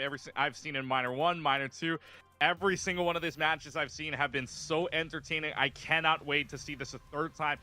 And this time it's between two that we already know gave us an entertaining match earlier on in the bracket. A 3-2 win for the #1 team of Lava Lilies. They're looking for another shot at the title. And this matchup, I don't think could be any closer, especially the way that this bracket had lined up, right? Both of these teams went 3-0s. Up until every part of this bracket. They 3-0'd their first round. They 3-0'd their winner semifinal, then 3-2'd in the winners finals between Lava Lilies and Timeless Nightmare. And then, of course, Timeless Nightmare beating EXN Sabres 3-0. So all their matches have been 3-0s besides against each other. And so this is going to get exciting. And for Timeless Nightmare, some familiar names to those that have seen the Rising side. And, of course, Melody. Yes, I know on the card says playing Ana, but it's a substitute on the bench. And now playing Tank, and I know on the team sheet it said Moga one trick in quotes. I'm excited, and I'm also scared of what we're gonna see. You know what the best part about that too? Melody is listed as a support player on the team sheet. Melody is not a tank for this team, at least from the information that we have been given. If we are going to play Malga, it would be quite funny, as it is the weakness of their sister team in Nightmare Timeless. So Timeless Nightmare certainly seem to have their own strategy developed. As they head into today, this will be their rematch against the Lava Lilies. It seemed to be a close game when they matched up last time, and you got to think that the Lava Lilies team, we've seen them on stream again. This is the third time that they've made those finals, if you think about it. All 3 times have been the minor event, if you think about it too. So they always seem to step it up for this particular game. Very familiar faces, especially in Lilacs, Tycho, Queen Bee, They, Them, and Blood Bunny. Newer to us here, but clearly have slotted very well into this roster if they're still in the grands. If they're still in the grands, that must mean something's going right. And obviously last time I got to see Lava Lilies, they were right with it, well within the path, right, of a win of the minor tournament. So now for Lava Lilies, building it up, building that momentum into this tournament, giving themselves more good points as we head down later in the calendar as well. So this is going to be one for the Rising side that you'd believe a big matchup between these two, building up that points to the circuit wise and building up those points to avoid LCQ. And if that's the case for this Lava Lilies team right now, in a comfortable position, they won a last and close one, but it's no longer a 1-3, it's a 1-4. And these series just got a whole lot longer. If we're going to follow the pattern as before, we might go all the way to 7 if we really think about it. And for Lava Lilies, this is the first game of the day. They already qualified for those grand finals, and they were able to sit back and watch their opponents play, whereas Timeless Nightmare have had to play, I think, just one game. We're already, just one game so far. It was a 3-0, so pretty quick, a nice little warm-up for them to head into this today. It's a battle of endurance. Who can hang on longer for the day, because it was Lava Lilies who have historically come out of those gates incredibly strong. Yeah, and of course, out of the gate, they did come very early on and strong. They won their first game, their first control point, whatever that was, 2-0, and then it just went back and forth. This 3-2 that they played earlier was literally a back and forth. No one had a win streak of 2. It was back and forth, 1-1-0, 1-1, 2-1, 2-2, 3-2. Nobody had a win streak. It was just an unbelievable sight. And now we get to see Molly, we get bingo. Ilios is finally played, and so all 3 control maps we have now seen this weekend on stream, but we get to go to a map. I thought it might be Oasis again, because on the challenger side, Oasis had been pretty standard, but no, we're heading to Ilios first. Ilios is just an oddball out of the control maps. Most teams would agree with that, and it's not, I'm not surprised we haven't seen it yet, but getting it here, it makes me happy. The Rising division, it is for Diamond and below. You can have 2 players that are, I believe, above that within Masters or GM ranking, so it is a little bit lower in that sense. And the nice thing about that is, Keegan, there is flexibility. Players can work with their own strengths. It is not always this one comp that you're going to play. But oftentimes at the highest level, when these teams are in the finals, you're going to see them replicate what those top 500, what these near pro teams are doing. This is a very dive-centric, controlled map, and Timeless Nightmare, Lava Lilies Rising, each giving us a taste of it. Yeah, just giving us one side as a Winston, but the other side's going to counter that with Melody on the D.Va instead. So a full-on dive scenario, pretty much equal on either side besides the tank, and I think that makes the biggest difference here. The D.Va versus the Winston, a very counter-dive scenario here for Melody, so if Melody can stave away what the Winston's giving, this should be a better scenario for them. Ooh, a huge Bionade on both Tycho and Queen Bee. That effect expires before Timeless Nightmare decide to follow up on it, which there's nothing wrong with it. You're kind of exchanging blows, looking for some sort of opening. And with Lilac winning the duel against Naku on this little offshoot, and this is where Timeless Nightmare can start to get a bit more aggressive. You do see Soup and the supports kind of cluttered up in a corner. Lava Lilies still played their positioning very well, and we'll get the first capture because of it. Yeah, we'll get the first point because of it. They know that the pressure is on at the very least. Timeless Nightmare, the Bionades and all have been hitting them. The Dynamites happen as well. But that's a great Bionade off the Blood Bunny. Oh, yep. As we always look at these Ana players to have that reaction time. And Instinct, well, had the instincts to throw that purple on top of Blood Bunny. And that's how quickly these Winston players can explode if you are not respecting of your opponent's damage. Timeless Nightmare now fighting closer towards this objective and should eventually get the cap. Lilac is slowing down that process quite a bit and even manages to demech Melody, and that is a great price to pay. Lava Lilies can engage really quick. They can engage whenever they want. Winston's back in play, and the only thing they have to engage on the point with the Tracer, so you can go in whenever you want now. You do need to deny Melody. This remake is 60%. Now will charge pretty quickly, and your Brigida player is in a heap of trouble. Eventually, Blood Bunny does confirm that elimination on the opposing tank. Bob there just for his safety measures. Not a they, them. It didn't necessarily need it, but it gets the job done. It does. It's just there to secure the point of anything, force everybody off. If you wanted a Tracer to pressure, you're going to get an automatic aim from Bob. Sixth man makes that pressure available to them, and now only have to waste away one ultimate. Otherwise, every other ultimate's online. Naku missing the pulse bomb means that Timeless Nightmare will also have 4. Lava Lilies will have 4. It's just going to be a very quick fight here. The Tracers will keep battling it out on the point. Well, it's kind of the story of these two high grounds chucking explosives at each other to find who will eventually win. And so far, it's been Melody, the nano boost from Instinct, upping her damage significantly. Grabs those two. It's the combination of these Anas and their tank players working in tandem. The Blood Bunny at least gets a little bit of trade for her troubles. Lava Lily Rising still needs to get a regroup together. Yeah, I mean, Blood Bunny was trying to get that nano from Queen Bee, but unfortunately didn't work out, so that forces out the Primal Raid because Queen Bee died earlier on thanks to a nano boosted Melody. So now 41% are rolling. This is looking really, really close here. But again, both support ultimates online for Lava Lilies. Yeah, it'll be the Drake Rally on the high ground, that amped healing. I don't think Fabi will be dying anytime soon. It's these two separate sites as we were talking about. Lava Lilies Timeless mostly focused on that high ground where Locked and Naku fight for the positioning closer to this objective. It is Blood Bunny more often than not, though, that ends up getting punished. It's easier for Melody to live with that greater armor, with the defense matrix, and overall better mobility. Yeah, they also used this support ult on the nano boost as well as the rally upstairs. They held it there. They weren't able to engage off of that, so that's why you see Timeless Nightmare holding on to the point. There was no pressure on the point at all, even with the rally. They didn't drop, they didn't go in, so instead, Lava Lilies playing from behind. They have the pulse bombs on either end, which could be big. One land means that this could be a fight flip. But it's Blood Bunny down again. Has not been having a great time on this Winston Melody. She's always there to peel for her team when the supports specifically end up getting dove. Timeless Nightmare might end up just winning this point off of that alone. It's rare that you see a tank with this many deaths early on in the point. They then does buy a little bit more of an opportunity. Naku is taken care of, and there's not much point contention that Timeless Nightmare can have. Lilac has free reign over in that direction, forcing Melody to drop and disregard what Blood Bunny has done on the high ground. Eventually, Lava Lilies pick up the pieces and will flip the point. They're playing very patiently here. Timeless Nightmare are okay with that. They forced out the Bob at the same time, too, so you know there's no 6th man available in this next fight. Lilac Stoa has the Pulse Bomb as well. Otherwise, no ultimates on the board. This Nano Boost might be the biggest thing, and if Instinct throws that on Melody, Melody last time got 2 picks, and that is all they're probably going to need to win out this map. and they force Blood Bunny out of position early too. That's such an important part of playing against a Winston, is forcing out this bubble cooldown or jump, and Blood Bunny certainly a victim of that thanks to Soup, and even a bit of Naku with the Bob that was chucked onto the objective, and the dive completely denied. Nice whip shot out of Fabi too to keep the supports nice and safe, but they ignored the threat on the high ground.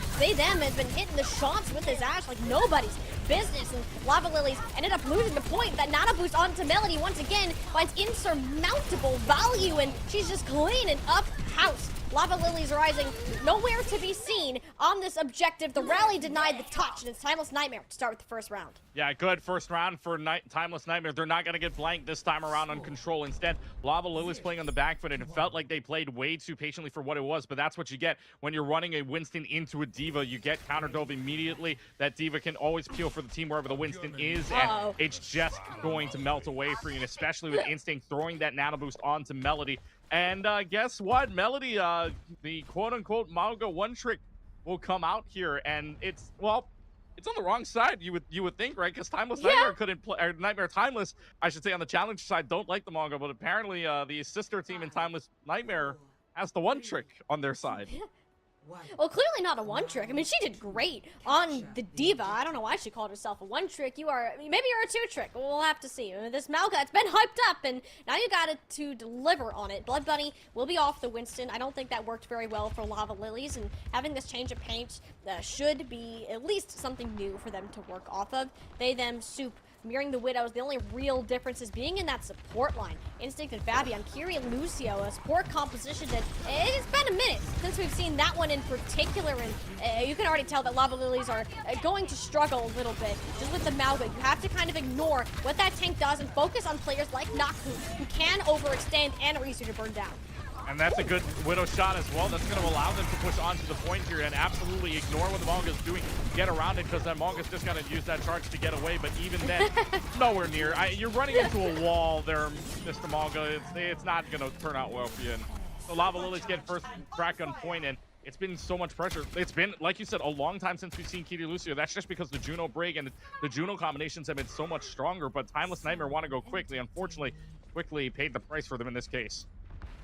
Well, we know Fabi likes for Lucio, and Zimgo's Instinct on the Kiri. It's a comfortable comp for Timeless Nightmare, that's for sure. But mind you, Lava Lilies have played 5 maps against Timeless Nightmare prior to this. They know their tricks, and they know what to expect, but Blood Bunny has still decided to stand in front of a Mauga way too long and not use the cooldowns in the correct order. Naku now got the good old slice and dice going on with the Genji, and yeah, this is more what we expected to see when we brought up the Mauga. Yeah, when you bring out the Mauga, you can put a lot more pressure onto the point. That's exactly what they did. Good target focus as well, and Naku in the back line.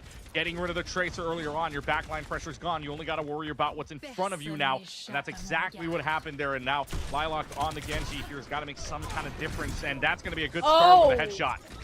And they had the spot shot. And they had the sights up. There wasn't really anywhere for Soup to hide. By the time that was popped, they're like, oh shoot, I gotta run. Couldn't run away. Melody at least has that ability, Instinct, to steal them on up and actually build up to a Kitsune rush here. Lava Lilies have used a good chunk of cooldowns just to get into this fight. Queen Bee has to pop this orbital ray here momentarily to keep Blood Bunny on her feet, but she's gonna opt to hold on to it and has faith in their tank to live. And Blood Bunny will do so just barely. There's that orbital ray that we were hoping for, and it's actually to counter out Melody's ult instead. Lava Lilies have great management of their counterplay so far, denying Naku from the back line, but not enough to keep Taiko on her feet. Lilac, mirroring that recent Genji swap, has found good value. It's just an expensive fight out of Timeless Nightmare that they really haven't been able to stabilize from at all. Yeah, and Fabi using the Sound Barrier too means that Timeless Nightmare still see a window of opportunity, but they let this point flip, and so Lava Lilies are back into play now. So despite all of the ultimate usage, they used all 5 checkmark, amounting to nothing, and in fact, it's Lava Lilies that get the better advantage off of that. And here's what I was saying you should go early. You should try to go first, but Queen Bee knew something that we didn't, that Melody was going to get set up for that ult, and that's at the end of the day kept Lava Lilies Rising ahead of the game. Now it's even Lilac. You can use that. Taiko, Kitsune rush on board. Timeless Nightmare dumped everything into the last fight, and they're about to find out why. That is not recommended. Lilac, though, struggling to find a target with the Dragon Blade. Extremely high sense, and despite all of that chaos, Melody still found her way into the back and gets both the Widowmaker and the Kiriko. And Timeless Nightmare are making this Malga composition work in spots that it doesn't seem like it should. It's just going quickly. It's just going faster. Also, side note, I'm glad the curse still exists in Rising as well for Dragon Blades.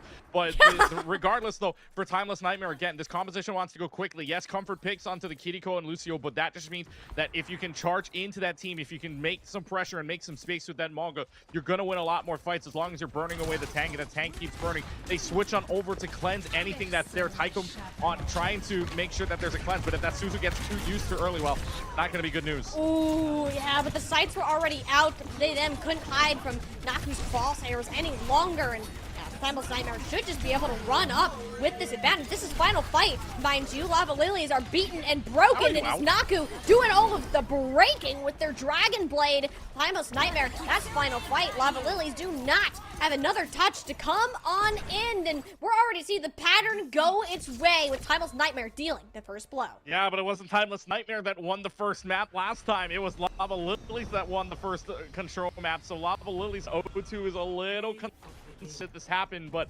Timeless Nightmare now with advantage up 1-0. Play the game Melody. I'm assuming this is on first point. Yep, just nano boosted in. You can see how much pressure the Diva against the Winston provides you, just diving onto the Ana, taking out that sleep guard with ease, and of course, just the rest of it as well, just following up and everything. So for Timeless Nightmare, they knew their mistake on control, and apparently they have flipped the script on it, because from an 0-2 loss yesterday an 0-2 loss yesterday in the upper final, grand final start, they're up 2-0 on Ilios, and now they're up 1-0 in the series to start.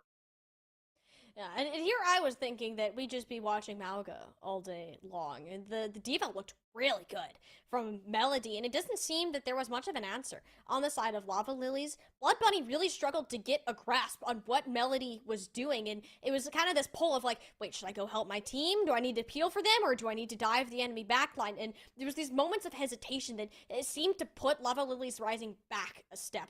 Timeless Nightmare got so far ahead in kind of the stages of planning, of execution, that by the time that Lava Lilies Rising made that decision of whether we're going to peel or go forwards, too much had already been done that couldn't be undone, as a matter of fact. So this does show why Timeless Nightmare took this series very close last time, and where Lava Lilies has potential to pop off. Yeah, and the good news for Lava Lilies at the very least is this is the first of 4. Dropping one isn't the end of the world, right? It's not like backs are starting to go against the wall. You still have your map pick, of course.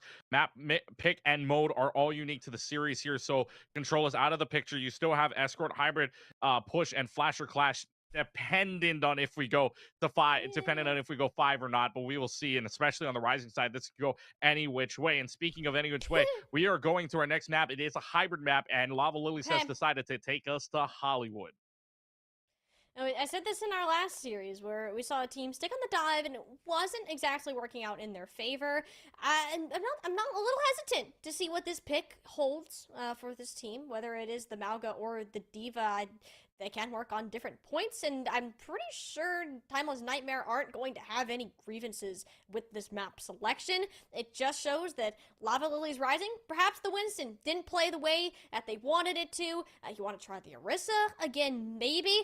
I don't know about the Winston, though. The tempo seemed a little bit off. The Diva was too fast for that to be countered, so unless we've had a full tempo swap, which is insanely hard to do mid-series, this is going to be a map pick that Timeless Nightmare almost seemed to be more comfortable on. Yeah, and maybe for Lava Lilies at the same time, right? They're picking this map off of comfort. Maybe they're picking this map off of seeing what they were pulling on. And yes, maybe you can counter out the Diva instead. Maybe there's an Orisa play to be had. And I know it's more dive on that first point, but maybe they can try to throw some kind of different composition out than what Timeless Nightmare is expecting. We've seen Hollywood a lot more than some of the other maps that we've seen on Hybrid as well. So it's been mainly Hollywood or Kings Row, and you'd think Kings Row might have been the pick just because of the flexibility of this map and on first point, and not just what is mainly dive here on the first point as well. So maybe that Nightmare, that Lava Lilies are thinking that there's something they can provide here, something that they can change up, and something that they can throw at Timeless Nightmare that they're not expecting. Because if it's the Winston again and Melody goes into the Diva, things are not going to look the greatest as it did back on Ilios. So this is a matter of composition. This is a matter of stability. This is a matter of if they can even get to that high line, that dive scenario in the process. But what does this team pull out at the beginning? Well, Lava Lilies stick on with the Winston. We know that really hasn't worked out in their favor thus far. Not exactly. They are on attack, so you can change a lot easier than the defense, but considering what Timeless Nightmare are setting up on, my confidence in this composition is low. It was only one control point, you know, you didn't get many full fights off, and the structure, the ebb and flow of how dive compositions work on Hollywood is vastly different than that of Helios. So I'm willing to give Lava Lilies Rising a chance here. Melody was a main issue for this team before, wasn't sure how to exactly counter it, so I need them to be decisive in their decision making. I think the main thing here too is that maybe that there's a better opportunity to use the Ashe here as well, because I know the Ashe didn't work out all too well, but if them can at least get something going here, right? Any pick, any dynamite to stave them off, that would be your open door. But it's harder on the attacking side than the defending side, because on the defending side at the very least with the Ashe you can hold on to different angles and change your different angles. But instead Lava Lilies are going to, instead of jumping up, they're deciding to run up, and now they're just running up the staircase trying to see where they can go from there. This is good.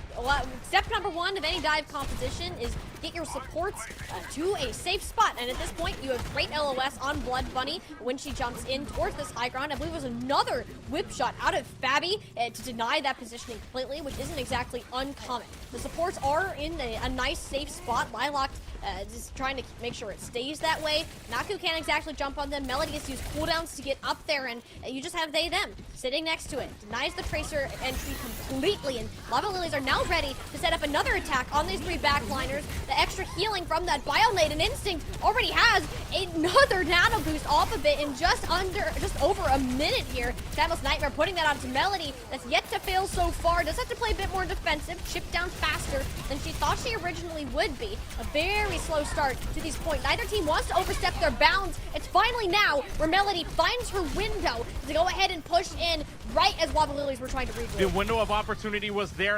It was Lava Lilies that were playing that so well. Blood Bunny going up and jumping and putting down the shield, obviously making sure that Timeless Nightmare had to change position, which would have ran right into the arms of Lilac. Unfortunately, though, Instinct doing such a good job, already halfway to another nano boost, mind you, but throwing up the nano boost onto Melody, throwing off the game plan of Lava Lilies, and Blood Bunny still has not yet had an ultimate. Melody's getting close to the self-destruct as well. The Lava Lilies have 4 on the board, but another nano, if they wait too long, Instinct might have another nano boost. Which is insane to think about right here. Instinct is farming up to these nano boosts. Queen Bee will have one of her own first and does force Melody out of her mech with the rally though, and the pulse bomb stick out. Wait, the blink! Naku! Oh my goodness, just got outplayed. Lilac blinked into the Tracer and made sure that they died to their own pulse bomb. A wonderful reaction second of the play. Lava Lilies still need to stabilize though. It's another nano boost from Instinct, this time on to Fabi, making sure the support lives, and Blood Bunny does not. This team is so good at defending against Winston dives. And Instinct had another nano boost, but the big thing is too, Lava Lilies used everything there. That was all 5 ultimates, and they could not win. They could not push it out. Nightmare Timeless had 3 ultimates to use, a pulse bomb, which Naku of course died from Lilac, but everything else got used on the board for Lava Lilies. That is a fight you do not want to see. And a minute left to go. You're hoping you can build up ultimates, but Soup has a bomb left to go on the board just to melt away time. So this is not a good scenario for them right now.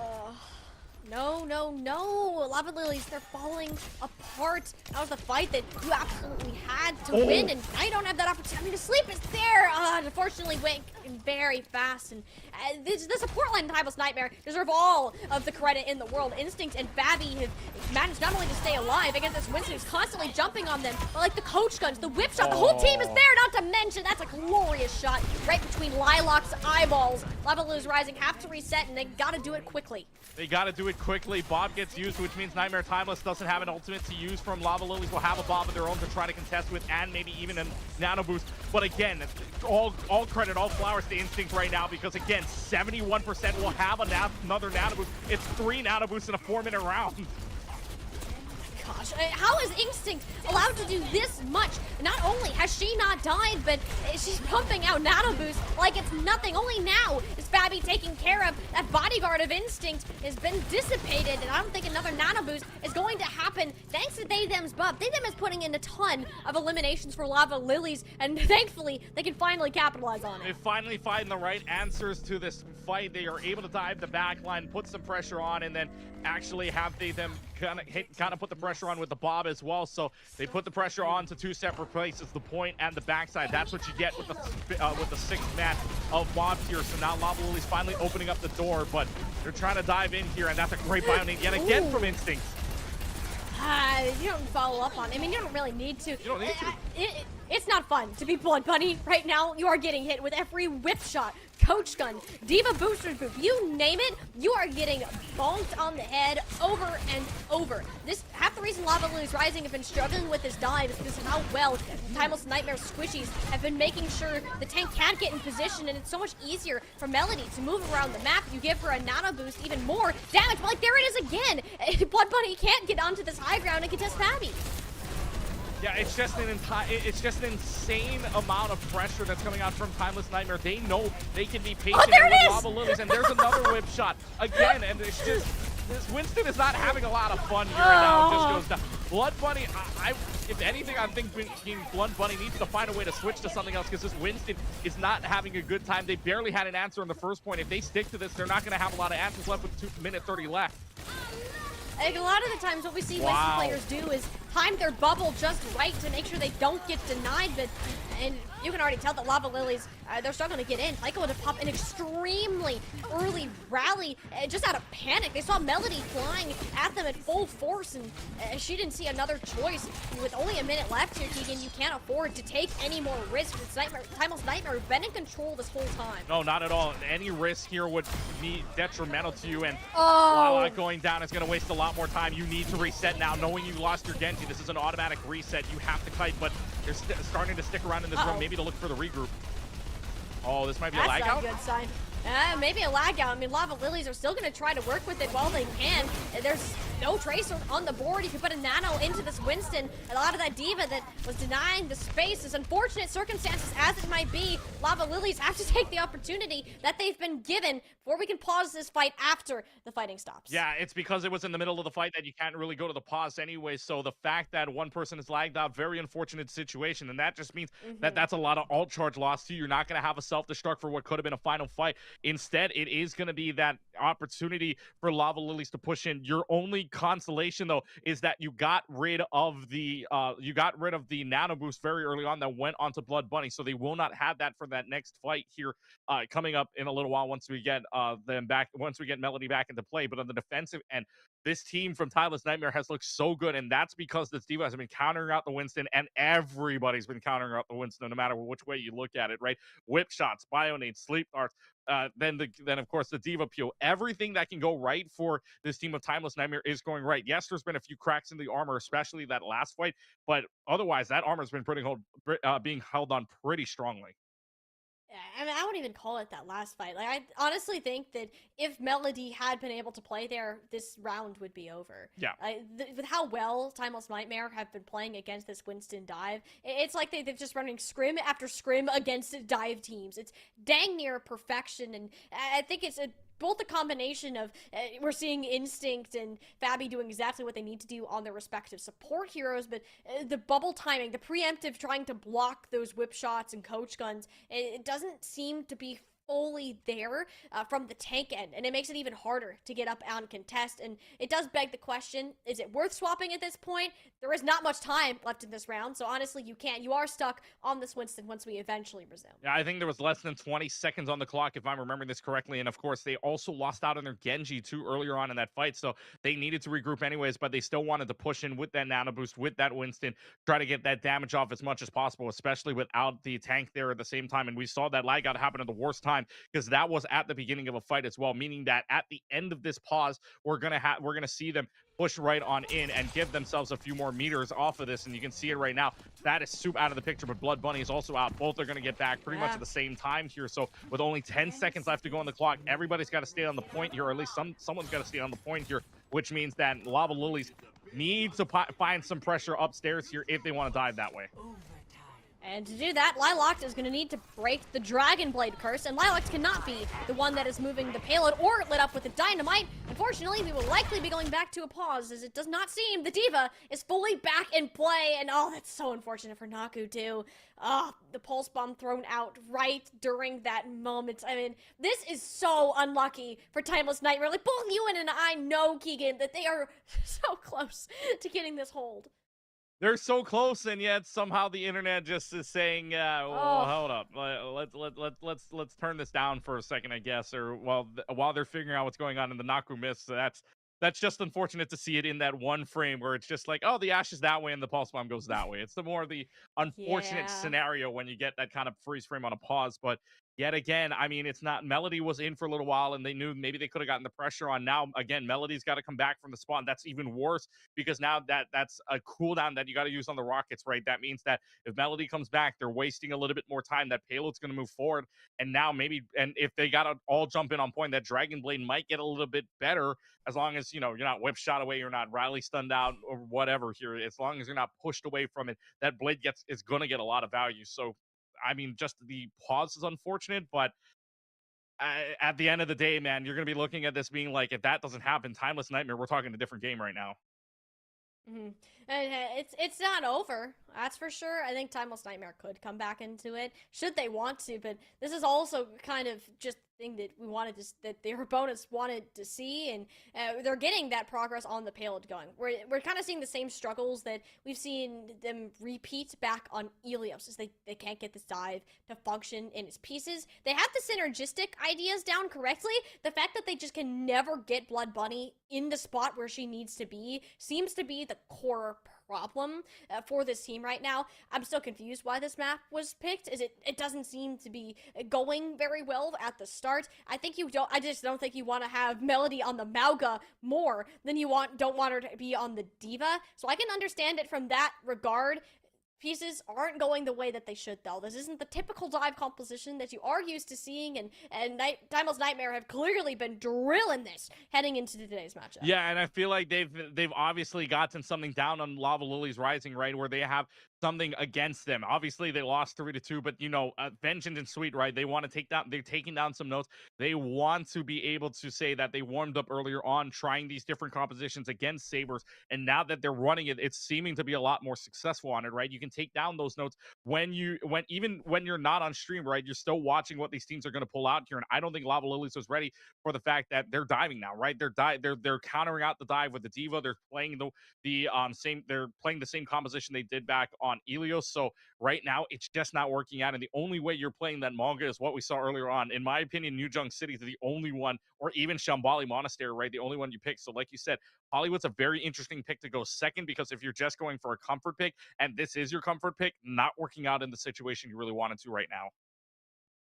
Nope, it's not going the best way, but they did get themselves through first points and a good chunk of the way through second. We'll have to see, as we do have, like, I think it was like something less than 10 seconds on the clock from where we last had our pause. And we'll have to see if they can push us to a third, but so hopefully we can just get Melody back into the game. That's kind of our main thing.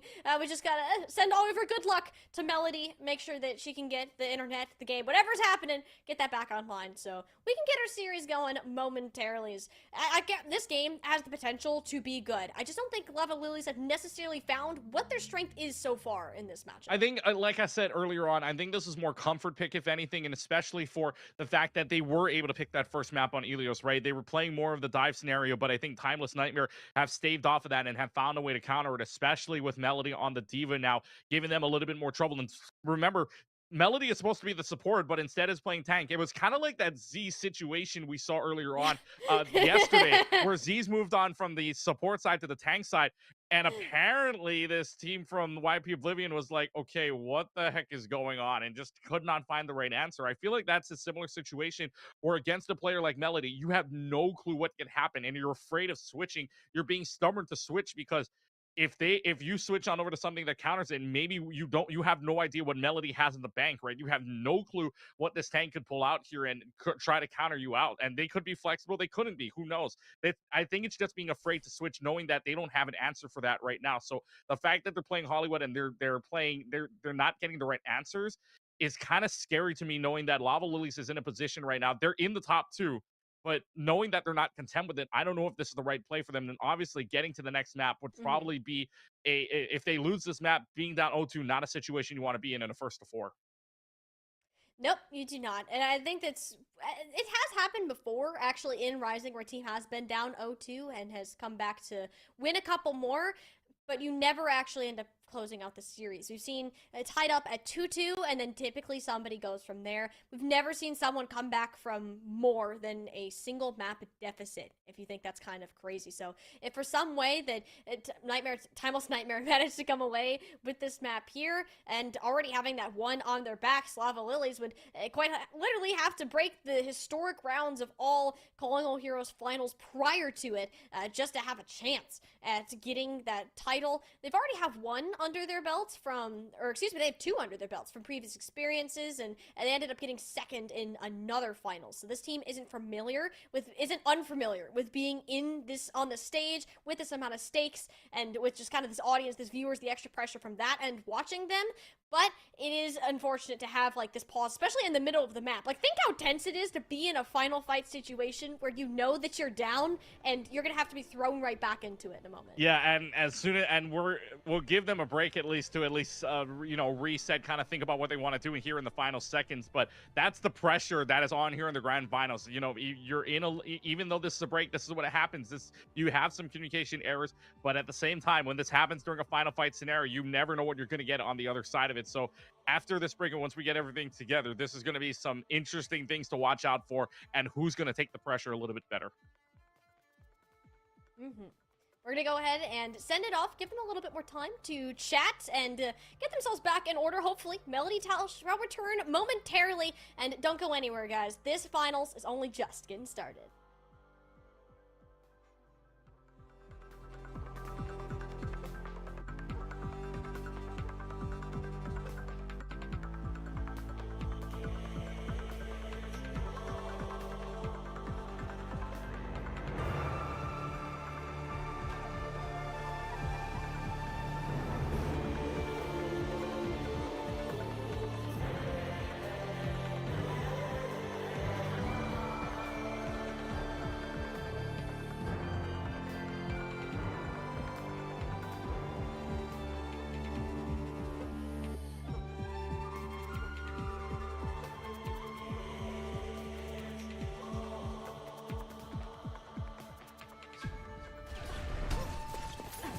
Expected. Melody got in as soon as we went to break, and we were thrown into an overtime fight action that we have to break down, and it seems that Lava Lilies, especially not having a tank here. Melody just returns now. Nano boost. He's yet to lose with the fight so far. It's Instinct and Bionade into the backline. It shuts down Lilac entirely. Lava Lilies down all their win conditions, but it's Timeless Nightmare who don't have the physical bodies to throw at the point. It's the supports, Instinct and Fabi, fighting hand in hand, doing the DPS, keeping their tank alive. 6 HP on Melody, yet she still stands a lot longer than she should. Lava Lilies rising. Got so close to going down there, but they're going to squeak it out, Keegan. I mean, what a way to be thrown back in after several minutes of break. There's still contesting going on. They're contesting. Wait a minute. There's still some things going on here, Molly. No, I don't think. Okay, now it's done. Now it's done. Okay. No. Oh, okay. Well, there's not much, a lot to say other than welcome back, folks. Hey. We get another chance to see Lava Lilies play a minute 30. Looks like Melody's back and playing again, so glad to have her back. But now we got to see Instinct use the fourth ultimate, the fourth nano boost in as many minutes. So Timeless Nightmare couldn't win that out in the end, especially with the wide pulse bomb not going to land. So Lava Lilies had more pressure. Of course, quad got pulled out. All the stops got pulled out to contest, and it's a complete swap from Timeless Nightmare as well. Guess what? Melody back on the Mongo. Alrighty, I mean, as you should. Blood Bunny swaps over to Orisa. You want to burn it down? Great, go for it. You don't have Instinct. The Timeless Nightmare should not try to go for anything. Right now, you do not have the sustain to remotely stand in front of that. Melody is finding that out the hard way. Already down to below half HP, and the same thing goes for a lot of Timeless Nightmare's roster. It's a sleep dart, but no Bionade to follow that one through, and Melody, Cardiac Overdrive is gone, and with so little HP, this isn't really a win condition for Timeless Nightmare out of this. Melody is quite literally getting bullied into a corner, but holds on to dear life thanks to Instinct. The Nano gets nowhere from Tycho, and it's Timeless Nightmare that have managed to find a way to trade this out at least a tiny bit. This is once again that final fight territory as we've been seeing, and Lilac, they them each hitting the shots. These trades could come back to bite them, considering Timeless Nightmare spawns are right behind them. Fabi couldn't get the sound barrier off in time, and Lava Lilies contest at point 001 meters left, and yeah, that's gonna be about all it is. As much as the bodies keep on coming to this payload, Lava Lily still full completion. Lilac is the GOAT. I don't know if you noticed that or not, but Lilac should have died a whole lot earlier if it wasn't for a deflected nade. Otherwise, we're talking about a different story where that Genji goes down. There's a lot less pressure onto that dashing Genji, or on a lot less pressure from that dashing Genji on the Timeless Nightmare side, and I guess the pause goes their way. Yeah, I mean, they get 3 points, they get 0 seconds, although maybe the comm swap was a little bit too late, especially with moving on over the Malga, but instead some good bio-nades, some good plays, and instead getting the right target, albeit Tycho going down with the nano boost wasn't the greatest, but they're still able to recover thanks to Lilac and them getting some shots off as well. So kudos to Lava Lilies playing through that pause. Timeless Nightmare, would love to have that round back, especially before the pause, before the lag out.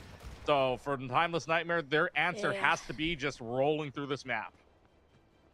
And to be honest with you, Keegan, that's what I'm expecting at this point. And Lava Lilies do make the adjustment. We are not on the Winston very happy day. Blood Bunny, there's no way that you are enjoying playing the monkey. Not a chance. Swapping to this over, not only can you mirror Melody, but it's much harder for you to get denied from this backline. You're putting these teams at an even footing, entirely mirrored compositions. Timeless Nightmare have shown us that they are very strong when it comes to synergizing with each other. Let's see if Lava Liz can do the same now that they swapped their tank. Yeah, they're onto the mirror to the Diva as well, so Blood Bunny might have an easier time living.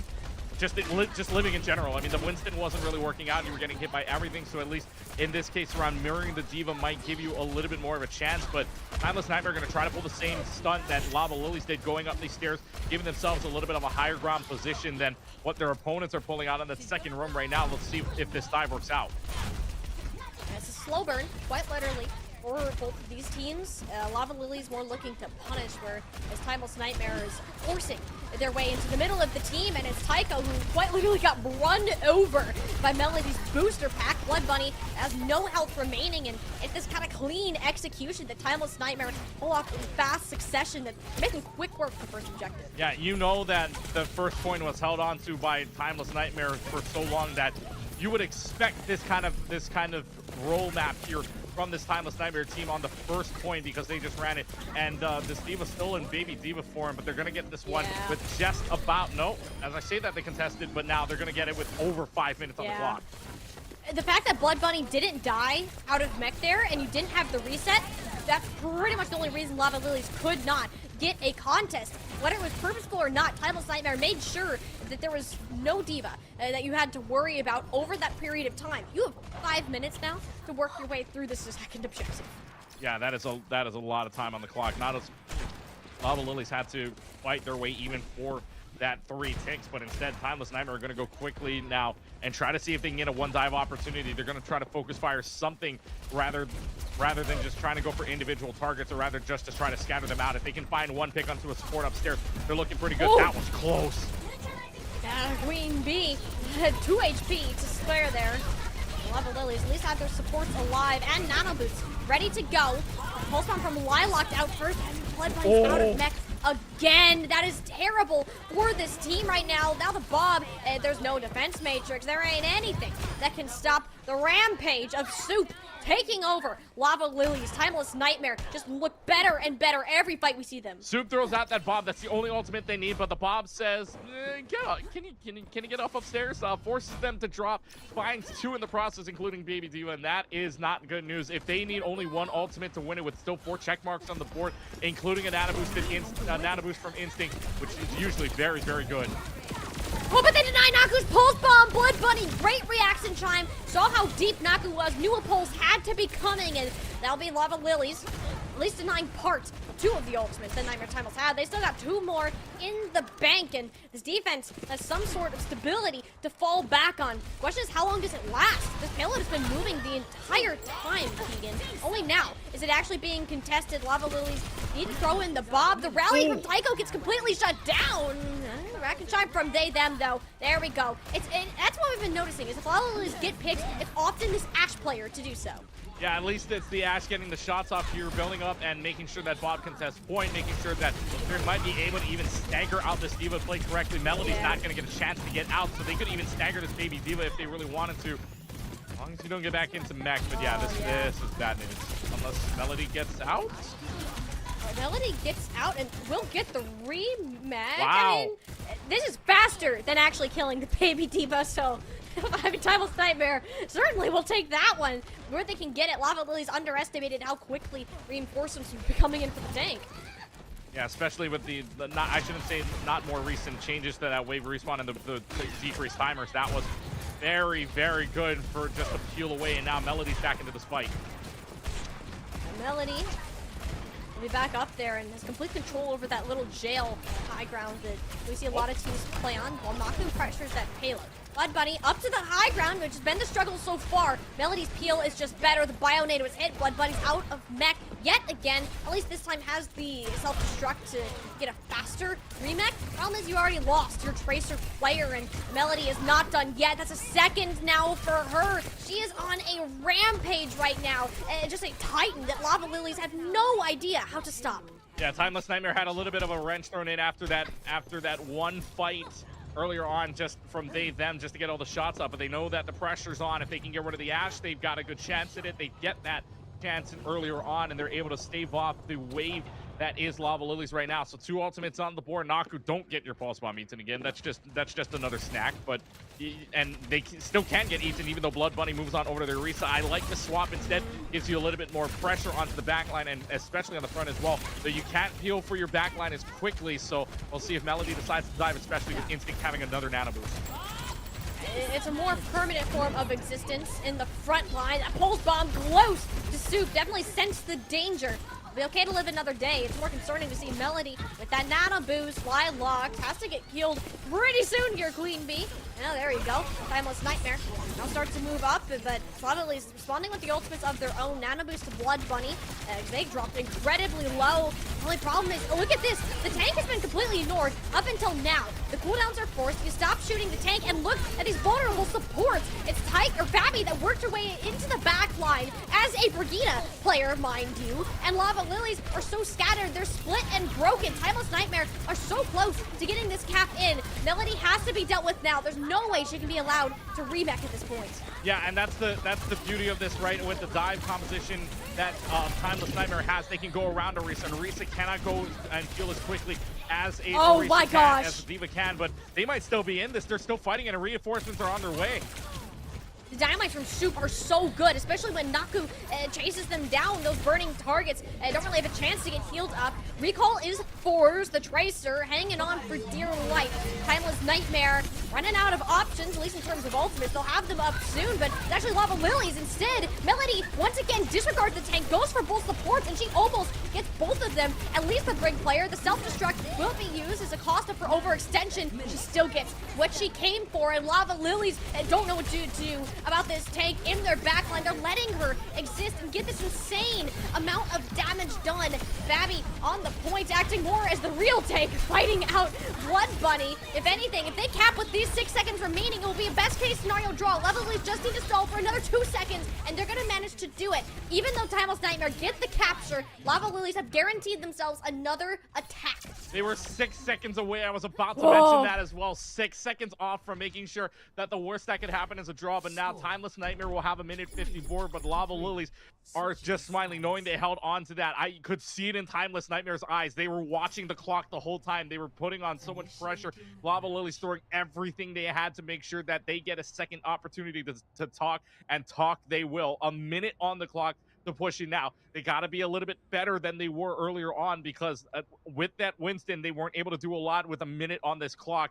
Because they have that little time left, that's not good news. Somebody did disconnect, so there will be a pause in that action. No. But oh my goodness, this is there's a lot of disconnects going on here. I'm playing pause or watch right now. It's unfortunate, but hey, the good news is it is between a round. It's not in the middle of the fight. That's the good news. Like I don't think we would have gotten that far had it not been for those unfortunate disconnects there, and you take advantage of it.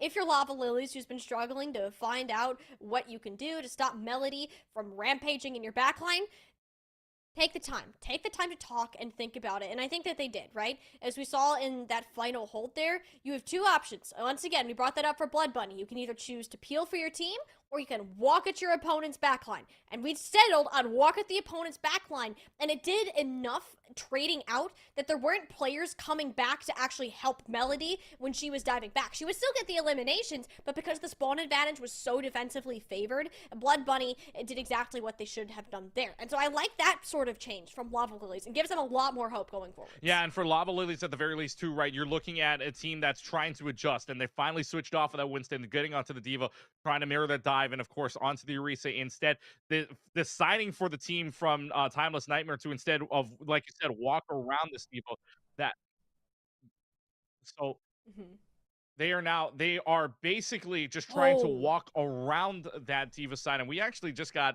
some interesting notes here. Tiny, I don't know if you want to be the one to say it? So unfortunately, what ends up happening is teams only get a limited amount of pause time and pauses. Even if they are technical disconnects, you run out of it. And Timeless Nightmare, they don't have it. So they are going to have to play without instinct here. Fabi will take over the role of the Ana, just hoping that they can get their other support player back in this lobby soon, because otherwise Lava Lilies will have to go into this and could just run over Fabi much easier than they did before. Wow, out of timeouts or out of pauses, and this is oh my goodness, that could make a big difference, because now Fabi has to move on over, and that's Instinct gone too. Instinct so far has had 6 nano boosts to use in this entire game, and through 2 rounds is impressive enough, but losing Instinct is such a detrimental piece, and Lava Lilies, knowing that they're gonna run the Winston, they're gonna run as quickly as possible before Instinct can come back, if at all. Gonna have to try. I mean, Timeless Nightmare, you work with what you have, and if you're Lava Lilies, you better run away with this opportunity while it still happens. Timeless Nightmare are where they are because of their excellent support players right now, and it's actually evened up. Soup takes out Queen Bee on the approach. It is a 4v4, both teams down a support, and that's half the time bank already gone. Yeah, that's half the time bank. You wanted them to go quickly here, but instead, because of that early pick, Lava Lilies having to reset in a 4v5 situation. They should have the advantage, but right now, Timeless Nightmare playing patiently, knowing that, yes, they're man down, but they play patiently, and they might be able to win one. Oh, and there we go. The Blood Bunny actually gets where they want to for now, and it gets Melody, but no, Soup again lands the shot. In no reality should this be happening. It's again another ante onto Blood Bunny. But Timeless Nightmare, it was Tycho, and wrapped around with Lilac toward this outside door. Even if Fabi is the last one to go down here, Timeless Nightmare can't quite get that full hold. Yeah, they're gonna just burn away here just to reset with the rest of the team, but that's an overtime clock now coming up for Lava Lilies. So this is good news for them. They've actually won the 4v5 for a little while now. If they can keep this going, I hate to assume this, but Fabi's also got a nano boost as well. That could also make the difference. I mean, if Timeless Nightmare can find a way to win this 4v5, I mean, shout out to them, but it's going to be on this next play here. Soup swapping over to the Widowmaker. I'm not a huge fan of that, especially since Blood Bunny is now much easier for you to get on top of them. The coach gun was what was denying these dives in the first place. Yeah, and now the fact that Vatham is hitting a lot of shots here. Fabi's falling down so low. Nano boost available for Fabi though, so this could be the difference maker, because Melody's been pretty good with them. Already has to use it out of desperation. Oh, no, but Melody was hit with an anti-nade and can't play chase towards this team, so the nano boost just ends up being used to keep Melody alive. Yeah, that was just to keep that damage off for right now. Naku, though, gets the false bomb onto them, so that could be a start for you unless this Widow goes down.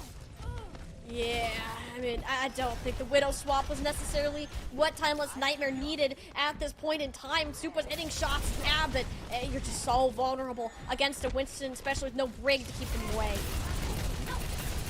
This is just the pressure you get now. Again, they gotta get Blood Bunny here. Yeah, they get Blood Bunny though, so that's actually huge for them. They could play off this. Wait a minute. There's no Primal Rage. You didn't get to pop that out. Lilac, though, goes to the back line. There's no supports for Timeless Nightmare. It's only the health that Melody has. They're cleaning off these points. Soup hits that one shot that they needed to do on the support. Melody cleans up the second one. It's only the pub on the payload of all players, and Lilac, the DPS, are escorting this one home.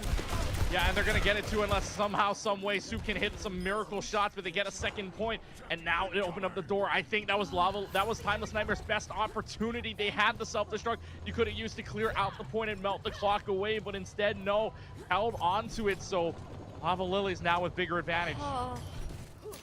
They don't have a choice. You got to stop the bleeding somewhere, and unfortunately for Timeless Nightmare, that fight was their opportunity to do so. They can't find this point to fall back on, right? You can't plant your feet anywhere. You know you have less healing, so you have no choice but to act fast and try to catch somebody off guard. Now they gotta find some kind of opening here. They gotta get an early pick or something. This Widowmaker has to be hitting shots. It needs to be the earliest pick to make it a 4v4 scenario, and especially on a support, that would be huge. But they lose Fabi already. That's not good. Oh, anytime Fabi goes down, the fight is just over. You don't have healing. Any damage you take is permanent from that point on. Tycho has a rally. Lava Lilies are looking clean to get a full capture once again on Hollywood, just off of their 1 minute of pushback, and whether the circumstances were true or not, that will be the reality of the situation. Naku cleared off in one final effort of a contest. That's 6 points on the board for Lava Lilies.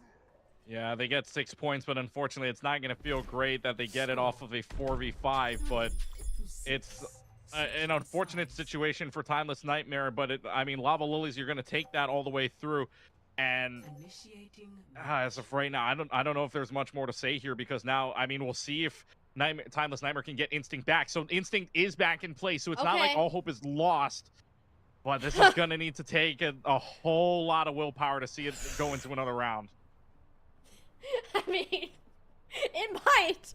It might, Keegan. Like, the way Timeless Nightmare have been playing on this composition, especially if Blood Bunny sticks on the Winston, this is very, very doable from this team. You do need to be flawless. Having Instinct back, you can't let that last round tilt you all that much. You have an opportunity to make this happen. Even if it's a small one, there's still a chance. There is still hope for this team to push back against Lava Lilies. Yeah, and this is going to be really, really tough here as well, because they had, especially losing out on Instinct was the key. If they had kept Instinct, that game is a lot different, because Soup was hitting shots, Melody was putting on the pressure, but now that they have them back, let's see if it's a different story. And obviously, they might actually start with advantage too, because Blood Bunny is back on.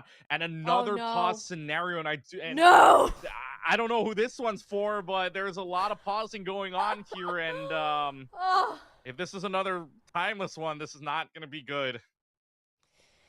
You'd hope not. You really hope not. And I know Lava Lilies Rising, they didn't want to play 4v5. They want to have a fair matchup. Like, it's not like that these teams want to go against that. We have that rule is in place for a good reason, and it makes sense that we do have to abide by that standing. And we just gotta hope by the time that this pause is figured out, whether it's for technical difficulties or which side it is, the good news is we're going back into game. We'll see if that has any impact on those players so far. Everyone is a lobby. We're already off to an amazing start. All right, this is better than the previous pauses before. No one's lost. Everyone's back in. Let's see if this holds. Everybody's internet. Can we please stay stable? Pray for the internet gods, please. Can we get a pray in chat for all of the internets being stable here? Just pray for everybody. Yeah, you sure want that to start, but hey, no one's CC'd yet. We're off to a good one, especially for Timeless Nightmare.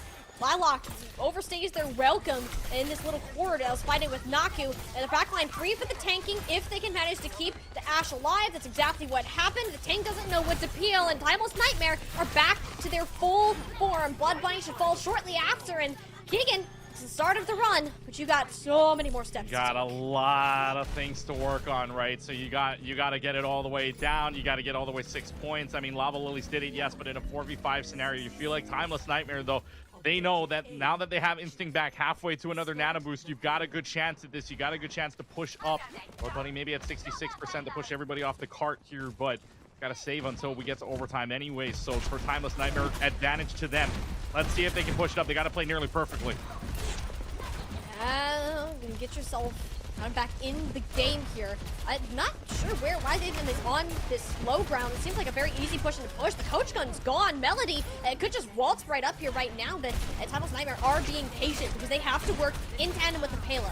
Overtime is about to start, and Timeless Nightmare cannot lose a fight from here on out. Lava Lilies are building up to their own tool. The only difference is you have the open. No! Wait, Soup just saves Naku! Was caught taking a nap in the middle of the team and takes Nathan's head off before they can do the same to the Tracer. Timeless Nightmare are putting on all of the stops for this final push. The nano boost was good as well, and the Bionades flying all over the place. Having Instinct back is such a good thing. That's so insane. Soup gets the save mark, and now Melody has self-destruct to play off of here, and another nano boost for Instinct is so good for them right now. That's a huge Bionade on the Blood Bunny. That might force a primal rage if that played as well. There it is. Multiple supports down. Timeless Nightmare. They're gonna have to fight without most of their team here. It'll be the self-destruct on point, but the Bob takes care of everybody, not needing to aim for the shots. There'll be Lava Lilies rising, tying up our series at 1 apiece. That just doesn't feel right, too, just to have that get in, but unfortunately, them's the rules, and Lava Lily getting in, and actually at the end, they're playing it perfectly as well, because they had their ultimates. They were able to get those early picks as well, but just the unfortunate pause situation is Lava Lilies to gain there. So Timeless Nightmare tying it up in 1 apiece. It'll be Timeless Nightmare's pick. You can see Podg, though, credit to all Soup as well. Soup was playing out of their minds at that last point. Saving that Tracer might be one of the craziest clips I've ever seen, especially on a sleep dart. You saw just the lineup from them, right? The lineup on the headshot. Yeah. And then all of a sudden, you just hear the hero music playing in the background. That slow-mo shot, getting that kill onto Soup, getting that kill from Soup at the end. But unfortunately, the hero plays were not enough, and it is a 1-1 tied series. At this point, you say unlucky and go next. If you're Timeless Nightmare, I don't think you take that map to heart. For the most of the time, that team was in the lead, and especially since it is now their map pick too, Keegan, you can just take us to another dive map, and you're feeling pretty darn good about what the result might be. Lava Lilies, I think that they did look better as the map went on. I liked seeing Blood Bunny take over the Diva, even if they were getting demeched, or at least having better bubble timing, so you weren't getting whip shot and coach gunned around every jump that you tried to make. So there were improvements from that end on Lava Lilies. Fundamentally, though, from an execution, working together, setup standpoint, it just seemed that this is a Timeless Nightmare composition, and they want to keep playing it like that. Lava Lilies will end up winning their map pick, and that's the pattern that we're going to follow so far. Yeah, I mean, we're going back and forth like we did earlier on. This time a little bit of the opposite way, whereas as Lava Lilies won map 1 and the winner's final side, and then Timeless Nightmare getting their second map pick and winning that. They're going back and forth. This time it's the other way around. Third map pick this time is now for this Timeless Nightmare team, who can play. I would say they're not playing a little bit angry, right? They're playing a little bit more for that. We had that nap if it wasn't for the pauses, if it wasn't for the disconnect, right? We have that momentum, we have that mentality. So now pick a dive map, right? Honestly, if they're going to pick a dive map, you have Escort. Gibraltar's in play, right? You still have Escort, you still have Push, you still have Flash Clash, and of course Escort. The one big dive map would be Gibraltar. So I mean, maybe we get our bingo there. Maybe we see it. I think that would be the best option out of the maps that are left in the pool.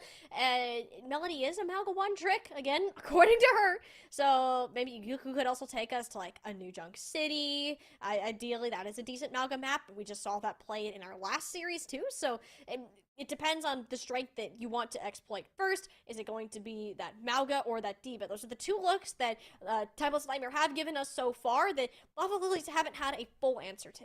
Yeah, it's just right now for this Lava Lilies team, they're trying to find and trying to experiment their way out to find what composition works, whether that be the Orisa at the end. And we're actually going to get a change in map here. It is not what we expected at all. You and I could say this for certain. You and I are just gasping at what the heck is going on here. We're headed Clash for the first time this weekend, and we are going to Hanaoka. Okay. All right. You know what? Bring it on. You want to fight face-to-face? This is certainly a map to do it. Hanaoka is a weird one. Clash map types as a whole are weird because pretty much every time you play it, Keegan, the map, it doesn't matter what you do in the first half. It comes down to one final fight. If you win the first 2 points and then you're just trading out between your opponent's spawn, it comes down to 1 point. Like, that is all it is. It is so disadvantageous for people to try to push into somebody's final checkpoint that it's so clashy. So we see teams that are often behind or getting, like, mechanically diffed into some degree pick this type of map because it gives them a chance to fight closer to that regard, and there's less room for error in a way. So seeing a team that has looked stronger fundamentally so far take us to Hanaoka is certainly a head scratcher for me. Does this mean we're going to play the Mauga again? Like, surely that's what Melody's thinking. I think it is probably going to be at least the Malga coming out here trying to put that pressure on, although again, I'm assuming that this is more for the close-up range, and on Throne of Anubis, you have that second level opportunity, right? You have that second level on each of the middle points, if you will, between the spawns. So honestly, this feels like it's going to be a Malga force here from at least Timeless Nightmare to help Melody get back into things, right? And of course, maybe get this team back together, but at the same time, too, for Lava Lilies, I mean, if they want to go right at them, they want to change up their composition to Brawl, they're going to really have to force at least try to get the Malga off at the very least. If this is a Malga map, yeah, the challenge is to get the Malga off, and yeah, that's already hard to do in itself. I mean, that's assuming what's going to happen. I don't think I've ever... First of all, we haven't seen much of these maps in competitive play to begin with because they are so new, but let alone, I've never seen a Mauga be pulled out here. I'm just thinking it's possible since that is where Melody is comfortable, and it's most of the points, especially point C, the first one, is pretty close-knit. You can get a lot of value out of those slams, sticking with that Tracer, the Ashe, whatever that will be, or go in a completely different direction, why don't you? Mei, Reaper. This is a death ball if I've ever seen one. Yep, this is the one where Timeless just wants to run them over. Timeless just wants to bowl their way in. Speed and all. Moira Lucio we have not seen in a while. Instinct that they want to just go all out. They just want to put the pressure on. Lava Lilies have no idea what to expect here, but when they see it, oh boy, there might be some trouble. You gotta stay far away. You cannot let this team get close to you or you will most definitely lose. Blood Bunny has already used their cooldowns. The Mei wall was thrown up at her back, and the protection Suzu was used to get everybody away. That's a good start. Lava Lilies know how to play and keep everybody alive, but you need to be careful to re-engage after all of her cooldowns have come back up. Yeah, but right now, I mean, you can see the pressure. The Mei wall is up. They're just trying to keep them off the point right now. But they know if they're going to push through that wall, they're running into a bunch more damage here. The soldier can only do so much. Blood Bunny can only block so much as well before burning them and having to use Fortify early. So this Timeless Nightmare team really want to just put it on. No, the Reaper's teleporting in too. Yeah, there's that good old 1-2 punch in the face that Naku was looking to deliver. Lava Lilies will go ahead and get themselves this first point. Oh, wait a minute. Okay, yeah, well. It'll be Timeless Nightmare getting the first point here, so they give themselves at least a good start, especially with all the damage that's being involved as well, and Instinct almost up to a Coalescence. You can see how quickly this team works out, right? Instinct and Fabi almost up to their ultimates, whereas Taiko and Queen Bee still working to get to 70%, and Melody, even despite being down 20%, is still putting on a lot of pressure with the burn and all. So this Timeless Nightmare team, as long as they can run into somebody, you're probably killing that somebody. Yeah, that's how it goes. This is, again, a ball of death that walks into you, and Taiko is the latest victim to get bowled over. Timeless Nightmare use that Coalescence. It's especially an accelerated cooldown. I mean, with how good Instinct has been on whatever support that she's played today, Timeless Nightmare are just in such a good position already. Lava Lilies cannot push until they get their second support back, and they're even going to get staggered out here. I 1000% see why this map was selected from the start. The Sound Barrier covers Lilacs Blade completely. The Blizzard on the point, preventing Lava Lilies Rising from moving any closer to this objective. And once this tank gets chalked on down, it will be this kind of trade out that I was talking about at the beginning of the map. How far did Lava Lilies Rising actually allow Timeless Nightmare to push here? And I think this is such a curveball from Timeless Nightmare that Lava Lilies have no idea what to do here. They're scratching their heads trying to figure out, okay, how do we take off this pressure? But the problem is the pressure's coming at you. Yeah, no, you're getting in there, but if you're Timeless Nightmare, the whole goal is to force ultimates out of Lava Lilies Rising. Naku attempted to do that, but this is actually big. Lava Lilies know that they can't just commit everything into this fight. You're okay with these trades happening. Your spawns are right there. There's not a chance for Timeless Nightmare to take another fight. I really hope Melody holds on to this cage fight for future points, because this is exactly what you should be doing. The only unfortunate thing, look at 4 check marks in the kill feed. Yeah, 4 check marks here for Lava Lilies. I think Naku pulling out the death Death Blossom there was maybe to see if they could pull out any more of the ultimates, but instead it was no ultimates used for that, only a javelin throw to take out Naku and just take out all of that pressure from one Death Blossom. So yes, where you have the cage, you got 4 ultimates to play alongside of it, and if anybody lands it inside the cage, you can guarantee Queen Bee uses the orbital ray, or Tycho's going to use it so that they can just blast away the cage. And not to mention, how did they get there in the first place? The Lava Lilies had the better positioning on this little kind of ledge here, so you have to walk into them. The cage fight is on the point. It cancels out the overclock. We didn't see either of those support ults poured in. Tycho and Queen Bee just kind of let their DPS topple over. They know the trade out between these points back and forth. They'll only need to win 2 points in a row twice. For that to happen, we'll end up using that orbital ray, Babby, and again, get another one of their own ultimates to match it out, and Tycho can't withstand all of that pressure being placed on her. Melody saying takes a pulse bomb like it was just a pinprick to the finger. Primal's Nightmare, I mean, they're just committing everything into this fight, and that's 3 now from Lava Lilies, and you just can't. The timing, the anticipation from this team, grabbed by time, is in the name, albeit their 3rd point now captured. Yeah, that was a more expensive fight than Lava Lilies wanted to give up there. I think Tycho holding on to it was your main consolation prize. Timeless Nightmare wanted to break through that, and especially using the ultimates even down 2 people was such a detrimental place for you, especially now that Lava Lilies will only have 1 and a pause again.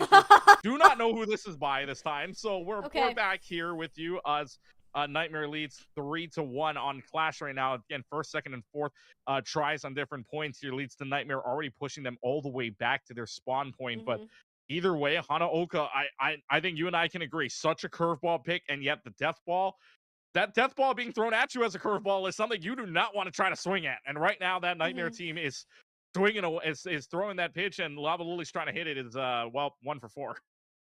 You kind of have to go second now. If you're playing into Amalga and not mirroring it, getting that cardiac overdrive out and using as little utility as possible is the name of the game. But it is so hard to do. Like, even the top level of teams, at this point, you'd swap to mirror the Malga 9 times out of 10. I don't think that is in Blood Bunny's hero pool, since we haven't seen that yet. There isn't anything wrong with it, but you need to acknowledge that the Malga running at you can't force you to use Suzu and Speed Ring, and all of your Orisa cooldowns, because then you're just sitting ducks for the rest of the fight. You already get so much capture percentage, you have to undo that, and by that point, you can take another fight. It's kind of this vicious cycle that goes on with this type of composition. Is it cheesy? Do people call it toxic? Yeah. But it is an honest strategy that forces teams to think outside of the box and almost acts as a skill check for them fundamentally. Yeah, I mean, you said it. Is it cheesy? Yes. Is it toxic? Yes. But in a grand finals, is it okay? Yeah, I would say so. Like, you might as well pull out all the stops while you can, right? This is your last series. This is the last series of the entire tournament, right? You want to go away as minor 2 winners. You want to go away with those amount of points, and you're going to do anything to get it, whether that be the cheese, whether that be the meta. It doesn't really matter. Everything is going to get pulled out regardless. The playbook is going to empty, because by the next time we get down to December for the next tournament, there's probably going to be another patch to work with as well. So if you're going to throw the playbook, you might as well do it in the grand finals, essentially. So cheesy, yes. Toxic, maybe. Workable, yeah. Apparently, right now it is. Hey, this is why you have Melody, the Mongol one trick, apparently. Not a one trick, definitely not a one trick. Her diva has been very impressive so far, but Hanaoka is the spot of the Malga, and if you've been watching this so far, you would know that just the fire, the pressure that's put on the tank. We haven't seen Blood Bunny take much space. Good news is we are back, and so are all 10 players. We are fighting on point E, and last time this happened, it was the Death Blossom got shut down. This time, it shall not. If a tick is gained here, that tempo of kind of trading these points back and forth is broken, and Lava Lilies will actually have to climb a very uphill battle in order to come back. That's a team kill, though. That 2nd point means it's game over already, so they've got that first tick online, and they've got that 4th point as well, so they only need to capture this tick or get another point, and that's pretty much it. You did just have to throw Blood Bunny at that objective. She has no more cooldowns here. Soup takes out the Juno and Tycho along the backside. It should not be happening with the Mei. It is not reasonable to fight these points. Timeless Nightmare, they just know what they're doing with this composition. Setting up Soup with the Mei. Naku sits next to Melody and puts all of this damage into the tank. The pellets are flying everywhere. Lava Lilies have one last effort, but it's the sound barrier pushing any bit of damage. Lilac and they them can chuck in Timeless Nightmare's direction. And the health bars are reigning strong. That tick mere seconds from being pushed away. It's only the reason that these spawns are so close. Why teams don't often push this point, because you have to get 2 team kills in order to get any further progress. Blood Bunny has to stay alive, and it's oh no, the Overwatch and the Terra Surge, but you stand in one place for that. Instinct is yet another coalescence healing this team up. Finally, Lava Lilies are getting themselves in the kill feed, but it was so close to being over. Ooh, Lava Lilies counting their lucky stars, and you also got to give your flower to they them, because they them getting the overclock kill onto Naku. If Naku stays alive there, we're looking at a completely different game. I'm thinking they get that second tick to give themselves point, but instead they get 1 tick, and that counts towards the points in themselves. So no matter what, match point the rest of the way here. Lava Lilies have to play perfect if they want to see another point. Yeah, and that's the one problem with this map. It's so close, it's so tradey. Until you let something like that happen, you cannot lose on the point that's right outside your spawn. I see a cage fight though, and I don't think there's a way that Timeless Nightmare will end up losing this particular battle. Tycho and they, them, though, that's both the supports taken care of. Lava Lilies will be staggering back into this fight, and knowing that the damage is permanent for now, there will be a chance for a re-engage. And it's not like their previous point as well, where the spawns are close. This time around, they got to come all the way back from their previous points, so they're going to have to just rush in here, stagger out as much as they can, because right now, these spawn points are not in their favor. Oh, not at all. The ultimates certainly are. Naku and Soup have each of theirs, but that's how you shut it down. Queen Bee chucked in the damage, the slam. This is like cancel the ultimate. Tycho hits the ground, but so will the Blizzard. That's 2 throws him up into big old popsicles, and Soup finding icicles to the dome. Timeless Nightmare, this is their composition through and through. They wanted to play this since the beginning, and you got to do it here on Clash, and it looks so dang good. All Lava Lilies can do is try to withstand, try to counter and adjust, but you already are playing into Timeless Nightmare, into Soup, into Naku to find these eliminations. Once Blood Bunny is burned down, there isn't another touch. Someone stepped off this point from Lava Lilies. At this point, this map is over. Timeless Nightmare regain the lead. And a 4-2 point advantage there, or 5-2 rather, point advantage, which just shows you that death ball on Hanaoka, their pick for a reason. Playing that out so well, and of course, who else but Naku? Who else but the damage dealer that was this Reaper?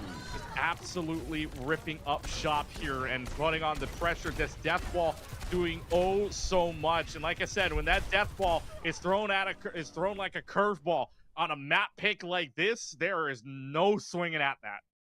No, you cannot. This composition, I can tell you, it makes teams angry. It's so frustrating to play into this. Like, even my collegiate team has scrimped with this particular composition because it wins us games. It tilts the opponents, and there's not much that you can do about it if you don't know exactly how to manage your cooldowns. And perfection is very hard to come by in a game of Overwatch, and the other option, you can mirror it. That doesn't seem to be in the Lava Lilies playbook. Timeless Nightmare seem to recognize that. These teams have met multiple times before, and they're using that information towards their advantage today.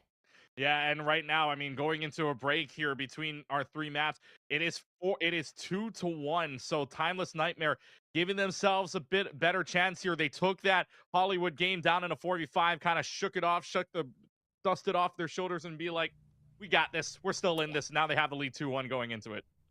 Yeah, they'll have that lead and a little bit more time to prepare themselves and double check their internet connections before we head into map number 4. No more pause or watch to be going on here today. Hopefully, we will go on a break for our Overwatch matches. Though, 3 minutes, we'll see you back with continuation of our Rising Grand Finals.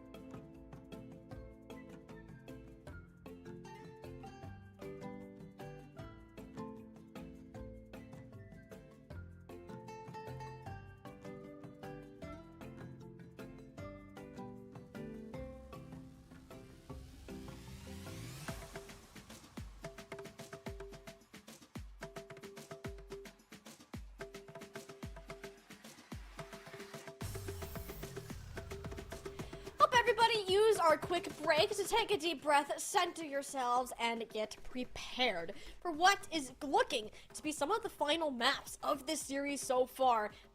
Almost Nightmare, regained the lead within our series scores so far after winning map 3 of Clash, the first that we've seen in the Colonial Heroes broadcast, and it was a dominant showing from them. We've seen the Mauga, we've seen the Diva, and it's now up to Lava Lilies once again to make the decision on the map and figure out what can be a more permanent solution for the two problems they've been faced with. And they might run into another one because we found out what the map was behind the scenes here as we got back, and you laughed and you're like, what are we doing? Well, we're asking that because the last two maps that you had available to you were escort or push. Maybe I thought it was going to be a push map per se because, you know, maybe not the dive scenario, but instead we're going to a dive place, and that is Gibraltar. So I don't know what to think about this one, despite, you know, Blood Bunny not having a great game on Winston, maybe having some shining moments here, but they feel like they can still play the dive map. And so Gibraltar, here we go. I would have still picked an escort, but I would have purposely not picked Gibraltar, because if there's any map in the game that is a dive map, it's this one. And if there's one composition that Timeless Nightmare have kind of run away with so far, it's been the Diva dive. So you're putting Instinct, you're putting Fabi on their strongest things we've seen them so far. Melody is perfectly comfortable where she's at. We've seen Soup, we've seen Naka. Like, there's not a doubt that this team will be able to perform here, which just puzzles me. What is going through the mind of Lava Lilies? Is this just what they scrimmed the entire? I'm assuming they just have practiced this map so much. They've tried to really work down this dive, but now that you've practiced it so much, that's the only reason I can think of, you feel that you're obligated to pick these types of maps and become more of that team going ahead instead of just swapping when it isn't working.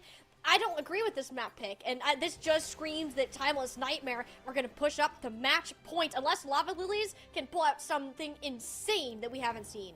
I'm honestly in the camp of, I think they're just going off of their previous notes. I think that they're playing it based on what they're comfortable with, right?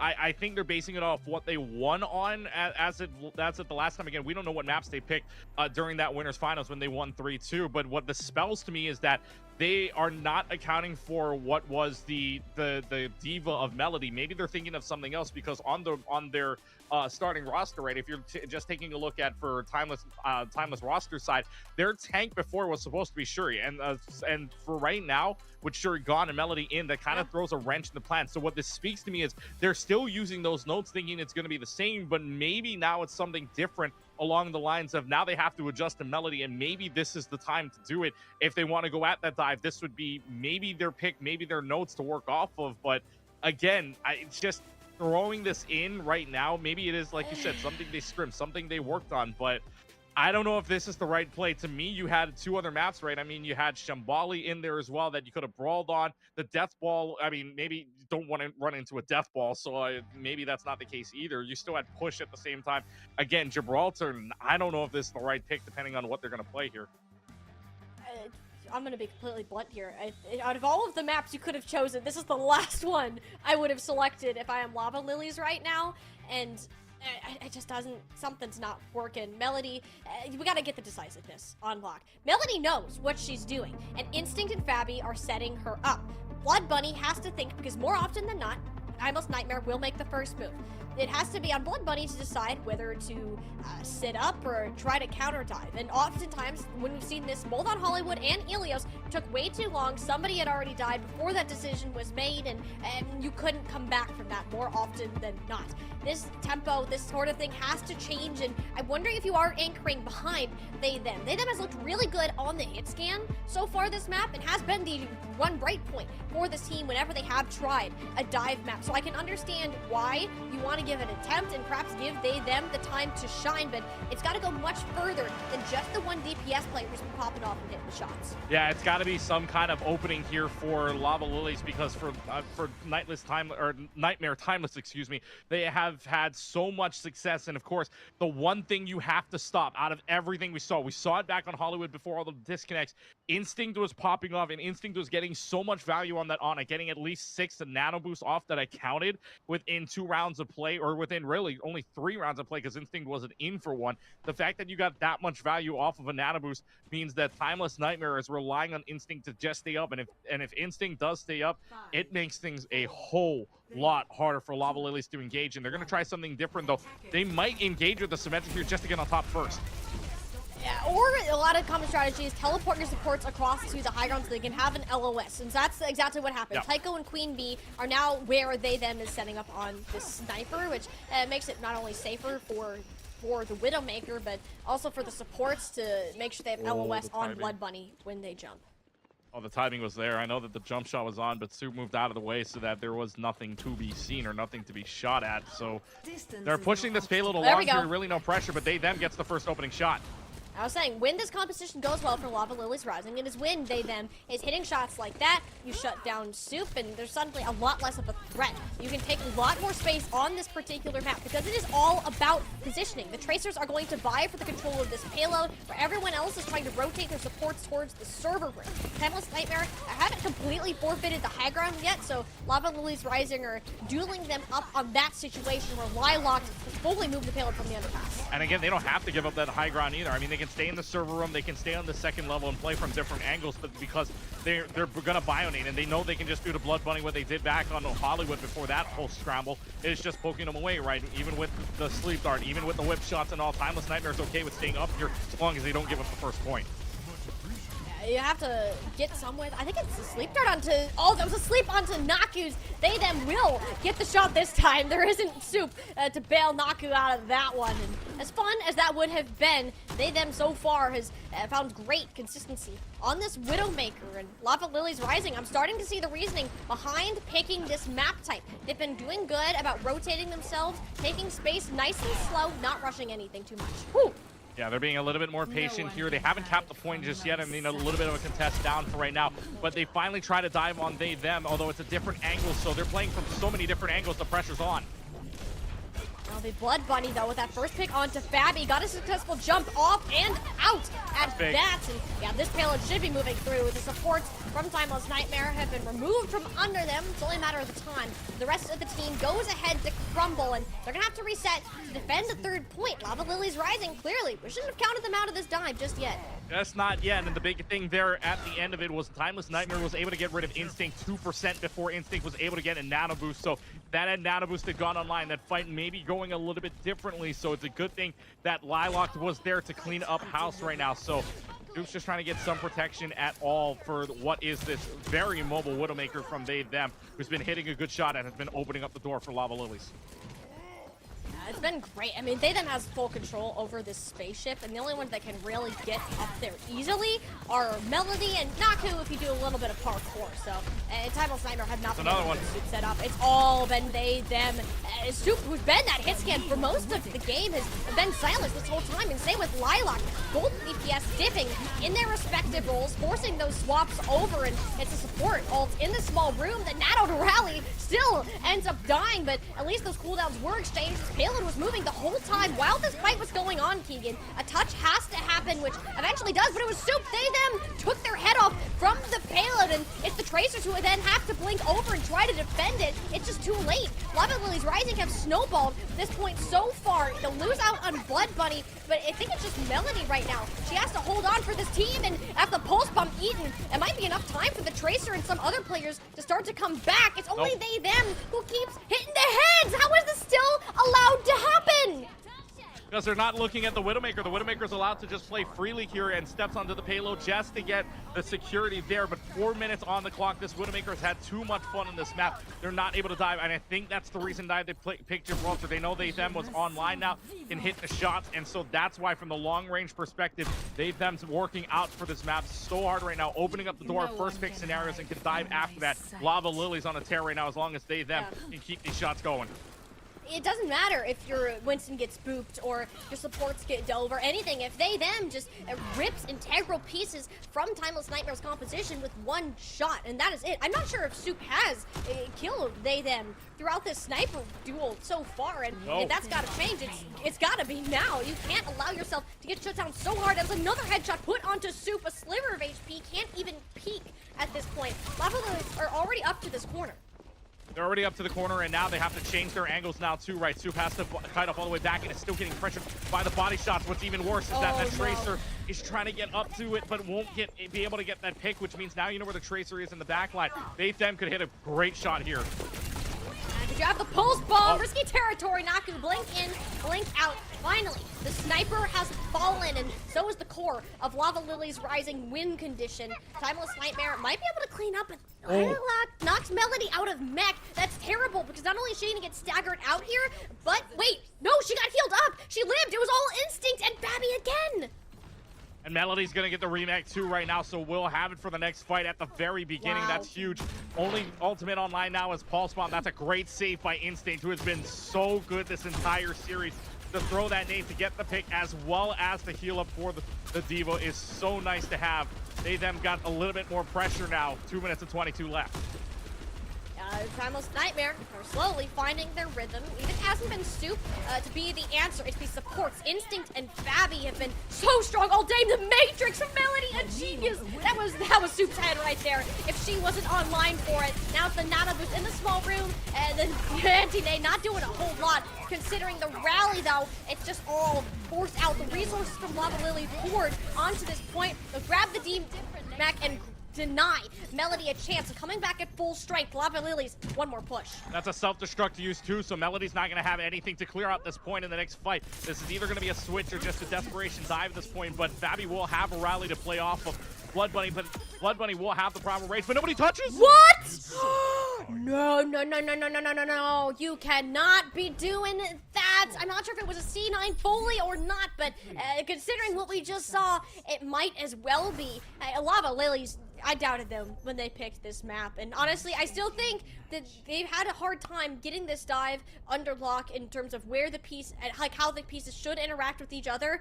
They just bought space for they, them. Blood Bunny takes attention away from their sniper player so they can get on flanks and hit insane shots like that. It is the MVP of this round so far. Yeah, they, them is basically just the carry of this round so far. Absolutely dominating with some of the open headshots. And again, that headshot first and foremost, between these two teams right here, that first pick is ultimately the key pick, right? You don't want, it's not the supports that have to go down first. It's not the DPS. There's no specificity as to who has to go down first. It's that first pick that makes this dive so much better, because you know as soon as you get a pick, all systems go, green lights on for everybody else, and that just means that Timeless Nightmare had such a hard time trying to stave off this dive because Lava Lilies was getting that first pick on they them. So online is the Widowmaker. Timeless Nightmare trying to match that, but again trying to counter out the dive, at least from the Winston with the Diva. Is just so far so good for Blood Bunny. At least you're getting the focus taken off of the Widowmaker, and the Widowmaker's just playing for free. And that's all you're trying to do. Lava Lilies, I think they understand that the dive won't work if they play it traditionally. You have to find a win con, and if you have someone like they, them on your roster, then use that. Use that to its maximum strength. Change of pace now. Lava Lilies have had more trouble on the defensive dive. Defensive dive is hard to play in general because your timings and your decision makings need to be on point, but that right there is not what you want it to be. They, them, the core of the reason that the success of dive has been removed. And again, you can see how quickly this starts to deteriorate, right? As soon as that first pick on the day them is gone, everybody from Lava Lilies is saying back up. We don't have any pressure, at least on the sniper end. And that's going to force them to go high ground into Tracer battle. Who's going to win this? This is such an interesting fight to watch. Naku, it's so much easier for them to back off to the supports and get these armor packs. Tycho and Babby always have their head on a swivel, and keeping an eye on what their Tracer players are up to. And, you know, you blink around, you do a little bit of the zippiness, but neither Tracer having to use recall yet, because that's certainly a death sentence for both of them. Lava Lilies still have this pretty much full control of this high ground. It's now Soup, though. Great shot onto Queen Bee. The healing from Blood Bunny's not there. They, them has returned and gotten the revenge shot on their opposing sniper. They're not having an Onyx here. And Timeless Nightmare, if they can work quickly, they can burn Blood Bunny right here. Yeah, just got to burn away or force the Winston out for right now, so that's going to allow them to get around the corner in such a bad position. That downhill, now they're on the uphill side where they can play around this. They, them, trying to find a different angle to it, but if they can go quickly enough, Instinct will have an auto boost to play off of. Melody can dive. right. The shots from them haven't been ringing as Drew, this round, Fabi, acting as a personal bodyguard for Instinct, has yet another nano boost. We know how good she's been at getting those up. You give it to Melody, and you can expect things to happen, such as this. Both supports have been dealt with, and the Lava Lilies, well, you kind of have to back out. Blood Bunny will have Primal Rage. It sounds like that they're going to attempt to stall this. Tycho and Queen Bee are both coming back with Rally and Nana. I'd say them getting Instinct is so huge as well. You've only got Rally left. If you're going to pop it, you got to pop it now for Timeless. Yeah, they're both gonna pop it, but no, it's Fabi. I believe that was a good chunking shot and then kind of toppled over after Blood Bunny jumped in on them. And wow, Timeless Nightmare, that was a fight that you kind of had to win. That's 5 ults they've now used in this fight against Blood Bunny. Yeah, it's the Tracer and the Brig now, I think, from Lava Lilies. Force out the Nano, at least Lava. I think that's every ultimate on both sides that we've seen in that fight. That was 10 ults over the span of 90 seconds. Yeah, and Lilac will almost have a false bomb yet again, but the bigger thing in here too is Timeless Nightmare stalled out. Them getting Naku down. That's the trade for the Widowmaker at the very least. But that also means now that the reinforcements are in play, and Lava Lizard might be able to hold on to this. That was a bio nade too from Queen Bee, hitting Fabi in the backline. Those are more of the things that Lava Lilies, they've been struggling to convert on previously, and a prime example of the improvement that they've taken in just a short amount of time. And a minute left to go here for Lava Lilies is essential because now they've got themselves placed up in a really good position. Remember, Timeless used all of their ults, so did Lava Lilies in a span of a few seconds here. But Lilac, one pulse bomb can make the difference, or one headshot can make the difference here. Wally, I'm saying the way that last fight went very long, we're already at 40 seconds, final fight territory. And it's just a classic watch point Gibraltar moment if you really think about it. And this map is about positioning, taking it slow and having multiple steps towards your engages, and another team has rushed it so far. Melody, with a sleep dart, broken rather rudely here, and I see another nano boost out of Instinct. Can you put this onto Melody? Well, you're gonna have to do it very soon. Soup is already down, and this Diva has to be built up. You gotta find a way to trade this one out before the rest of your team topples over. It's Melody heading up onto both support, the shield of Tycho, everything done to keep them alive, and she cannot convert when it matters the most. Timeless and Nightmare have been shut down at the game. They've worked so hard on improving. Naku up stick onto the Brig, a single health HP, keeping them alive, and it's just Lilacs. They have more players, more bodies, more ultimates, everything that Lava Lilies was going wrong with them. It was they, them. It was Watchpoint Gibraltar that was the answer for them. And Keegan, we are gonna go once again tie ourselves up. Gone back and forth, if you will, and Lava Lily shutting us up. I thought it was a bad map pick. It turned out to be the best map pick that they could have had at that time. And we are gonna see at least 6 maps. We know that for sure. A first to 4 turns into a first to 2. We know we're gonna get the map reset. I cannot wait for this already because the only map left here in this set left to go is gonna be push. So we know the push map comes up next before the entire map locks reset. But man, if you had told me after watching the first 3 maps that this was going to be a 3-0, I would have called you crazy because that was so far within Timeless Nightmares. That Timeless Nightmare had the advantage on the dive. The problem is they don't have them. Yeah. Literally, I'm okay with being wrong, especially in instances like this. I'll always put it out there, like, very strongly what the opinion is, because on paper, given past results, Keegan, this was a death sentence of a map pick for this team. I mean, you pick this because them stands up and it's like, team, listen, put me on the Widowmaker, I got this. Yeah. That's it. That's literally all that happened during this map. I think the execution was still better from Timeless Nightmare throughout that time. The fact that them just ripped off 1 to 2 heads per fight, it made all of the difference. It really did. I mean, you're looking at a team right now that looks very confident in their long range game with them now basically online. So if you're this team from Push now, right, you really don't want to go long range map, and maybe it's a Runasapi face to face. You could deathball here, technically speaking, as well. I mean, anything's good here on here on our next map. But Runasapi, again, last map pick, anyways. It is anything but New Queen Street on the Push side. So Runasapi is the map pick, the only one left before we unlock the maps. We're guaranteed to unlock the maps in the next one, which means after this map, that last map strategizing is going to be key because somebody's going to go up 3-2 here, and that is. Ooh, they got to be cooking up something in the next map reset. I'd almost say that it's like if you lose this next map, you have everything except the maps we've already picked available to you. That's still a pretty big decision to make. So we go to Ronusapi now. I'm just glad we didn't pick Colosseo. That, especially with how they then performed in the last game. Soup, it couldn't do a ton when it came to shutting down. Did have a couple nice shots on the supports and on the attack there, but not anywhere near enough to actually deny them the value that they were getting throughout all of that. We need to look ahead towards Runasapi. This map has been strange in the sense that we've seen a good amount of Diva, a good amount of Orisa for the most part, even JQ. I don't think teams have fully solved what they want to do on this map, so if we are going to see a look we haven't had yet from these teams, it's likely going to be here.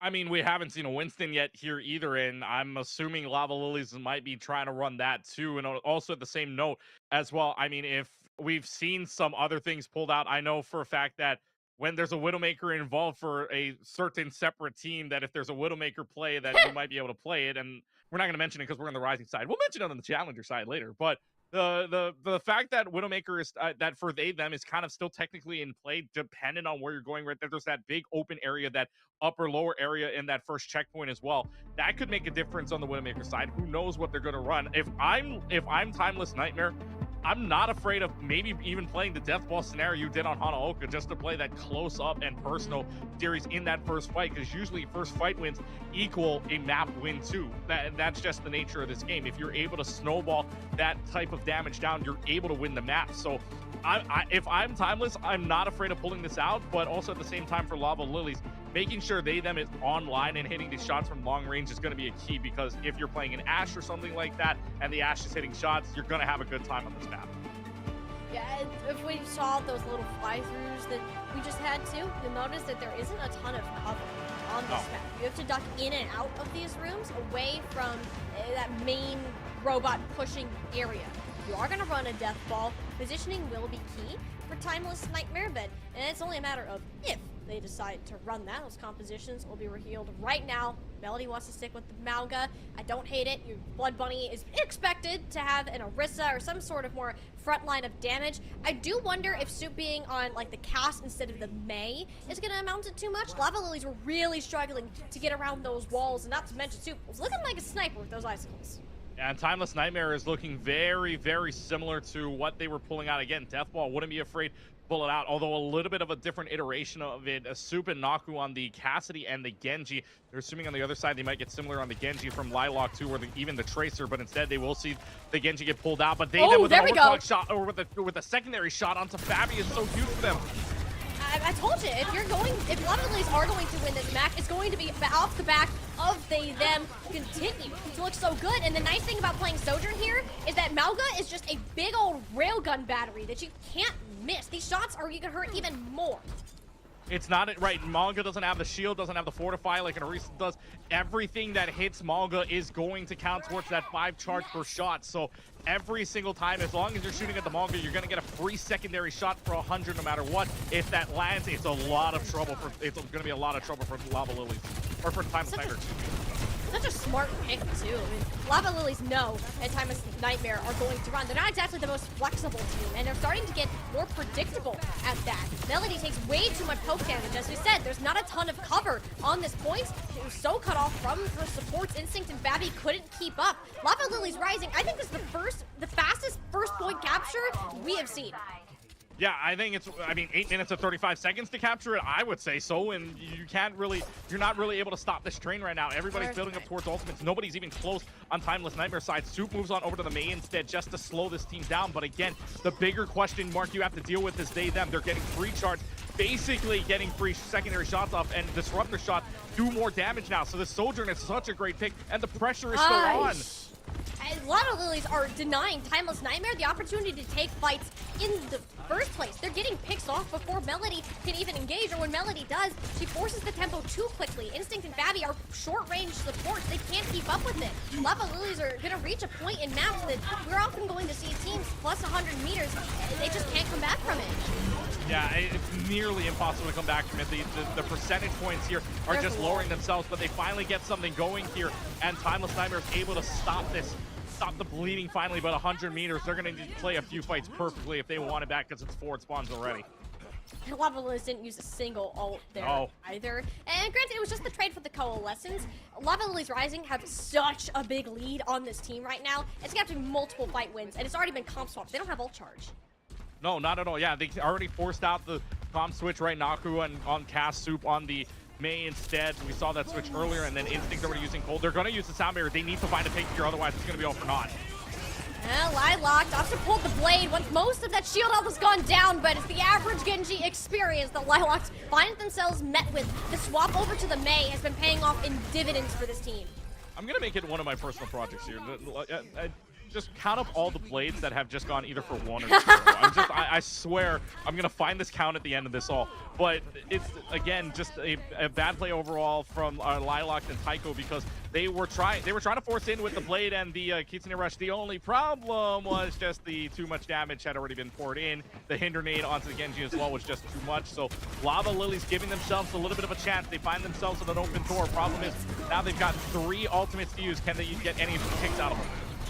Ooh, with the Deadeye! Prevents Tycho from escaping. The cage fight is down. This is the fight that Devil's Nightmare should be winning, and they better should. That's a bunch of ultimates that they just poured into this engagement. Yet Lilacs and Blood Bunny are getting a lot more in the kill feed, and it's going to be a scrappy one. Devil's Nightmare, they're going to fall short with Blood Bunny having as much health as she does. And I don't think there's a chance you get this robot past the checkpoint. No, there's no way at all. I mean, Instinct is already having to run away with the Fade and all. So Timeless Nightmare getting as close to the checkpoint as possible within a few meters or so. But now that you've lost people on both sides, this is a game of regroup. Spawns in favor of Lava Lilies where that robot is. So they're going to push this back to mid. Timeless Nightmare are going to have to fight for it now. They don't have any ultimates to work with besides the Coalescence. Although the last time Coalescence got pulled out, maybe it was a mini win if that. Lava Lilies have nothing to work with, so just back off right now.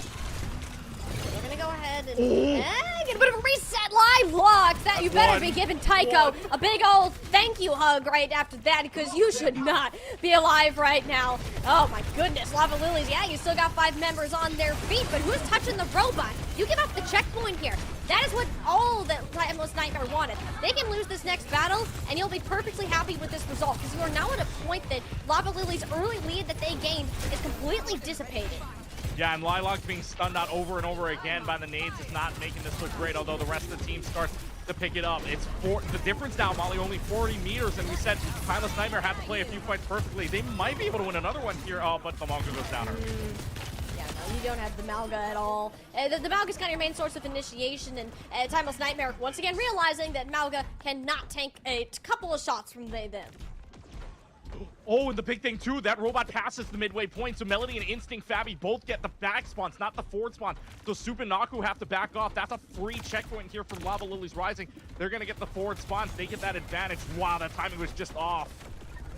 Yeah, no, you can't quite get to that, and oof. I mean, that's more time off the clock. I mean, this is tough. This is really tough. You can't be having these players falling in really weird spots.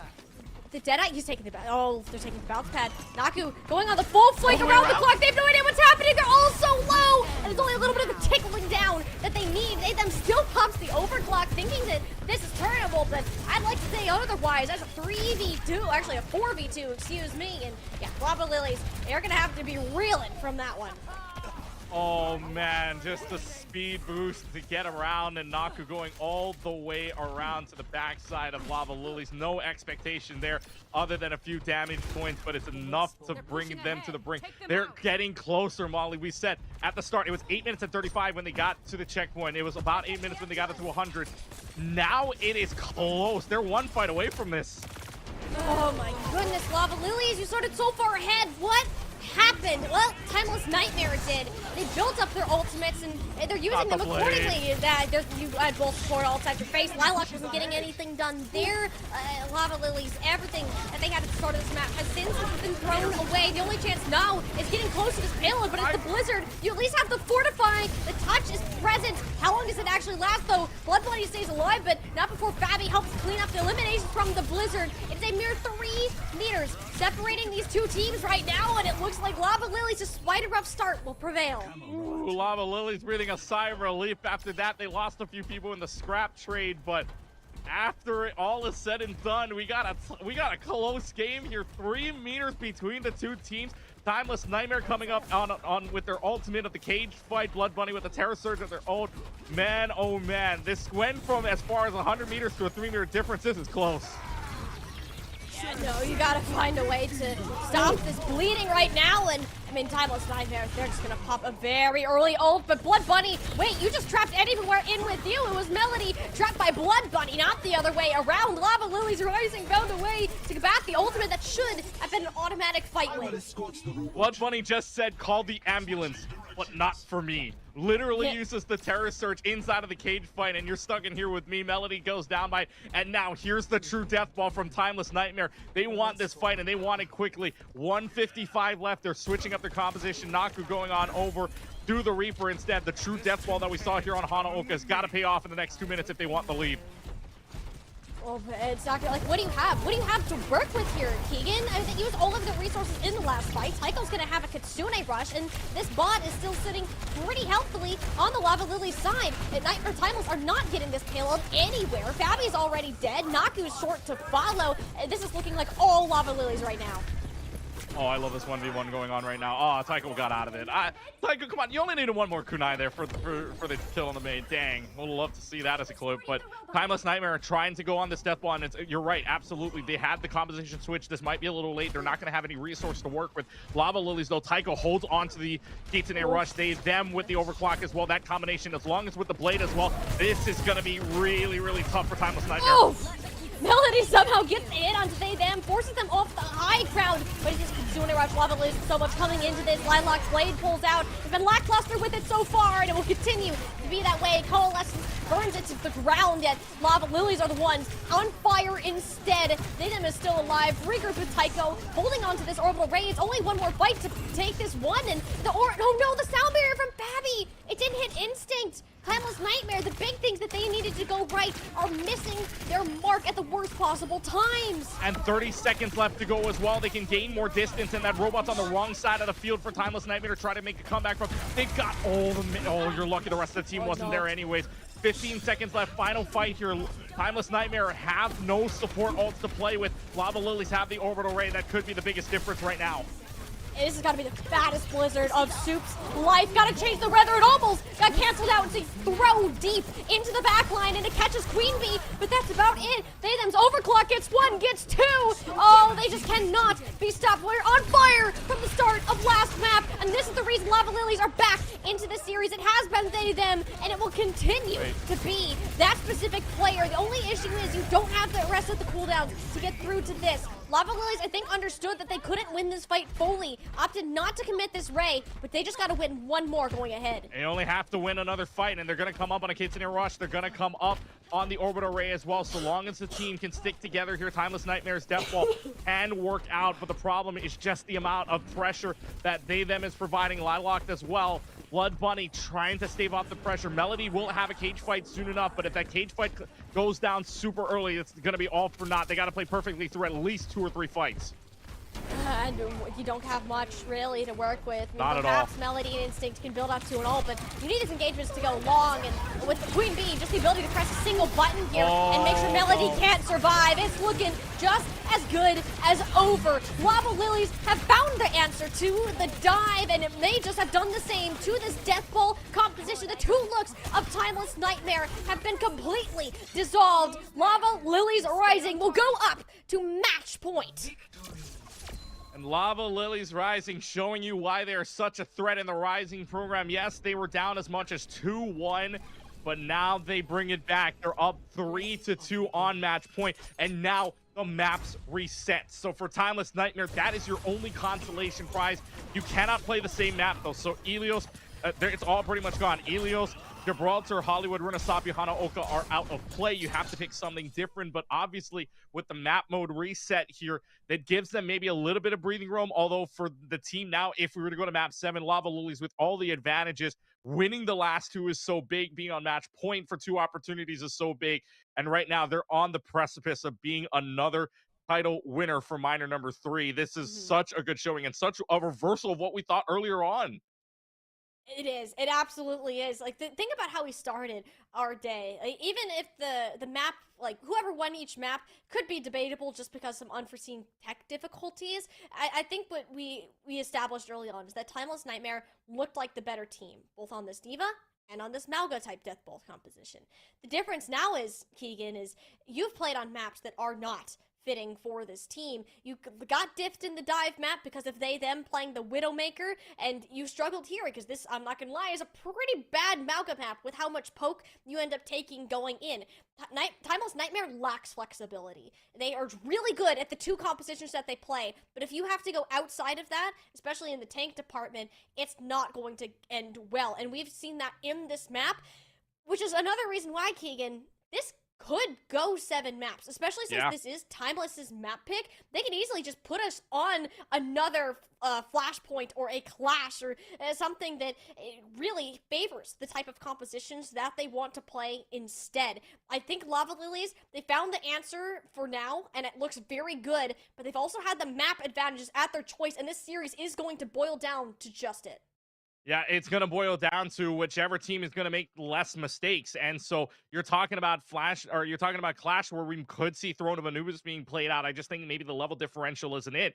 But now we're going to go back to Flashpoint instead, and we are going to New Junk City. So this is where Timeless Nightmare backs against the wall, knowing they need to be knowing they need to win the next 2 maps. They're going to play here into New Junk City, maybe trying to play fast, and maybe going back to a composition they know, maybe a composition that's more meta here. But New Junk City is the next pick. I'm kind of excited for this because now we've seen now all 6 map types here in the series alone. We've seen Control, Escort, Hybrid, Push, Clash, and now Flashpoint. That's all 6 modes. That's a bingo in itself. I'm excited just to see what these teams pull out, because Lava Lilies have been looking good in the last 2. Timeless Nightmare, though, I'm pretty sure has taken notes to see what they can do, especially on now a point basis that is as big of a map as New Junk City. This is the Malga map. I'm surprised it took this long to get us to this map, but having it in the selection now, Timeless are looking strong. They feel confident. You can put this Reaper, this May, back on before. It didn't seem that these teams were necessarily able to figure out how to keep their tank alive through both the May wall and just the pressure of the Reaper shotguns. I've seen massive improvements from Blood Bunny just in this series alone, changing their playstyle to kind of match that so far, which is why I still think this is anybody's map, but it is much better for Timeless Nightmare to play compared to Rurunasapi. Yeah, I think it's basically for a team like Timeless Nightmare right now. They're trying to make sure that, yes, maybe that Malga composition works, something that Lava Lilies Rising had maybe a little bit of trouble with on the Death Ball, right? They're trying to find any sort of stability, because you saw it at the end. They them just popped off with that Sojourn that gave them so much trouble. And then at the same time, too, when you're talking about a team that knows that can counter it out, right? This Lava Lilies team seems to be a bit more flexible than Timeless Nightmare. Timeless Nightmare really, I feel like, only has 2 modes at this point. It's either Death Ball or it's Dive. It's one of the 2. So if you can find your way around that, playing a little bit more Orisa, playing a little bit more far back than what that Death Ball is providing to you, look, you can find a way to swing at them, and that's what you saw back on Rurunasapi. You got that early lead. Good thing it was close, though. It was 3 meters at one point. Yeah. It was a 100-meter spread, and then it got down to 3 meters before it finally went out to about 50 meters at the end of the lead. But you're thanking your lucky stars that that Lava Lilies know how to adjust, know how to at least react to what is being given to them, and that's giving them the advantage so far. So on a map like New Junk City, your expectation is the Malga, your expectation is the Death Ball, which means that Lava Lilies can adjust accordingly. Yeah. Malga might as well have free railgun charge built right across his forehead. Like, genuinely, that's all that it was. Or why not across the pecs right there? Why not just across the pecs, like shoot You could do that too. You could do that too. that would work as well. But hey, if you guys want to jazz up your art as well, I think we do still have drops running throughout the rest of the day today. Not only just here, because we've had some banger matches so far. As we're heading into a map 6. We're on map 6. Yes. I'm starting to lose count. We've had so many good matches of Overwatch today. Map 6, you guys can keep building up to those drops, because remember, we still have a whole nother series after this one. After our Rising Grand Finals wrap up, it will be over to our Challengers division to see who will take the title there. Not too late to get your hands and decorate yourself in some nice purple themed Calling All Heroes gear. Yeah, I see some people saying, Chat, is it cooked? Chat, is it going to be, am I close at this percent, for the name card? Look, I promise you, whatever percentage you think you're at right now, just try to calculate for one more first to four after this. We still have a challengers left to go. So if you're about maybe like within, like, I would say 50% away, you're pretty good so long as you stay with us. And of course, you're going to get more Overwatch with it too, because it's 1 versus 2 over there as well. YFP Oblivion taking on Nightmare Timeless, not Timeless Nightmare, not to be confused. But Yeah.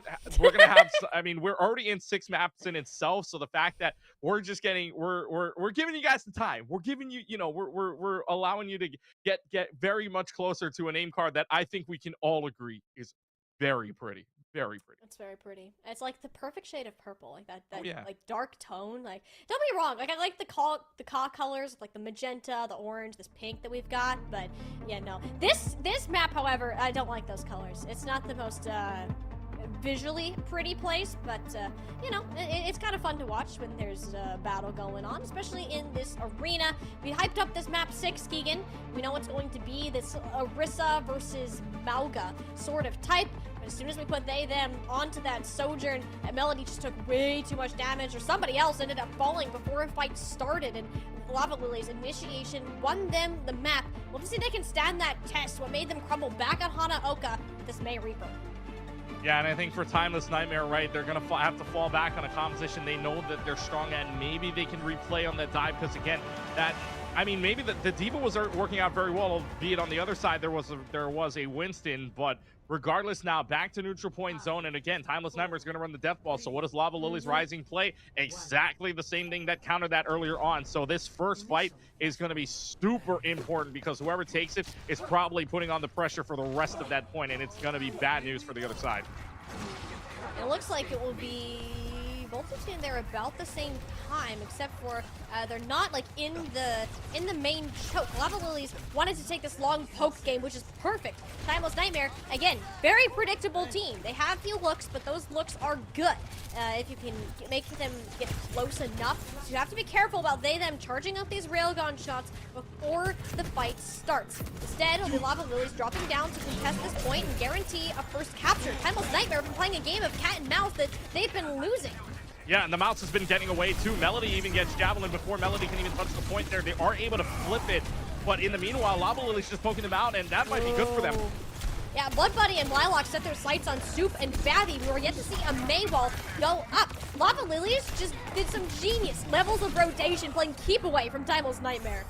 Yeah, just because they got the flip doesn't mean you get the win. You get the team kill here, Timeless Nightmare. If they're going to stick on this, they need to get a lot closer. But with the way that Lava Lily's played that perfectly, just ring around the rosy cat and mouse, but mouse gets away. Now, Lava Lily's better instincts right now. They knew that the death ball was coming. They played back. If they can do the same thing again, they've got a good fight win coming up. Like, this is all you need to do. Keep your distance, right? Let this team take poke. Other than May or Reaper or Mauga, all of these heroes are useless unless you can get that slam off. Blood Bunny got dangerously low. Shout out Tycho and Queen Bee reverting all of those effects, and Blood Bunny back to full HP in the blink of an eye. They already has an overclock available. That is how much work that they've been putting in on this Sojourn in particular. Doesn't amount to a whole lot, but Timeless Nightmare, you're down pieces. You get the flip on the point, but for what? You're yet to actually deal with the players that are preventing you from staying there.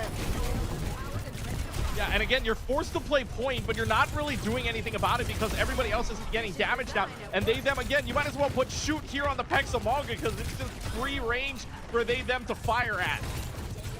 Oh my god, it's free shots, right? I don't even think them has taken much damage. No, not at all. This whole point, like, Timeless Nightmare have ignored them, and to be fair, what can they do to get close? Not much of anything. You can't jump on a Sojourn who can constantly just slide away.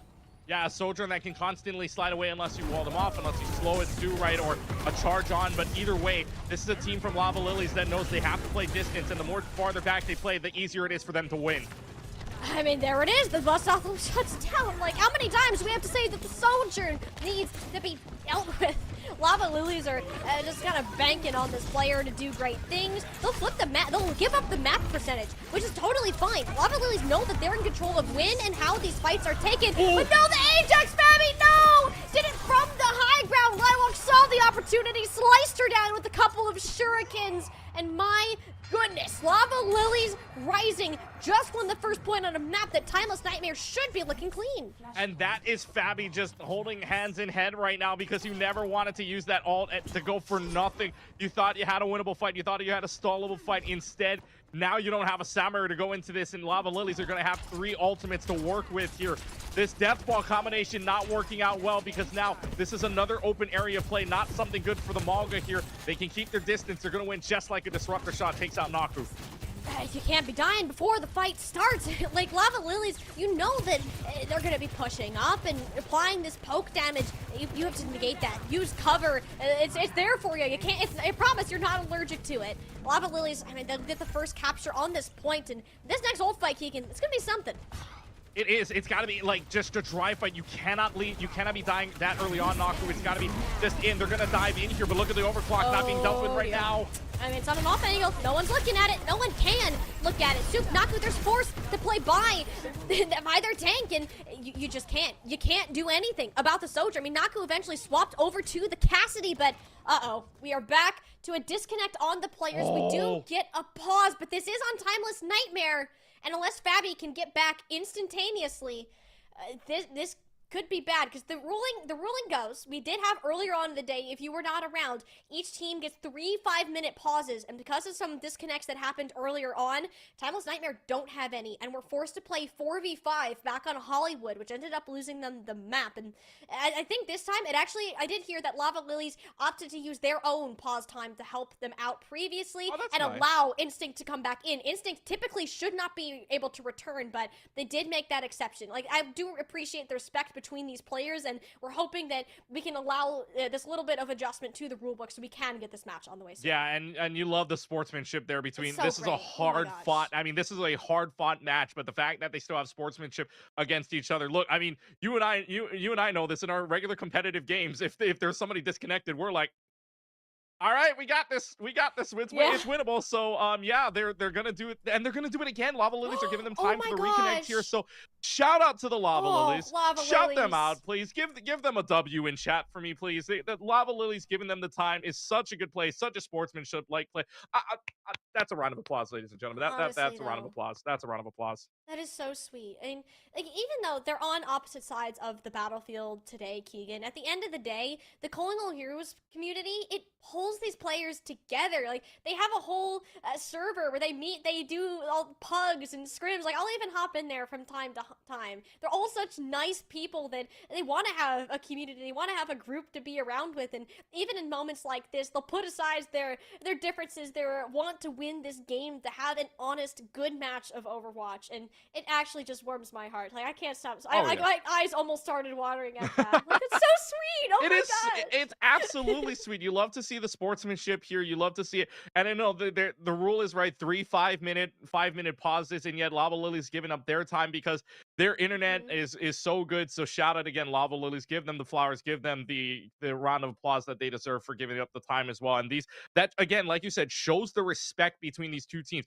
These Timeless Nightmare and Lava Lilies Rising are giving us a great series overall, and they're giving us some entertaining points. Whether that was and again, the most unfortunate thing was that 4 versus 5 back on Hollywood just did not turn out too well because nobody could reconnect here. Fabi's going to get a chance to reconnect thanks to Lava Lilies, but for Timeless Nightmare, getting back into this would be huge. And at the same time, too, that this also does give them time. There's 2 things to this, by the way, for the pause. Number 1, this gives them time to not only try to reconnect, but maybe, talk it over, see what's going wrong. So it's kind of like a mini timeout in the middle of a match, if you will, which isn't bad because that also allows, Lava Lilies to be like, okay, we're doing good so far. Let's keep this up, right? Let's keep the momentum. Let's keep the mindset up as well.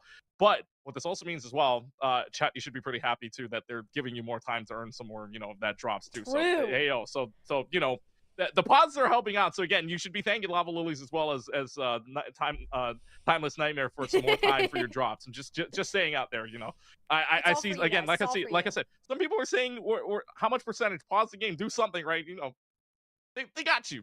We're letting you know they're still going, and we still got another first to 4 after this too. So you're getting some good time here, folks. Hey, we might have 8 hours of full gameplay today, honestly. With I know. this series going the distance, and the next one is as soon to deliver. Like, I'm almost getting scared. I have a certain amount of time until I have to be quiet. So, I might get fined if we end up going much longer than this. So, I'm hey, sure. I'm sure you'll get some support to pay off that fine. Oh, it's worth it. It is so worth it. Oh yeah. We'll be here until the end of the day. We all get our drops, even if you didn't hang around for our streams yesterday. You got the opportunity to catch up with us now. It's also a good time to mention that we do have our collegiate games that are going on our Overwatch Esports 2 stream, which I think are still happening, if I'm not mistaken. And you and I, we both do a ton of collegiate. A lot of these players in Calling All Heroes are also on separate collegiate teams that you can see them competing in other formats, and it's just a big win for Overwatch competition this weekend. Yeah, like I said, without it being OWCS, this is what I like to call Super Sunday, right? There's just so much competition going on. Got collegiate top 32 or top 16, I should say, going on right now, and of course, Calling All Heroes.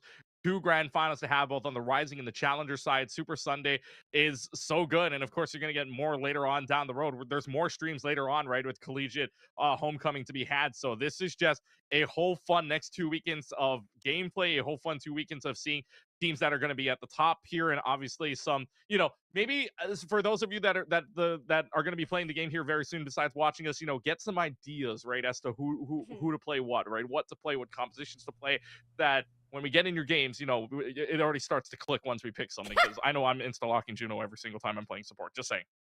Unfortunate. I'd say, yeah, unfortunately. You know that. You know that better than you insta-lock Venture half the time, too, before we even get into it. Look, you can't say anything. I'm playing Juno most of the time here, and like, maybe not as well as everybody else has, but I'm still trying to do my part here. Well, what can I say? I love rocks. You gotta call me out like that. I'm proud of it. I mean, they're crunchy. You can say that. I don't recommend it. Get that on the clip. Get that on the clip. Yep, no, just clip that. Yep. Molly likes to eat rocks. Oh gosh, that's gonna be a great one to come back to later. My that's the one you add to the reel. That's the one. That's yeah, the one. Literally, yep. I did just make a new reel, so I'll have to go back, re-edit it, and repost it. Yeah, scrap. For real, just scrap the one you just made. Just put this clip in and be like, yes, my name is Tiny Shiny. I like eating rocks. Oh, what a day. Hey, you like rocks, you like talking about Overwatch, and it's been a pretty long day of games so far. Yeah. We haven't had any 3-0s, though, either. It's been 2 4-map series before this in our lower semis and lower finals for our Challengers division, and now we're at map number 6 of this series, which, hey, we might end up going 7, depending on the outcome of this pause here, honestly. Yeah, and again, like we said, Lava Lily's giving them the time, giving Timeless a little bit more time to get themselves together, get the internet back together as well. I'm hoping there was no cable unplugged, because we know that can happen depending on if, I'll be straight up. I've got cables right in front of me. If I kick anything, one wire gets pulled down, and this entire and I'm not here anymore. Like, it's just one kicked wire. Yeah, my cable management is that bad. Don't blame me for that. Have you ever had this happens so many times? Any of our gamer friends who have cats where the cat knows, like, it knows what cable is the important one, and it's gonna chew on that exact cable and completely unplug your PC. Oh yeah, it's that kind of energy. Maybe we just have some very friendly cats that want to say hi to Fabby over there, and she said, "No, cat, go away. You didn't give her attention." Uh-oh, now the cat chewed on the wrong cable, so... it happens. I'll tell you. No, so I'll tell you. I mean, the behind the scenes, like at a different event that I was running with, there was somebody had because it was kind of like it was just like a pet event, right? So they had one of the dogs, the cats walk in, and then the cat just goes ahead and finds the power cord, somehow unplugs everything, and just takes it out. And I'm like, okay, well, there's that scenario. So yes, we know that disconnects can happen. That's basically the generics of the story here, and we know disconnects can happen. So we're gonna see. So there is a bit of a note here. There was another DC from Timeless that they're still trying to solve, but they will play 4v5. Lava Lilies, though, if there is a rejoin. Oh, actually, okay, so we're back to a 5v5. We're back. All right, we're back. We're back in game. But the bigger thing too is, though, Instinct and Fabby were the ones that disconnected, so both of them now lose out on their ultimate charge. No. So that is huge for them, as we're already down 1-0. At this point, is kind of chalked if you're Timeless Nightmare. You might be able to win a fight with this Blizzard combo. Ideally, most of the times you don't want to layer those two on top of each other. You're just desperate. The Tycho, the Suzu won't really matter if they're within a cage fight range. Does hit onto two, the Suzu is gone, but Blizzard comes way too late to actually save Melody. But it'll actually be good for the most part. And taking out Lava Lily's team. Blood Bunny does use the Terror Surge. It's actually a bit of an overinvestment right there. Timeless Nightmare, honestly, that's probably one of the better outcomes you could have asked for from that fight. That's probably the best outcome you could have asked for that fight. I mean, it's think that Fabi staying alive there on the support sides and Melody still up using cage fight too. So honestly, you say better, I say best case scenario for them from what just happened. And now nobody's got a single ultimate. It's basically like we're going in this drive fight, and for Timeless Nightmare holding on to the point, that's their advantage to work with. Yeah, Timeless Nightmare, you take that. Naku's got a Pulse Bomb coming up, and the support ults are starting to charge rather quickly. Lava Lilies will have an orbital range pretty soon. Without an answer to that, you can kind of just steamroll over Timeless Nightmare if the placement and timing of it is good enough. Queen Bee, though, incredibly low. The trade out for Fabi is arguably be better. Problem is, Instinct is also dead right now. Melody doesn't stand a chance without the rest of the healing, and yeah, Lava Lilies won't even need any of those big duels up if they had them up in the first place. It should be bomb flats going their direction. Yeah, or at least for a stagger for right now. But this is the mage just getting a hello, goodbye, and yeah. And they're trying to stall this out. Fabi and Super tried their best, but it's going to amount to nothing in the end. So this is a 2-0 lead here for Lava Lilies, and now they are on map point. They're on match point. They're on title point here for minor number 2, or for minor number 3, excuse me, because now they're in the driver's seat. They have the ultimates to work with, especially on an orbital ray as well as an overclock. So Timeless Nightmare needs to get their bearings together. It needs to be a reverse sweep of sorts to keep them in this game. And it's not going to be easy. It's not just the map, Keegan. It's also the series. The title is on the line, and Lava Lily's Rising. Just one more point. That's all they need to take it away. Timeless Nightmare, Pulse Bomb, Blizzard, Coalescence in the back pocket. They'll be the ones to get to the point first, too. It's Lava Lily's Rising. You have to walk into them, but if you keep an idea of where this red team has been taking the fights, it's so smart. It's far back. No one can contest them. Your options are to run away or to run at them. In the case of Melody, Soup lays down the Blizzard on the high ground, yet nobody ends up getting caught in it. Tycho and Queen Bee, though, at least count out of position. A zoning ultimate at its best degree, and Timeless Nightmare will actually only need to use that to get at least a flip going here. Yeah, and then you see the acceptance of fate because the rest of the team is dead anyways, and that's what you said. You either got to play patiently or you got to run into them, and the fact that Timeless Nightmare did, in fact, run into them is a really good point because now they separate out the team. Them has to slide away, but the rest of the team can't exactly power slide like a Sojourner can, so they're caught out. They don't use any ultimates, though, besides the Overclock, which is good news for Lava Lilies, except both supports are going to have their ultimates on either end, so regardless, though, if this is going to be a charge in from Lava Lilies, they got to be super careful. Yeah, especially, I think anytime Instinct has used a Coalescence except one fight, it has resulted in a Timeless Nightmare win. Particularly because she pops it early here. Blood Bunny has the greater resources at their back, but the health bars of her teammates are struggling. It needs to be an impactful Terror Surge, and it does just that. Force Timeless Nightmare backward. Now with those resources exchanged, it's likely going to be the Lilac Blade for the Fabi sound barrier. She has to make it hit the ground, and it barely tags Instinct before Lilacs could land that killing blow. Lava Lilies putting everything into this fight, knowing that it could be the one to keep them from winning this series as a whole, but you're just running out of options, out of players. It's they, them. This Sojourn is still not contested on this high ground, playing out of range of any form of plays. Lilacs cleaning up the rest of the battlefield. We should see some sort of flip going, but no, it's instead Naku rallying alongside Fabi. And Timeless Nightmare put themselves one step closer to a map 7. Yeah, Timeless Nightmare giving themselves a good chance at that. They used, like you said, the Coalescence got used early on to their advantage. It was scrappy at the end, but Timeless Nightmare able to scrap out the win. So now Naku Soup having a Blizzard. We've seen a lot of Blizzards today be very good depending on their positions, right? Getting at least separating out one, getting at least one pick worth for it. So Blizzard's been usually good so far, but it's running into an Oasis that can fortify and all. So Timeless Nightmare have to play pretty good in order if they want to just run into this. Yeah, The nice thing though too is this is Refinery. You've gotten lucky by getting both of the 2 close quarters points after this. Granted, you want to fight Junkyard, that is a later problem. Timeless Nightmare want to focus on the present, and that is they them's overclock down main. You kite that out, put a blizzard in a small room, and surely that catches somebody, but no, it's instead they them still way off in La La Land, snags Instinct from an angle that nobody necessarily checked. Timeless Nightmare may have a short-lived capture considering the health bars. Blood Bunny absolutely has to die here. Soup and Naku taking care of business, and this cat still going. Yeah, Soup is doing actually a really good job here, stalling out the Orisa, and this Orisa's focusing of Blood Bunny is focusing down Soup, which is forcing down all the cooldowns, and then Soup, all you have to do is go into the Cryo Freeze Iceberg and just stay there, hold on to the rest of the team can come save you before anything else. Lava Lilies, though, good discipline, holding on to the Terror Surge, holding on to the Kitsune Rush, which they can use to engage, but as long as Fabi doesn't Ajax, that's Timeless Nightmare that can stave off all of that damage. Don't curse Fabi like that. Surely We've seen it already once. Look, I mean, it happened earlier. I'm gonna say it. We have seen more sound barriers get canceled than used, but with how good Instinct is with these coalescence timings, look at her. She's just focused on the back line. She takes care of both supports completely on her own. The point is lost temporarily, but so are the lives of every Lava Lilies Rising player. Timeless will get this point flipping, and that might as well be it for this objective. And Tycho used the Kitsune Rush too. Not good news for Lava Lilies Rising. They held on to the Terror Surge as well, which could have made a difference, but that Coalescence Instinct is so violent with it. It's so much, has so much pressure with that Coalescence and getting into the back line here too.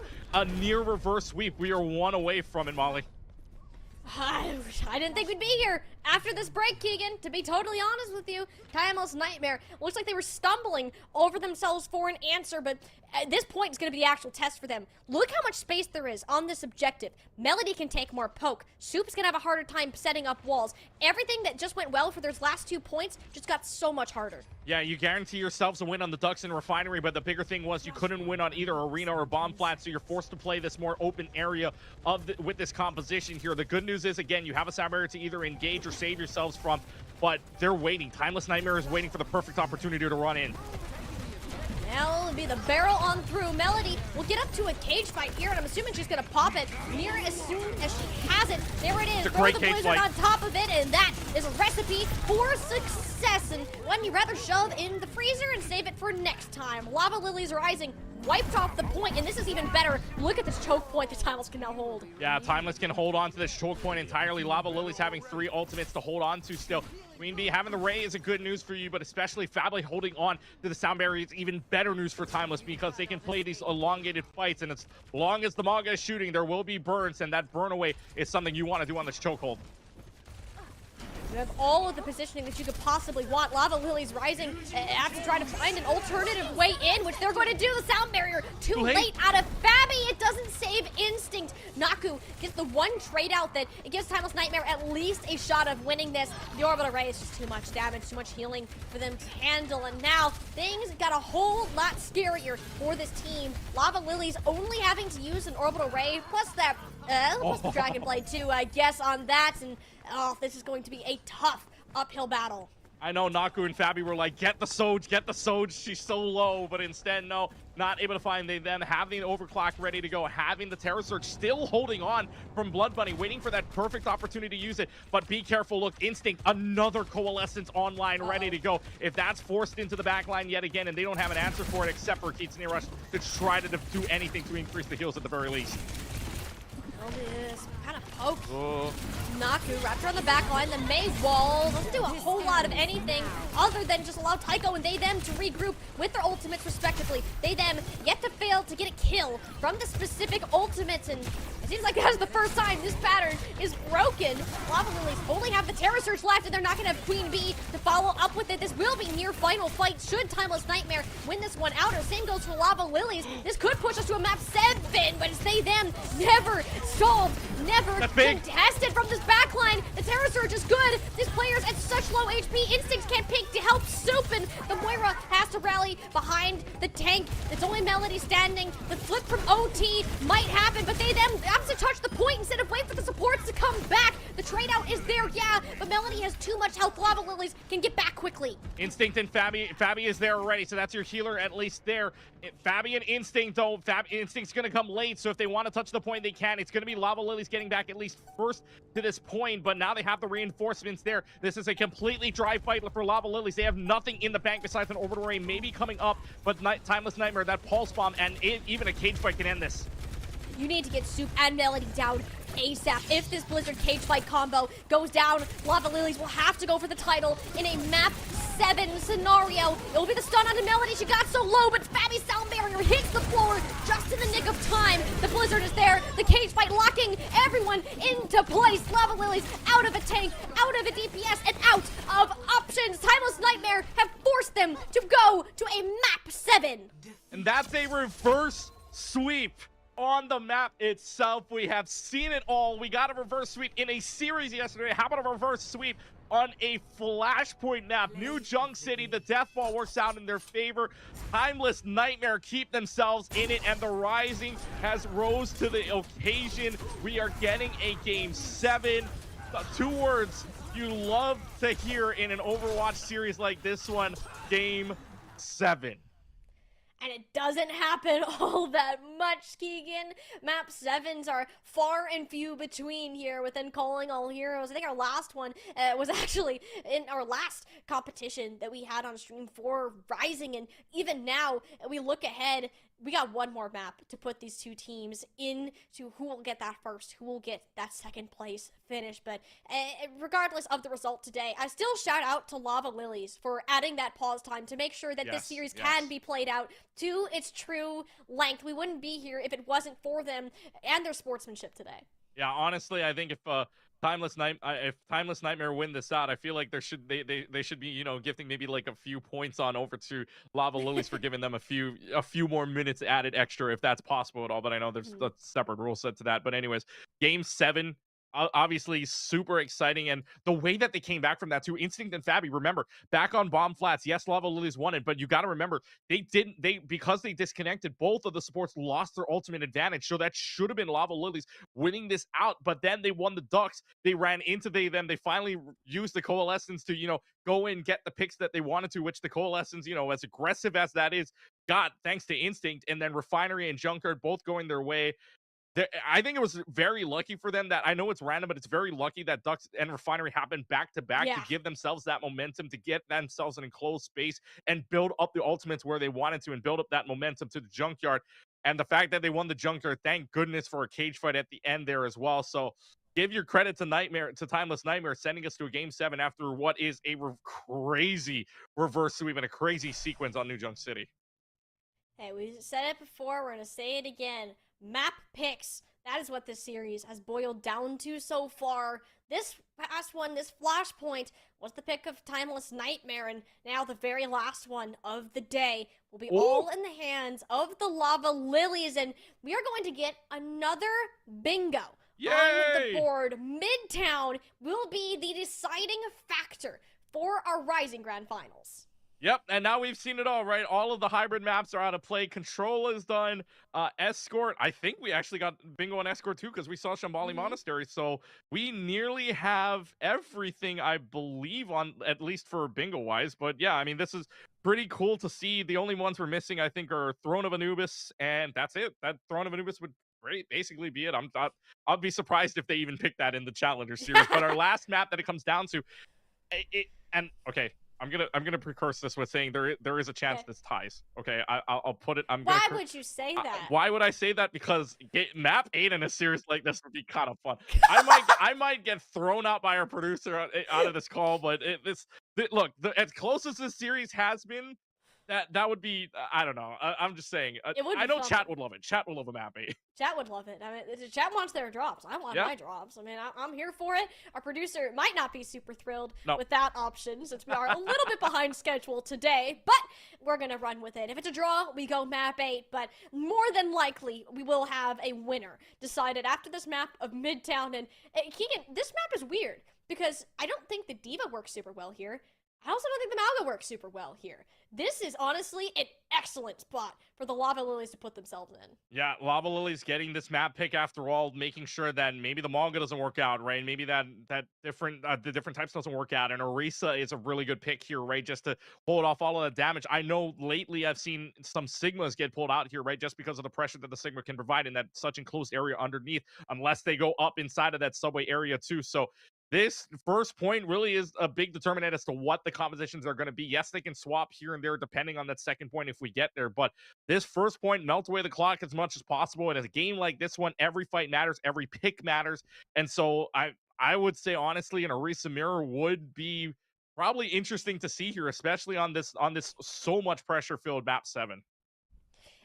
But again, this Timeless Nightmare team, from what we've seen, are not flexible. They will very much stick to their set of comfortable heroes, and I don't think we've seen players play more than 2, with the exception of some DPS swaps, and that's more of an issue. You kind of, the one map that you're hoping wasn't picked has now made an appearance, and you got more often than not, this is like a Sigma centric angle, or that Orisa having some form of poke, and that is the one thing that Timeless Nightmare has given us no indication that they can play so far. So either they've been holding on to it for just a map like this, or you're gonna have to be a bit uncomfortable with your typical compositions. I think this is I know last map of the entire series potentially, and you're looking at throwing the last. This is where in traditional sports terms, this is where you throw out the trick play, right? This is where you throw out the entire, like, this is where you throw out the last page of that playbook, maybe a different composition entirely than we're expecting, right? I know most of us in the meta wise were expecting Orisas. We've seen Deathball, not really a place that Deathball works out in this way, so maybe you don't see that. Maybe it's a different composition we see entirely. Maybe it's not including a Winston Dio, Orisa, or Malga. Maybe it's a Ramattra that gets pulled out here, right? Maybe it's something we have not seen at all in this entire series. I know we saw Ramattra for a little while, but maybe it doesn't work out all in that favor. So the streets of New York, we will go, and this is it. This is your determination right now to see if Timeless Nightmare can pull this off after being down as many as 2-1. They're tied 3-3 now, or if Lava Lilies can finally stop the bleeding after 2 straight map losses. Lava Lilies, they gave themselves the best battlefield that you could have asked for, but you're right, Keegan. Can they stop the bleeding? Mentally, you had match point. You had everything in your way. You even won 2 maps in a row, but now that you've lost that, what do? How do you make that comeback? And what is it going to feel like for this team here? You have everything from the map. You have the picks. You know that Timeless Nightmare are not going to be super happy about the heroes that they're going to play here. It's just a matter of execution. From a mental standpoint, is this team prepared for what they have to do on this exact map? And we already have to answer the question of, we know this Orisa is going to come out, but what's locked? What is they then able to accomplish? Those have been the instigators for Lava Lily so far. And Timeless Nightmare is going to go back to what they believed worked before. This was what we saw in the first 2 or 3 maps. Melody on the Diva. Naku, though, going to the Pharah. I don't think we've seen Naku on the Pharah at all, maybe in the series, but going on to the Pharah makes a big difference here because they don't know. Lava Lilies have nothing to keep that in check at all. They have no hit scans. Your only closest thing maybe is they, them, or a dash up from Lilac. Either way, Naku is going to have some free range if this composition comes out, and that's exactly what happens. So this Pharah is going to get a lot of value if you hit a lot of rockets. This is great. Look at this from a defensive standpoint. You basically can't push through that subway car, or you shouldn't, and then you could just have a Pharah who his entire LOS is blocked by that same subway car.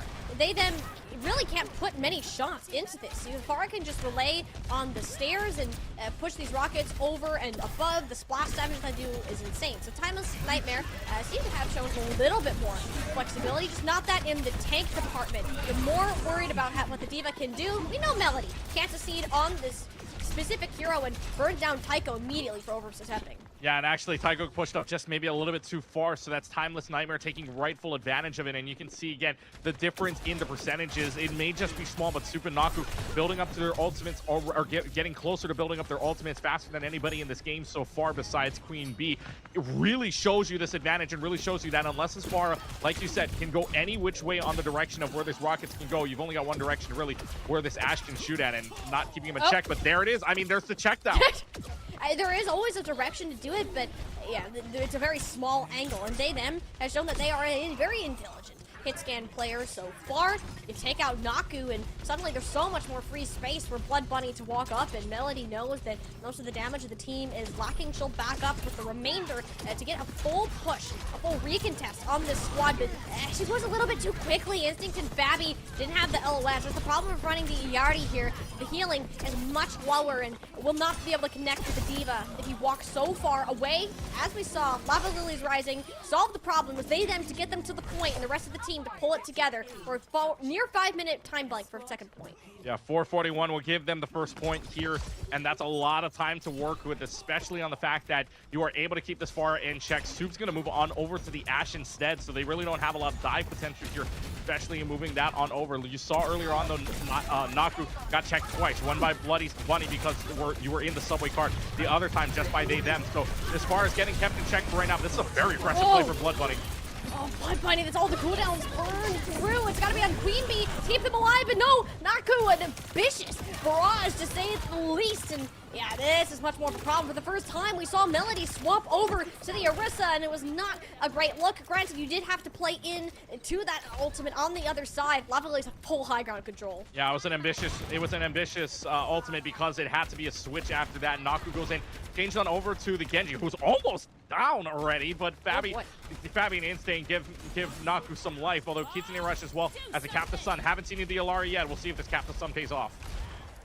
Well, the bomb makes it harder. This is like the biggest open corridor on part of the map. Naku was way too far out of position because of the well-placed bomb. Lava Lilies have snowballed their way through this point, and honestly, might snowball their way through a second. The Captain Sun has to be massive, as you said, but I don't think it hit anybody. No. It just goes in the middle of the field. The shield was up, making sure Tycho was left alive. Them on the high ground. The Ashe, the signature, and Lava Lilies are steam rolling away. They're going for a full speed record here. Yeah, they actually, and I'll tell you this right now, they started the push with 4:41. Their second push here to get to the end, 4:43. So it didn't even take them 90 seconds to push up to that point. It was actually 88 seconds that they pushed it up, which is so quick for a second mode attack. And now going from second to third here, Timeless Nightmare have no answers to whatsoever. They're going to try, though, with Instinct moving on over to the Onyx that we know Instinct's been good with it. The Bionates have to land, and if they land, Timeless Nightmare could give themselves at least a little bit of breathing room.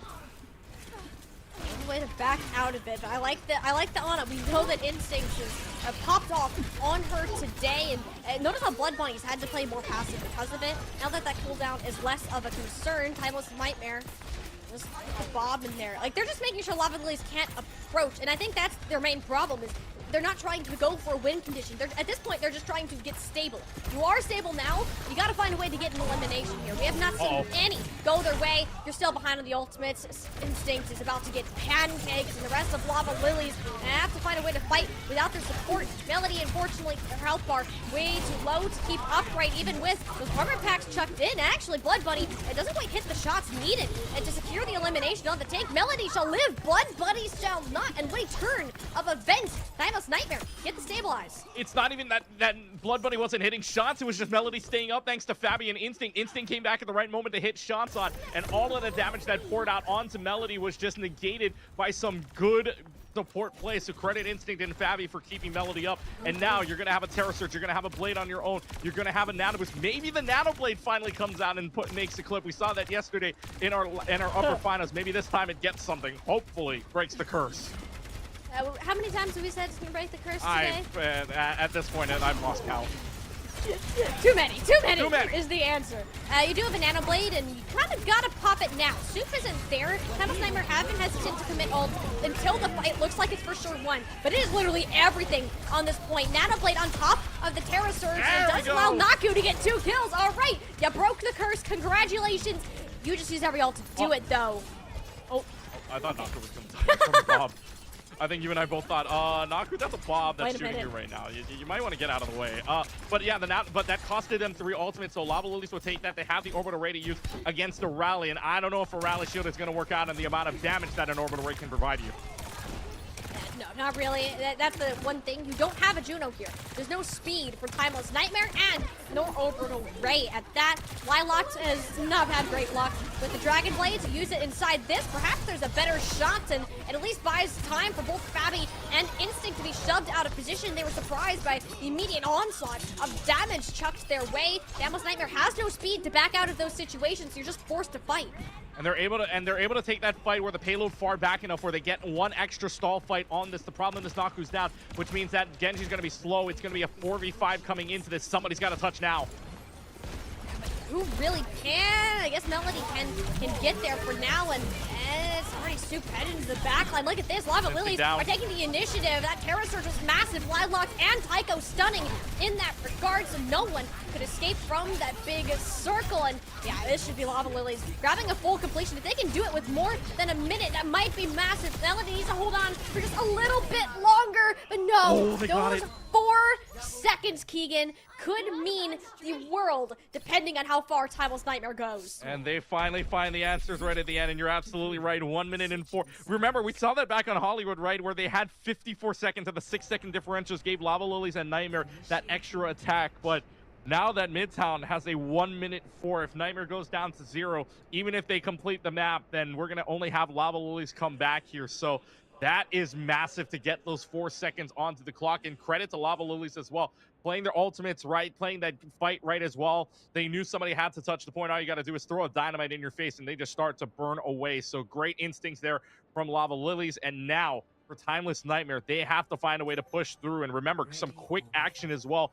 Lava Lilies completing their first point with about 2 minutes and 11 seconds, then completing the last one with about 3 minutes and 13 seconds on the clock. That is such a good play from this from Lava Lilies team. The Timeless Nightmare needs to repeat that because they were having some trouble on the attacking side. Gave up 3 minutes and 29 seconds on the clock, but otherwise, oh man, this has been so good from Timeless Nightmare so far, from Lava Lilies so far. The Timeless Nightmare need to match the pressure.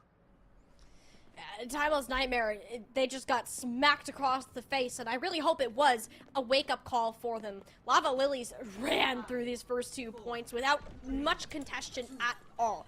It's up now to this attack, to this new tempo that Timeless Nightmare can show us. Melody has not been the most flexible tank so far. Now with her being on the Orisa, it hasn't been terrible by any means. She's been blatching Blood Bunny where it has mattered. She just needs to be cautious on how far she's poking out. It'll be much easier with Instinct on the Juno now. Yeah, the good thing is, too, you don't have to worry about a far going on that side. The problem is now you got a little bit quicker with Instinct on the Juno and Naku on the Trace as well. They want to go quick. They want to go fast and furiously. But can they get a pick is the better question. That Javelin helps you out.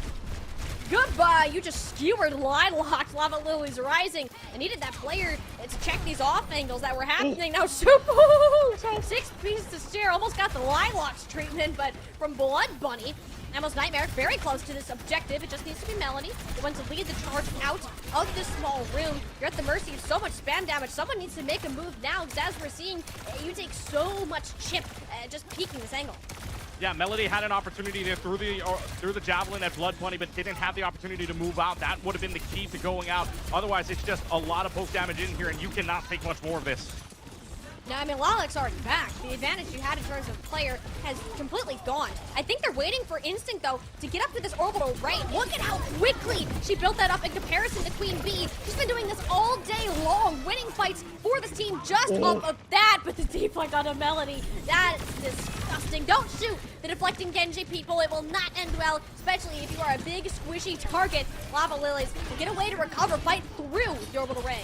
Good defensive hold. They gave up a tick, but they're happy with that anyways. They make sure that they're going to be the ones with an orbital ray coming up next fight. They're going to be the ones with a Terra Surge next fight as well. Yes, and Naku and Fabi, yes, are going to have a rally and a pulse bomb as well. But again, what does that pulse bomb or what does that rally do when you have the orbital ray in your way with the amount of damage Lava Lily has? The question got answered earlier on. It was 0. So let's find out if they can make something do with this. Oh, there you go. Great start. Pulse bomb on to Tycho, and a support has been removed. The only thing is, you invested heavily into that last fight for Timeless Nightmare. You can't push forward, especially if them just click Soup's head as soon as you start to walk in that general direction. The chip damage from Lava Lilies, Timeless Nightmare have been struggling to rotate properly and end up losing players like this. A fight where they start off perfectly doesn't go their way. The only thing that actually is kind of nice, Queen Bee used that orbital ray quite early. But you grabbed Naku off of it. Timeless Nightmare were so close to being saved. But Soup did get them, so they've got the advantage at least to push on right now. They don't have to worry about a bomb that got thrown off. They don't have to worry about a long-range type. They can go in. No, it will be whip shot. Oh, I mean, Tycho's dead again. Here's the opportunity for Timeless Nightmare, but it's that poke, it's that Lilac, it's they, them from Lava Lilies that are making these fights messy and scrappy. Timeless Nightmare, they don't know how to recover, especially without a tank. It's going to have to be the 3 remaining and hoping that that cleanup was enough. Lava Lilies forfeited the objective for 3.5 minutes of defense. If I'm Timeless Nightmare, I'm thinking right now, we just got to make these fights scrappy. We don't have to make it all clean. We just got to win it out when it counts most on the scrappy side. That's what they did. Yes, they used a lot of ultimates, but it didn't matter. Lava Lilies did too. Tycho will have a rally to use from, but as long as Soup doesn't die here, then Timeless Nightmare can keep pushing. Naku, though, getting a little bit sneaky. And trying to distract Queen Bee from healing the team, and actually almost ended up being the death of they, them. We saw health bar in a rather stable spot, and this is kind of more what I'm worried about for Timeless Nightmare. They've struggled with finding good rotates for their team, and you are now in the most open spot of the map. This has to be the ultimate that clears the high ground for you, and it might just be Soup stayed near the payload, caught Queen Bee off guard, couldn't escort Blood Bunny to safety. Timeless Nightmare clear the most difficult part of Midtown in just one attempt. Yeah, but Lava Lilies too, they pushed them all the way to the far end, to the corner first before that fight even happened, so they're gonna get another fight out of this, and that was an expensive fight here for Timeless Nightmare, especially with the orbital ray. Tycho holds on to the rally at the very least, so Lava Lilies can engage if they want to with this rally with no worry except for a pulse bomb from Naku coming up. They already kited them back. There's the pick on the Queen Bee, the same thing that Timeless Nightmare have been falling victim to. It's Lava Lilies. But the only difference is, Lava Lilies tend to clutch these out. Even if they lose a player early, it's usually Lilac or they, them who can find elimination, turn it around. But it doesn't seem that this time is the case. Soup once more gets the better of their Ash counterparts in Timeless Nightmare and trying to walk this payload home, but no, it's just not it. How does some team have so much clutch potential? Lava Lilies fight 4v5s and win them. Well, you can thank Lilac as well as Tycho for that. Tycho drawing the attention away with the rally, so they're forced to try for a different subject and gets the health pack. They actually had Queen Bee caught out for a little while, but there was no damage to follow up. So good health pack from Tycho and a good follow-up from the rest of the team. The clutch potential is thanks to the teamwork and some individual play as well, but Timeless Nightmare right now are going to come up on a few ultimates. They're going to go quickly. That's a good start. Yeah, but last time this happened, the Lava Lilies found a way to come back from it, but you gotta hope, surely, Timeless Nightmare, surely you find a way out of this situation, right? Queen Bee has the orbital raid that she can pull out at any moment. Payload touching needs to happen, number one. Eventually, Blood Bunny's there. Lava Lilies have fully regrouped. Lilac pulls out the blade again. Soup cancels it out. It's a trade 1-for-1 on the blows. And Timeless Nightmare, you don't have a rally. It's really only Metality's ultimate trying to deter people from touching. But Blood Bunny, the later response, doesn't quite get the damage blow done. This regroup from Lava Lilies, it's just faster. Their players, the spawns, are closer. And they will find yet another clutch out on this point, Keegan. How in the world does this keep happening? It's because their spawn points are a lot closer. The scrappier it is, the better it is for Timeless Nightmare, or for Lava Lilies rather. They keep pushing them back because Lava Lilies are just finding individual picks over and over again. And Timeless Nightmare, Melody might die for this, and that's going to stall out a lot of time. That's 19 seconds. You're not coming back until about 9 seconds left to go. Timeless Nightmare on the back foot here. You got to touch. They have no tank, and they're not going to have a tank to get this touch. It has to be Naku, surely, to move forwards. All you have is a rally, maybe a pulse bomb to come up, but it's that first elimination. If we've learned anything from this, Keegan, it doesn't mean much. Lava Lilies, you can't afford to be scrappy. You need to win this fight decisively and do so soon. Overtime has begun. The payload, the ticking time bomb for Timeless Nightmare, either to push this map forwards or to be the end of the series so far. Instinct grabs Lilac, but there's they, them, returning on the Tracer hero to cancel it out. Melody pushes further forwards with the rest of their team, but you don't have the rally to match it up. Tycho, additional healing, overhealth, anything the Lava Lilies could possibly want to sustain longer in this fight. The longer it goes, the more it favors the defenders. Melody doing her darndest to make sure Tycho can't help keep this team alive any longer. And it seems that the clutch streak might be about to break if Naku can secure Clan B, but no! That's not how it ends! They get off of the point, and that is how the title will be given away. Lava Lilies Rising claim the Calling All Heroes Minor 3. Oh my goodness, no. It cannot end like that. No way. Oh my goodness. I don't even know where to begin on that. They had it. They had the win. They had the fight win. They had the numbers advantage. But why did you not keep somebody on the point? Oh no. Oh my goodness. That is victory for the Lava Lilies. And I will say towards the end there, Tycho is amazing at staying alive, apparently, with a rally up, because that stalled out the fight long enough for this to keep going over and over again. And I feel like Timeless Nightmare just lost track of the point, lost track of their placement. That's a fight you're gonna want back, and that cannot be the way that ends. Oh my goodness. I am at a loss of words from the ending of this series. I mean, what I did an actual facepalm after that. That was a Timeless Nightmare fight. We'll never know what actually happened. We just have the reality of what did.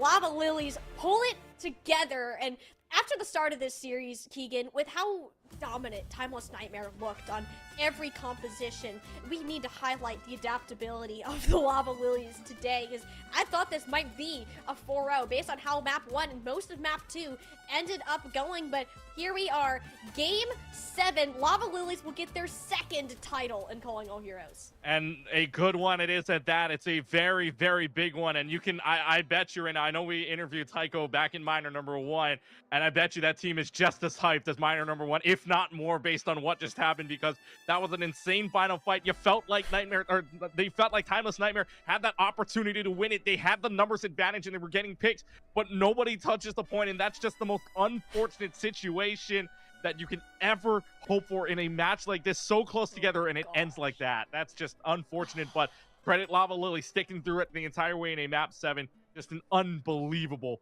final series here for Rising. You couldn't have asked for a better one. Even if the ending wasn't what we expected, we go to a game 7. We have ups, we have downs, we have unpredictable twists and turns throughout the day, and we Lava Lilies. Congratulations to them for winning out Minor 3 on their side. And also, once again, shout out for their sportsmanship. Yes. With all the DCs that went on today. We wouldn't have had it as the same quality if it wasn't for them. This is what Calling All Heroes, what this community is all about, and it's truly an amazing thing to watch. And lucky for us, Keegan, we still have much, much more to watch. Our Challengers Grand Finals are right around the corner. YFP Oblivion take on Nightmare Timeless for the 3rd finals in a row. Come see who ends up taking the Challengers title right after this break.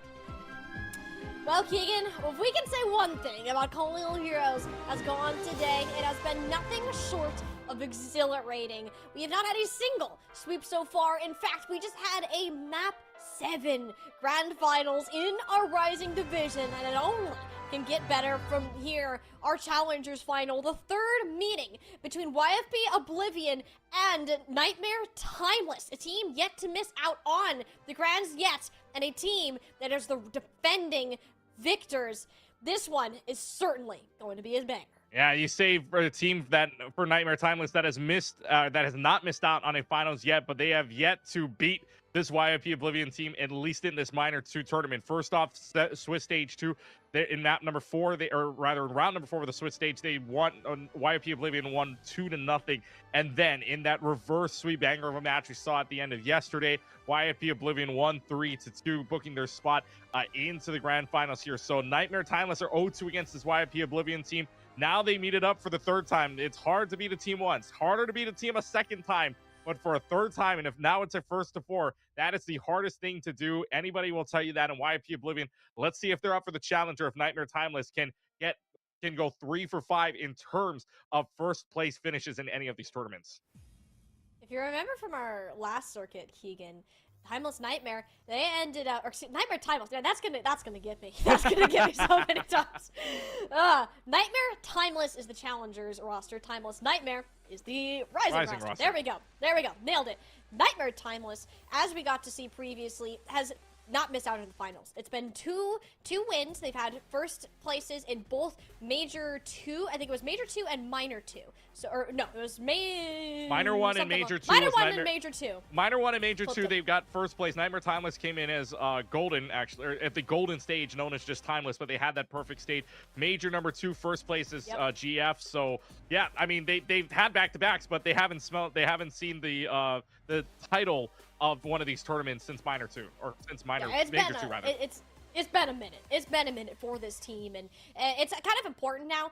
Both of these teams should be in a good spot. We get to look at our circuit points and prize pool. As far as the circuit points goes, if you're Timeless, you've made every finals so far, and I'm assuming they're pretty close to getting guaranteed a spot within those championships happening in February, but for now, this is the 100 difference between circuit points. For somebody like YFP, who has not been playing as a team nearly as long, they don't have access to those circuit points. And also, pretty big difference in terms of cash prize that you get to take home for your team, $12.50 instead of $7.50. So all the more important in these championships, for these championships later on in February. These circuit points all accumulate together. Yeah, and of course, every single play that you make here, right, all these circuit points, you're going to get away with an extra $500, but an extra 100 points in the circuit as well is super important, right, as we're getting down to the final tournament, right? Minor 3,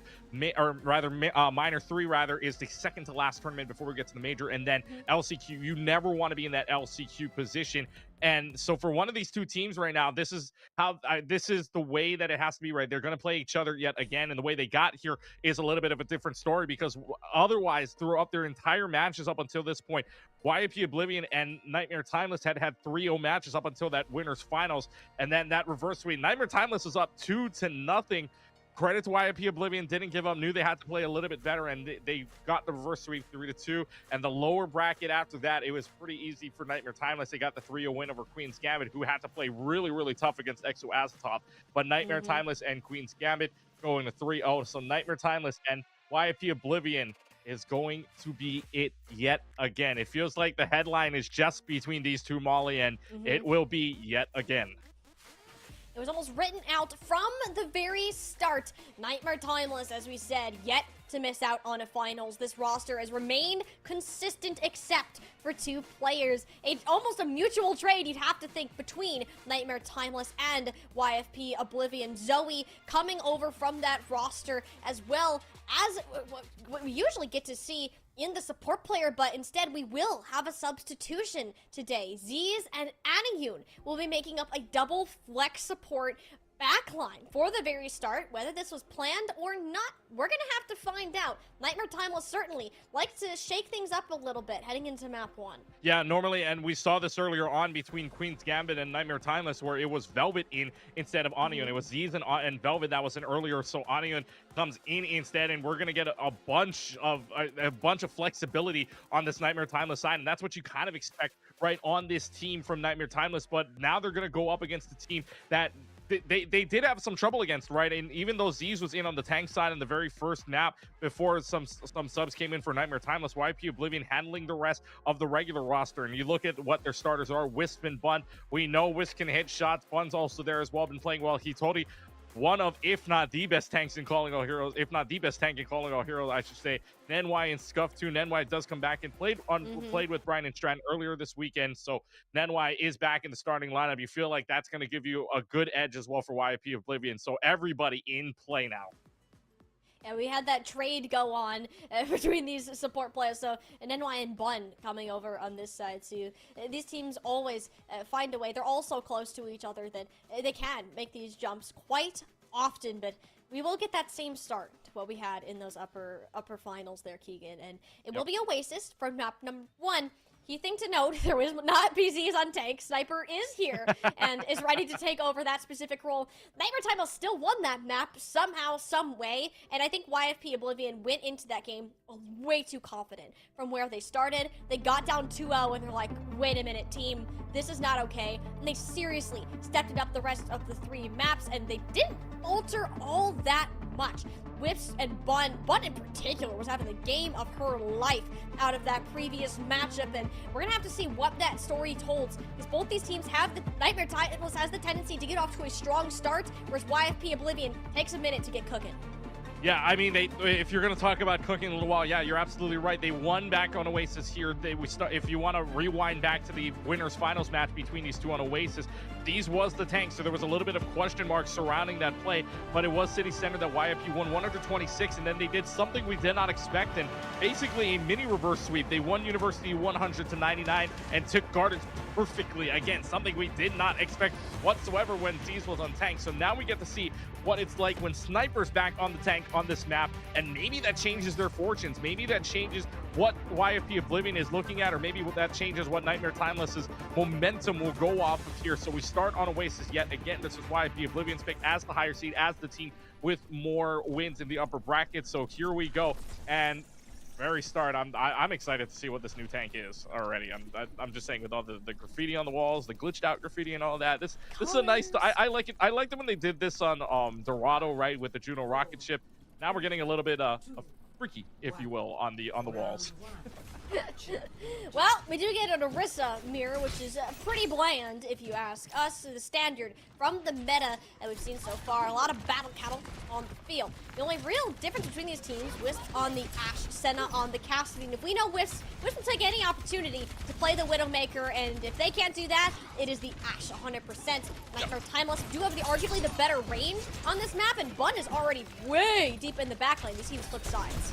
Yeah, Bun is just trying to put the pressure onto this upper staircase, which Nightmare Timeless has at the moment, but it is Sniper that drops down, so all the pressure now coming to the back line. We'll see who gets the first engage and the first pick, because this could come very quickly if Zoe or Bun decides to dive into the back line. Yeah, and you have to remember, Z's is normally the Juno player for this team, so perhaps a bit out of practice on the Brigida. Doesn't really matter too much, and Wisp just headshots with Cassidy. Can't exactly out-heal that most of the time, and Zinwai and Bun suck down the flank of Zoe and Z's. YFP Oblivion, strong start.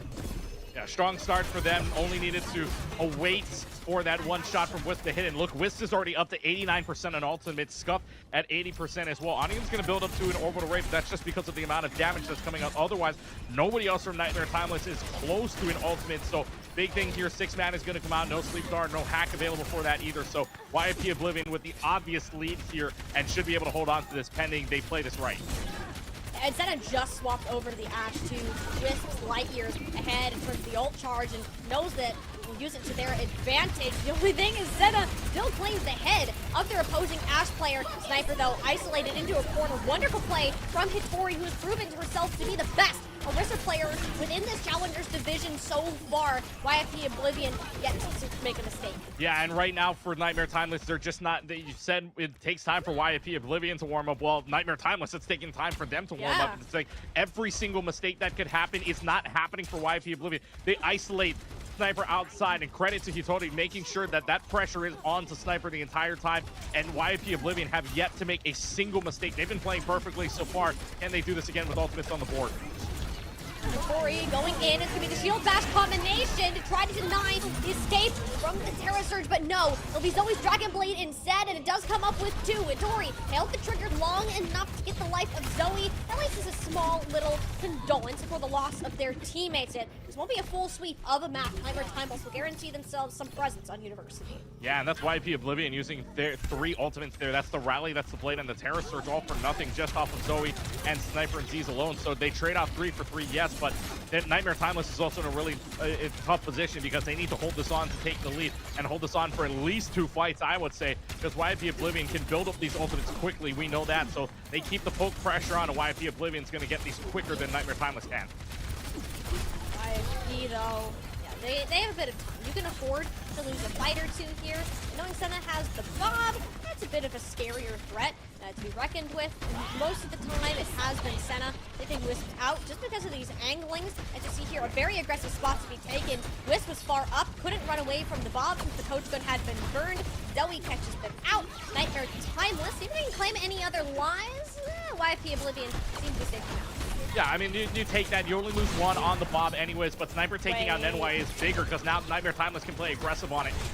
Yeah, Hitori got a little too laser focused on Senna there. They gave Sniper room to walk into the back line uncontested. No horse blocking the way. So I'll be about close to evening up the percentage here soon. Yeah, it'll pretty much even it up, and this fight elongates, and Nightmare Timeless is going to hold on to it. Both sides are going to have the orbital ray to play with. Sniper and Hitori are going to have a Terra Surge as well. This fight is looking pretty even. Obvious thing, though, Nightmare Timeless have the advantage holding on to this point. They can elongate this as much as they want. You got time on your side right now. And Nightmare Timeless, they certainly seem to recognize that much. Wiz just can't be hitting Colin out like that. This could not be happening. Nightmare hitscan player and leaves Senna without anyone to really fire back at. And yeah, the support also already built up. But then why? Wait a minute. Rallied in the middle of the point with the help of the team. Ended up burning down the tank. Is now under the DPS to fully clutch this one out. And Zoe to do it. Slices down 2. I don't think the Dragon Blade curse applies to Zoe at all. She is single-handedly keeping Nightmare Timeless in contention for this fight. Yeah, but YFP Oblivion's able to flip it back thanks to Hitori, who stays alive, but Hitori's down by Sniper thanks to a change onto the Doomfist instead. So this is really bad news for YFP Oblivion, and Sniper's found 2. This is getting worse and worse as we go on. What happened? YFP Oblivion, they looked so good at the start. It started to crumble, and it's just Bud walking out with the blade. The Dragon Blade curse does apply to her, unfortunately. If you're a YFP fan, Hitori's on the Doom, Wiz is on the Sim. Things are getting a little bit silly out here for our final overtime fight. Hitori punch in, stuns up Senna. Wonderful little bit of play. There's not a tank that she cannot perform excellently on, and that might well just do it for round number 1. YFP Oblivion, despite a strong start, so that Nightmare Timeless can certainly give them a run for their money. Yeah, the run for the money. They're getting their money's worth out of that map entirely because Hitori forced to switch off of the Orisa onto the Doomfist thanks to Sniper switching on over to the Doomfist instead. So YFP Oblivion able to gather themselves at the end, and you got to credit Bun and Wiz keeping the calm, keeping it cool and collected, and making sure Hitori's still able to make some plays on the back end. They'll switch back to the Orisa is my assumption of those. Sniper, maybe, I don't know if you're holding on to the Doomfist, but oh no, actually, this would be a complete swap. Is Senna going to hold on to this Widowmaker? That would be interesting. I mean, if Wisps did it, why can't Senna do it, honestly? I mean, yeah, true, but like, I guess I feel like the Ashe provides a lot more pressure, especially with Dynamite and especially with all of the utility that the Ashe can use compared to a Widowmaker instead. But no, Senna will hold on to it. It's a Genji v Genji battle one more time. The biggest problem that, well, one, as you said, Nightmare Timeless don't have as much poke damage. You can't get value out of the Dynamites. But on the same side for YFP Oblivion, they can't exactly counter out Senna for the most part. Witz is not going to peak that. You will lose that 9 times out of 10 as an Ashe player here. So it's just kind of push onto the high ground that you have to be more concerned about. Senna has been denied any angling so far, and actually it's been okay, despite not having the damage backup. It's in that tank v tank that you're actually going to see the differential. Hitori just showed us that exact scenario. And Nightmare Timeless waited way too long for Senna to get onto this setup, and she really never could get in a position to land shots. Yeah, I mean, Senna hit a few headshots there, but it wasn't fully charged. It was just more of a poke, if anything. But Senna getting whiffs down might actually be a go button because, oh no, but Zoe being down means that they trade out DPS for DPS and even fight, and that always goes in favor of the defending side. So YAP Oblivion will hold on to this for right now. And again, Infrasight gives you information, but in such a rush control map like Gardens here, maybe poking out isn't the best idea. Although Senna building up to an Infrasight might give you an idea if there's any flankers or whatnot. But Hitori out maneuvering Sniper in terms of ultimates right now, up by 30%. So that Terror Search should come up earlier than anything else. Again, I've said it before, Hitori is the better Orisa and is genuinely the best one we've seen all weekend long.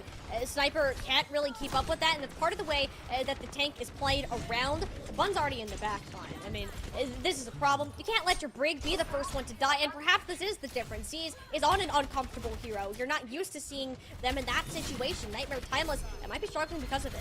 Yeah, and Bun getting down Z's is something you don't want. You never want to see a counter pick getting killed by the pick itself, right? When Bun takes down Z's, that's a break on, that's your backline wide open here, and that just forces them back, so that's more time wasted away here, and YP Oblivion are going to try to hold them at the door and maybe even use a few ults because they've got 4 online. YFP Oblivion, I mean, they might not even need it. Like, how does Nenwai of all players keep finding these picks? Zoe is going way too early compared to the rest of her team, and the problem with that is Zoe gets all of the attention. There's no sniper to draw them away. Zoe will just explode with her low health pool. Yeah, Senna really being on this Widowmaker doesn't do a lot of things. You need to land headshots, and that hasn't been happening, so we'll finally switch on over to the Ash, but it might be too little too late. Cannot build up into an ultimate, but the bomb is already going to come out.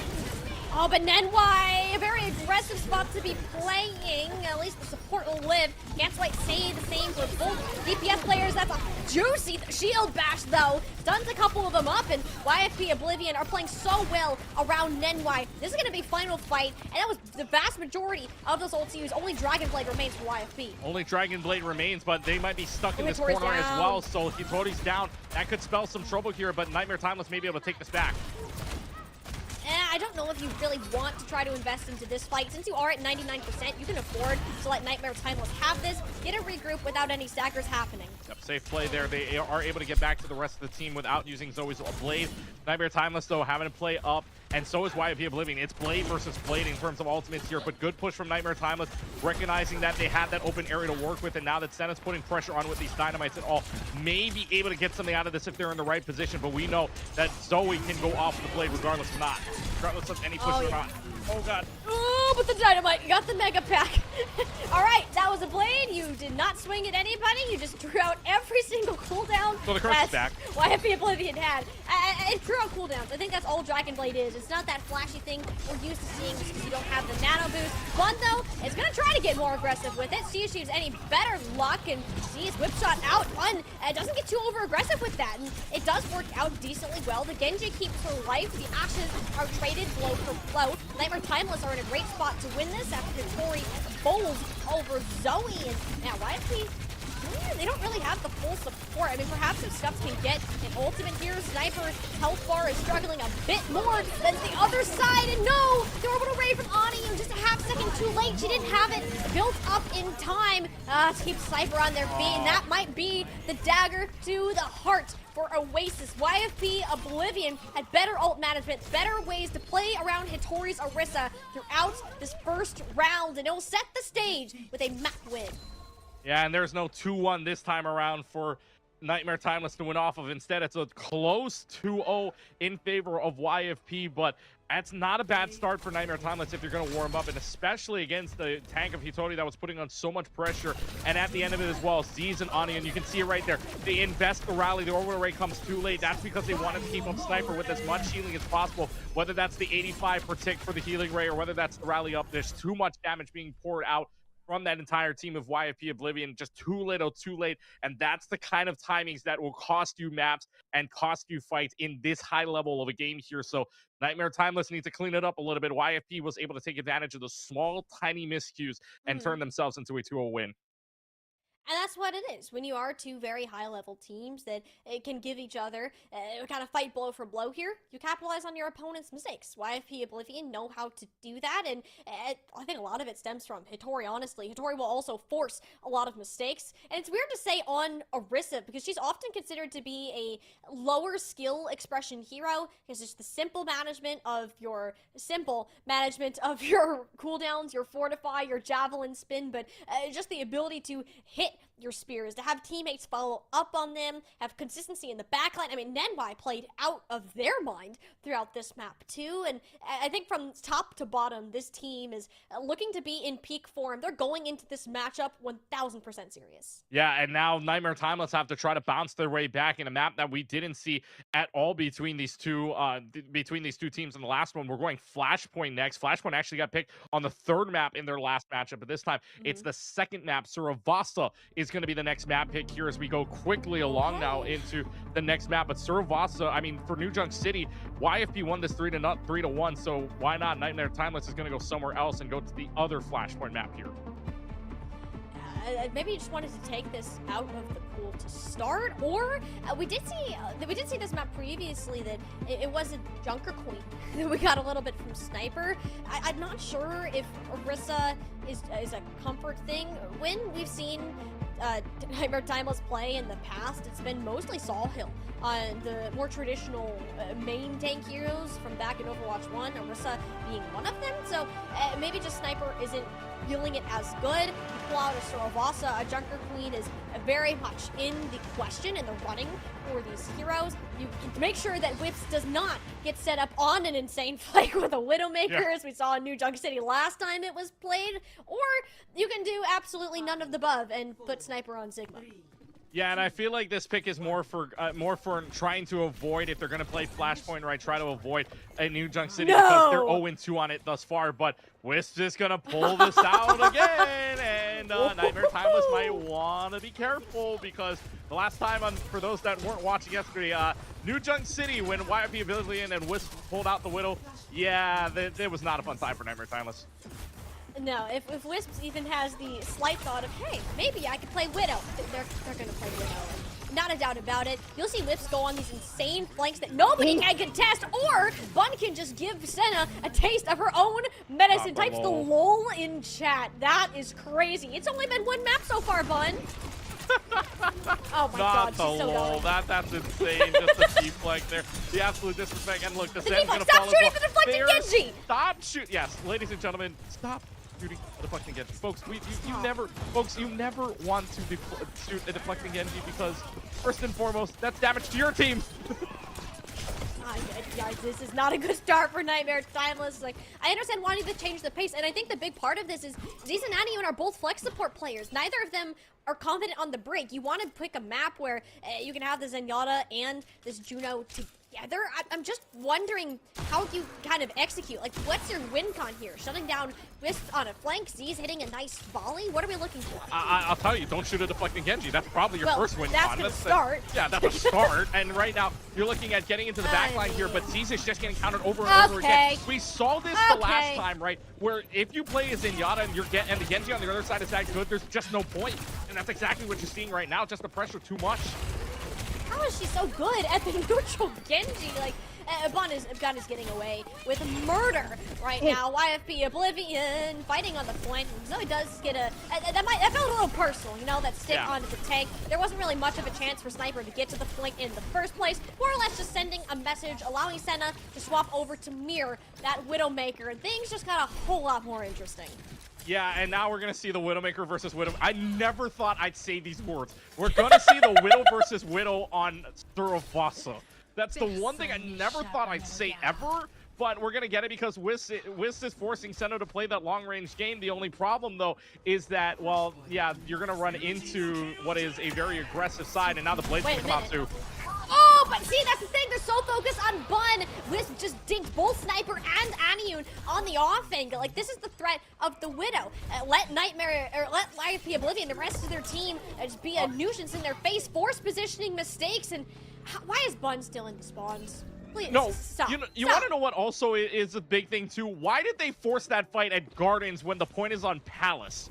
They were all the way That near too. Gardens when they played that. They played it at all. They were back the way to Gardens. And this is just an entirely... Oh. This fight is going awry already. And it's over before it even started. Annie hit a single Q button and you're already down players. Hitori also dodged the gravitic flux. What an absolute queen move from her. And she's gonna just chase down Senna as well. Like, Nightmare Timeless look so lost right now. What is Hitori's title that you have in your notes? What did you say Hitori was? The best tank in CH? Yep. Question mark, right? You put... I did put a question mark. Yeah, you might want to change that to an exclamation or a period, because that kind of play, that IQ play, takes so much. Like, that just takes ultra instincts that Nightmare Timeless do not have at the moment. That forces Sniper onto the Orisa instead. And now YFP Oblivion way in the driver's seat. They're forcing out the Nerf fight. But again, Zenyatta just not having as much of an impact as they'd like. At this point, it's kind of already over for Nightmare Timeless. Like, you don't really have ults to push. Oh my Unless God. Senna or Zoe do something crazy, there's a chance this is the trade rally for Transcendence, at least in terms of support ults. No one's really died. It's these snipers that you're more concerned about. Senna and Wisp playing a complete opposite sides of the map right now. YFP Oblivion have much more presence on this front line, but yeah, there it is. Eventually the shots that are forced, people walk into Wisp's sight lines, and that's 2 for them. YFP Oblivion will claim Palace and 1 point away from going up to a 2-map lead. Scuv's got some guts going right in front of Senna as a Juno versus a Widowmaker. Oh my goodness, but pays off in the end. YP Oblivion now having the orbital ray, having the infra sight online. We'll even have a terror search. And mind you, Hitori used it and still had about, and was pretty much even with Sniper on the percentage wise. Hitori will have another terror search in this next fight. So that just shows you the pressure that YP Oblivion is on. Nightmare Timeless has not had a single answer thus far, and it may continue the way they're pushing up right now. They just look so lost. And eventually Z's does swap to the Brig. I think that's going to help more in the long term. So not only just supporting Zoe, the additional healing, the threat that it puts to Bun, so she's not allowed to just slice and dice her way through Nightmare Timeless as she pleases. Just look at the respect, though, that Nightmare Timeless has to play on. They gave the point for free, and now, right, they take down Zoe. This is getting worse. I mean, Zoe's already dead. Like, Wisp is on and on. I don't even know where Wisp is. Probably somewhere insane that we don't expect them to be. YFP Oblivion, like, this is their composition. This is Nightmare Timeless's map pick, mind you, Keegan. Yeah, this was Nightmare Timeless's pick. They didn't want to go to New Junk City, but 1 slash and a terror surge, that's not good. Time wasting away even more. They're pushed back all the way to their spawn. This is ridiculous, and YP Oblivion still have held on to ultimates. They've still held on to the orbital ray that can counter. Bun still has a blade. Nightmare Timeless is just going to have to pull out all the stops. This is last fight territory, Molly. It's a reverse sweep on top of reverse sweep is what we're looking at. Both this points and the remainder of the map. Nightmare Timeless have yet to win a fight in the entirety of Saravasa. And now you're faced with one last chance to do it. Plenty of ults to work with. Zoe's in the back line, gets hit with some torpedoes the nick of time, but no, it's Bun. Just shut it down with the second headshot. YFP Oblivion flawless on Saravasa. This is the fastest run through of a grand final so far. YFP up 2-0. YFP, no. I mean, it's prime time right now, thanks to Daylight Savings ending 8:42 on the East Coast. They know they're playing in prime time, and they are showing up right now. YFP Oblivion cannot be stopped. Bun cannot be stopped either, and this had to be the final fight, just dashing away. I think we can call this curse over with the way that these dashes and slashes have worked. That's 1 kill, making another one on the dice tube. The curse does not apply to Bun when it comes into these high pressure situations, these high ult situations. It just turns out in the end, Nightmare Timeless, it feels like they just have not a single answer that entire time. I don't think they won a single fight in that entire map. That was, like you said, the quickest Saravasa map. And again, that's probably the quickest Saravasa map I've ever seen, and that's in a grand finals. This is a grand finals, and this is coming from 2 teams who less than 24 hours ago, well, okay, maybe closer to 24 hours ago now, went to map 5. They went all 5 rounds, and it was close until the very end. It was Nightmare Timeless to set the tempo from the start, but today it is all YFP Oblivion. To have a team get shut out that hard, a team that has made a top 2 appearance every single time, how much further have YFP Oblivion really set themselves above the rest? Like, is this just the new monarchy, the new queendom that we have in this Calling All Heroes circuit? I mean, I'm not against to say that because right now, right, and it feels like they've been climbing a little bit more, right? YFP Pixies landed up third and fourth in Major One and Minor One, and then since then they've been in the grand finals the last 3 times. Second place is Super Shy Ivy, YFP Super Shy getting first place over in Minor number 2 over this Nightmare Timeless team, and now you feel like YFP that first place title back in Minor 2 is the one that put all the pieces together. Yes, you had some roster mania swaps, but it feels like finally all the pieces are getting back together.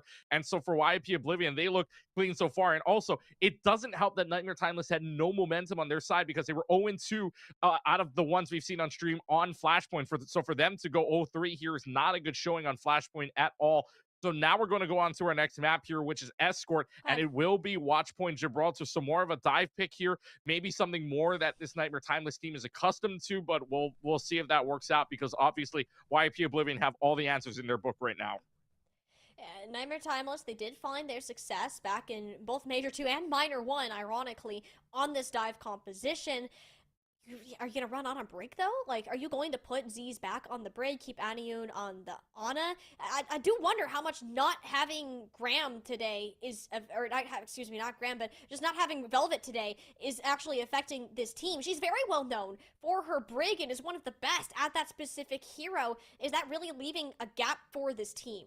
They're very strong when it comes to this dive composition. I just wonder if these supports can't click the same way that we've seen Velvet do in the past. YFP Oblivion have clearly been using that towards their advantage. Yeah. Nightmare Timeless making a lot more mistakes than we're used to seeing out of them, and I really hope that they can snap out of this quickly. Use Sarabossa as like a reality check. Take a time, take a break to mentally reset, because Gibraltar will be one of your last map picks if this series is going to continue much longer. Yeah, I mean they've only can make mistakes two more times, right? Otherwise, or one more time. Otherwise, Nightmare Timeless or and YP Oblivion rather is going to have match point opportunities, and a lot of them at that. If they lose this next map, right, they would have to reverse sweep and give back to what YP Oblivion gave them earlier on. But this is a little bit more of a situation where it is hard to reverse sweep in a 1-4 scenario. So this is Nightmare Timeless. This is their pick. This is what they need to be comfortable with. And I think the point you made there with Velvet being out is that when I looked at our list of heroes to expect, not a single one mentions break, right? And because of the way that this meta works, you need to have a break into place, or you need to have that that offensive healer into place, whether that be the Zenyatta, whether that be the break, right? But it doesn't feel like that either. That feels like Z's really doesn't have a lot of practice on it, or doesn't have a lot of scrim time on it, just in case this happens. So it feels like Velvet, if Velvet comes back and she does appear somehow, some way, then maybe they stabilize a little bit more. But right now, YP Oblivion feel like they can take advantage of that. You can see it in Bun diving right into that team, diving right into that Zenyatta, right? Forcing out the break pick. And even then, right, even on that counter swap, we saw it where break doesn't feel like that counter pick anymore, especially with Bun just wiping out that entire team. So for Nightmare Timeless, they need to get their bearings together, need to find a way. There's so many win cons that's how good YP Oblivion is. There's so many win cons that need to happen at the same time for Nightmare Timeless to even have a chance right now. Which is, that's just how clean the YP Oblivion are playing. I said at the start of the series that when two teams are closely contested, when they have an equal level amount of talent, you play off of your opponent's mistakes. Sometimes you can force them out, which what we've seen from Bun on the Genji last round. Don't shoot the deflecting Genji. As well as Tori's Orisa having such a dominant presence within this series so far. But most of the time, it's catching people from overstepping. Z's might be a little bit too far away from Aniun to get healed, or you just pick a composition that doesn't quite make sense into what your opponents are going to roll out on. And Nightmare Timeless are clearly adapting in the moment today, and that's a scary thing you have to face, especially being a grand finals matchup. Yeah, and again, you never want to swap in the moment, right? You always want to have the stability of a composition. We've seen this. YP Oblivion has never had to switch. I don't think has switched at all in their case when they've had that stable composition, and it's been that way 100 ever since Control, right? Ever since they had that entirely. Yes, it was close, but Gardens wise and University wise and Oasis 2-0, and then Sravasa, they never had to swap because they've always found that opening pick. They've always found the way in. They've always found Bun getting that deflect, and it speaks volumes times when the lull is in chat on the very first pick. So it speaks volumes to you on the way YFP Oblivion is playing right now. They're playing confident, they're playing aggressive, and they are playing for more points inside of the circuit already and trying to lock up. I mean, I know Nightmare Timeless is probably already, if not locked up their spot, very close to locking up their spot inside of that championship round. YP Oblivion know that winning this one would very much lock up or get very, very close to that lockup as well.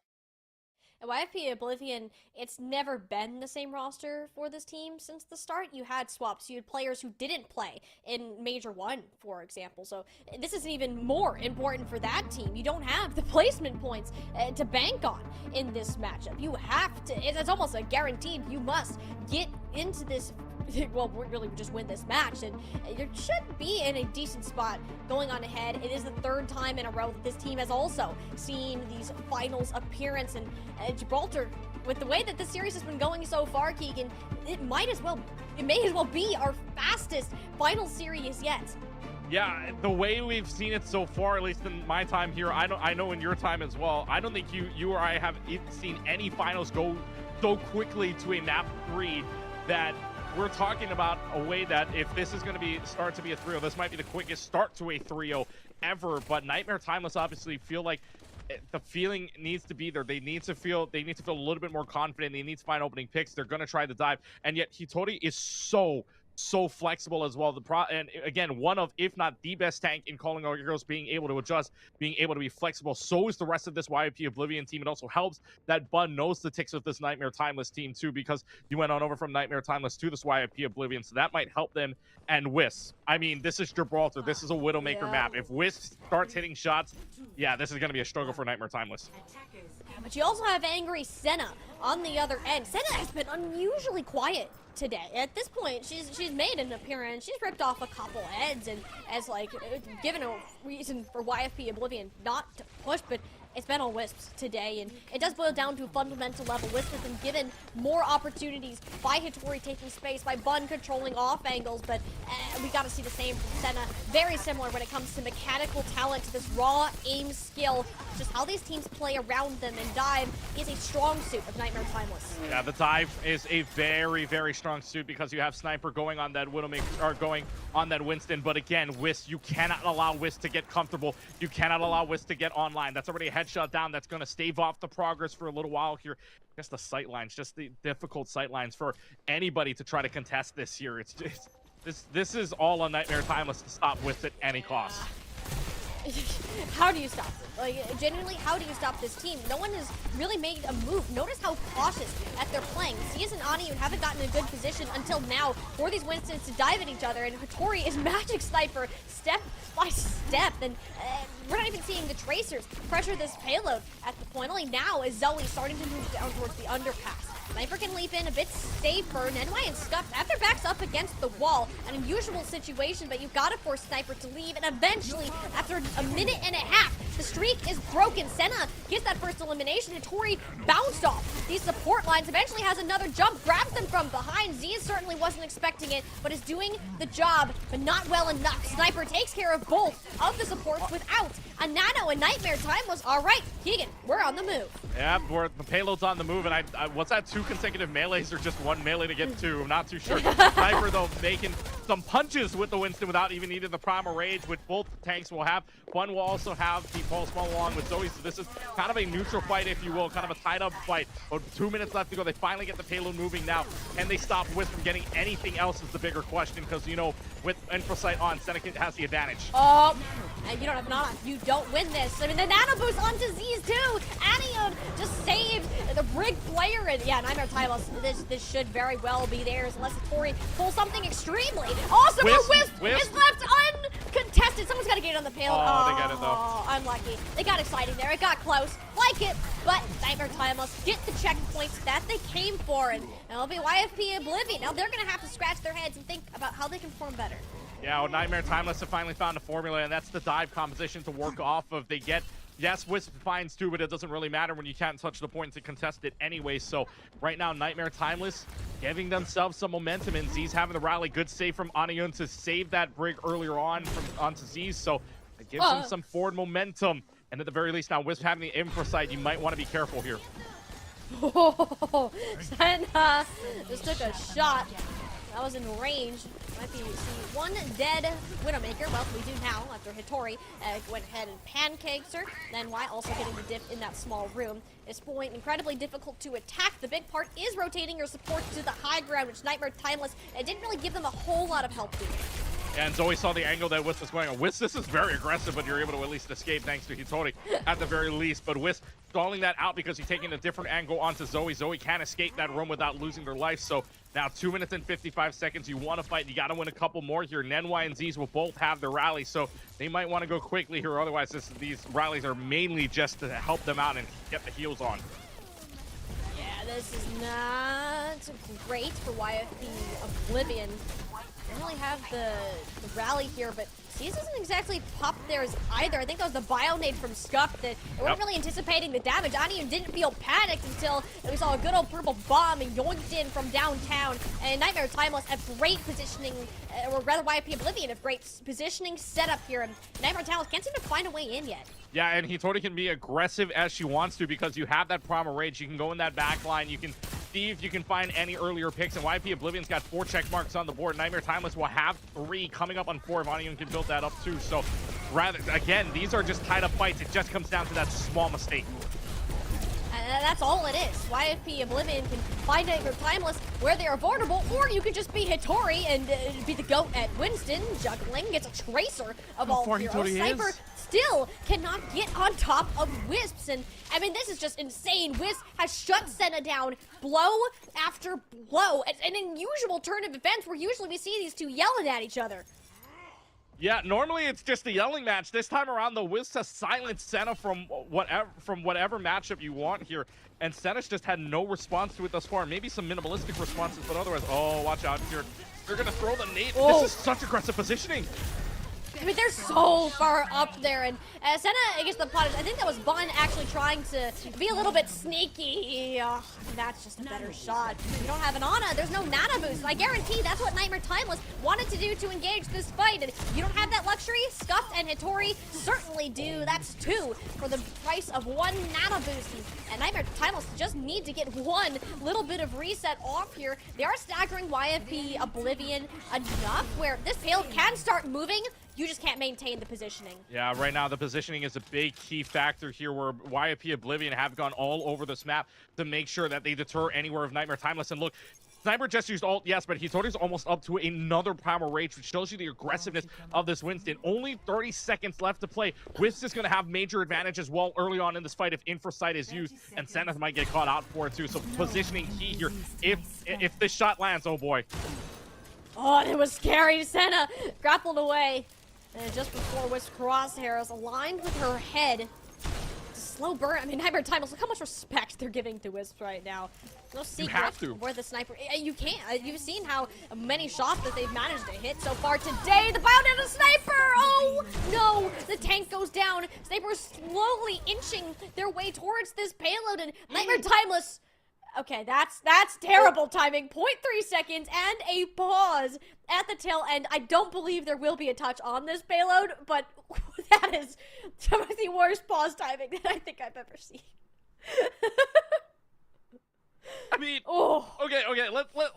Let's talk about this. What's worse, the disconnect there earlier on during our Rising series, or this one with 0.3 seconds left? Like, let's talk about like which one was worse. I mean, they're already in a situation where they're not touching. Meanwhile, the pause that happened earlier was the pause that happened between Lava Lilies and Timeless Nightmare was right when a pulse bomb landed on the ground and in the middle of the fight. So you can flip a coin on that, see which one is worse off. But I mean, right now, YFP Oblivion, is just making so many good moves. They're taking care of their supports, right? They're making good space. Hittori was all the way in the spawn room, mind you, with the Primal Rage still playing out.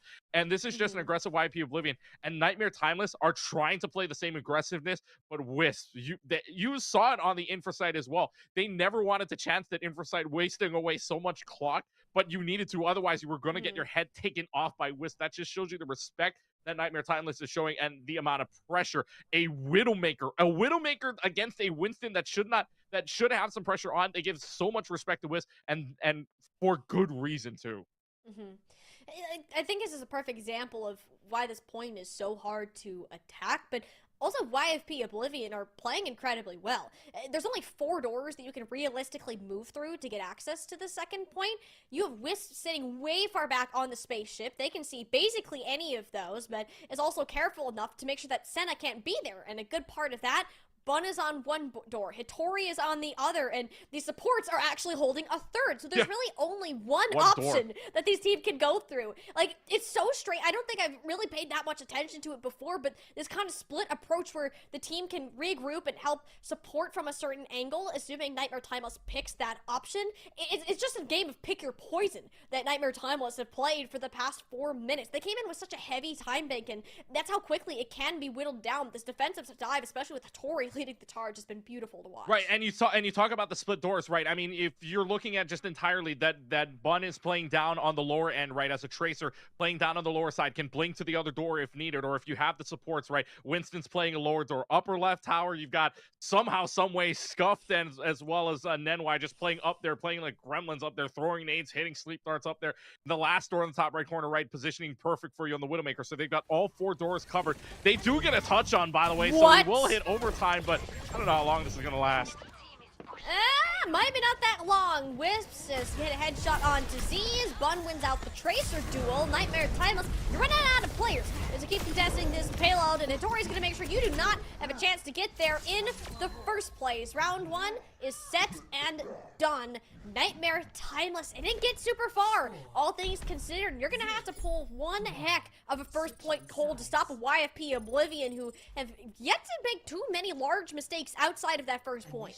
Yeah, so I would say if you're going to count anything as a minor win here, Nightmare gets the first point. That's the win you would take, because if Wisp starts hitting shots, yeah, you might be full held on that first point. That's obviously something you never want. So if you want any consolation, Nightmare Timeless gets a first point. Only problem, that second point to push is a lot harder when you have a Widowmaker that's hitting shots, when you have Hitori that's so good at maneuvering around as a Winston, getting the cooldowns and timing the cooldowns correctly as well to get in, get out. YFP Oblivion right now just have the better macro, in my opinion. They're just playing so much better. They're playing more together. They're playing with more aggressiveness and more confidence than Nightmare Timeless. I mean, it shows, right? I say confidence. You talk about respecting Wisp. That's not confidence. Yeah, and it's interesting though, because typically Nightmare Timeless don't need to have like that much respect on Wisp, because you can bank on Senna hitting a lot of those same shots. And just think back to earlier today in the match that they played against Queen's Gambit. Like, Senna was the problem and will continue to be the problem, yet she's given us next to nothing here in this finals. And as I'm being critical of her because I've seen her completely take over series by herself, and she doesn't seem to be in that form right now. Nightmare Timeless are suffering because of Wisps kind of reigning over this team, and the only one that's been able to answer it so far is the Sniper, who's yet to give out a shout. Yeah, I mean, it feels like Nightmare Timeless are kind of quiet right now. They've been quieted so far. They got a fight win, yes, earlier on, but that was just one fight win out of how many you had opportunities on. And you can see the stall tactic here from Nightmare Timeless. They're just trying to go at this Tracer, hold around the corner here, which they kind of need to do if they want to melt away as much clock as possible. But be careful of Bun on the flank here if you can get to the back end. Yeah, Bun actually gets a little bit further into the back line. I think they heard the high heels of Senna. It's going to drop down, go for the one clip. It doesn't even say. That's the respect that these Tracers have for the Widow. I mean, well, Zelly may not have had it for Wisps, because she will confirm that elimination. And this Timeless defense is actually starting out pretty well. Sniper did get relatively low there. Anion and Z's have looked much better on this defensive setup because they already have the positioning given to them instead of having to fight for it in the first place. Yeah, Nenwai getting bioed as well will save them a little bit of time here, but not a lot as the payload keeps moving, advancing on. Wisp has been a little bit quiet on their side. That's because of the amount of pressure that Nightmare Timeless wants to put on this side, but Bun getting rid of Sniper is a huge pick. But that's both Winstons down, so this is just a clean fight without tanks going on. I don't know how clean it's going to be. Bun playing with fire and send his crosshairs there, and yeah, it should be okay for Nightmare Timeless. Just kind of take a chill pill. No team really wants to engage without that spearhead of a tank. Yeah, of course, you never want to go in without your tank in any situation in this 5v5, so just trying to find that opening pick. And I think the communication here from Hitori is really good, because you're already diving into an unknown area where this Widowmaker is, and just like that, that Widow's gone. Yeah, that didn't take too long at all. Wisp finds Senna out of rotation with the help of Hitori disrupting her positioning, and Nightmare Timeless Sniper popping out this Primal Rage themselves. Hitori hit up with a Bio Nade, so actually this is pretty good. YFP Oblivion have been overextending Hitori specifically on this map, and it's starting to hurt them. Nightmare Timeless are coming up with those punishes that YFP Oblivion have been doing to them all game long. Yeah, if Wisp gets out of this, this would be so impressive. No. Not the Bionate to face. Rally? They rallied to save Wisp. Oh, this might be an overcommitment. They got so overconfident away, but they might win this out still.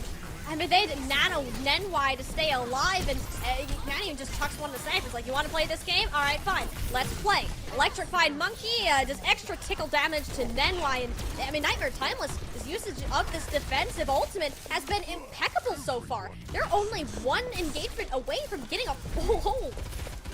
Yeah, and this is a Nightmare Timeless team that has woke up. This is making it easier on the defensive end, right? They got rid of the nano boost. They got rid of the rally as well. That Nenwai used all for naught for Wisp to stay alive. So now Infosight's going to be up from Wisp, giving them a little bit of an advantage, but that's just information. Otherwise, this is all up to YFP to finally break through. But look at where that payload is down below in the lower side. If they stall this long enough, they might be able to get one long fight in, which takes us to OT. And it's very well could be going to OT unless some one-off elimination happens, and with Whips having everyone in her sights, it might happen. No! Through the Winston! Gets 2 taps onto Senna's dome, and this is the sniper player who's been running the lobby so far. Nightmare Timeless will have to fight without it. Zoe's Pulse Bomb. If you can land this onto Nenwai or Scuffed, YFP Oblivion will be sent packing. Well, now Zoe's got to land this pulse bomb too. That could be big. No! But it goes wide. And she dies for it! That is worst case scenario right now. Bun throws in one of her own. It doesn't even hit its target. You don't need it. It's just the Senna clutch factor. Ben Quiet hits the headshot, but no! The damage from Hitori and Bun combined is enough to send her to an early grave. Nightmare Timeless have a couple players coming back from spawn to contest this point, but Z's doesn't have shield health. Only now is the support coming in for this team. Then why Rally on their side, and you can bash in all you want. Prevent these supports from coming in to help Sniper. That's Bun's job, but no, Senna catches her over peaking. Perhaps an opportunity for this team. Senna back on the high ground. Nenwai, sliver of health, nothing to work with. Same thing, the headshots are landing, but it's only now that it gets the kill. Senna is so good at what she does, but unfortunately that payload is forgotten about once more, and YFP Oblivion will get a swing at second point. They get a swing at it. It was close. They were trading left and right, but unfortunately they missed out on touching the payload here. And the way this is going right now, Slap Winston, they could take advantage of this if they hop up right now, but that payload is getting closer and closer. 53 meters is all they need. It's only one fight, Molly.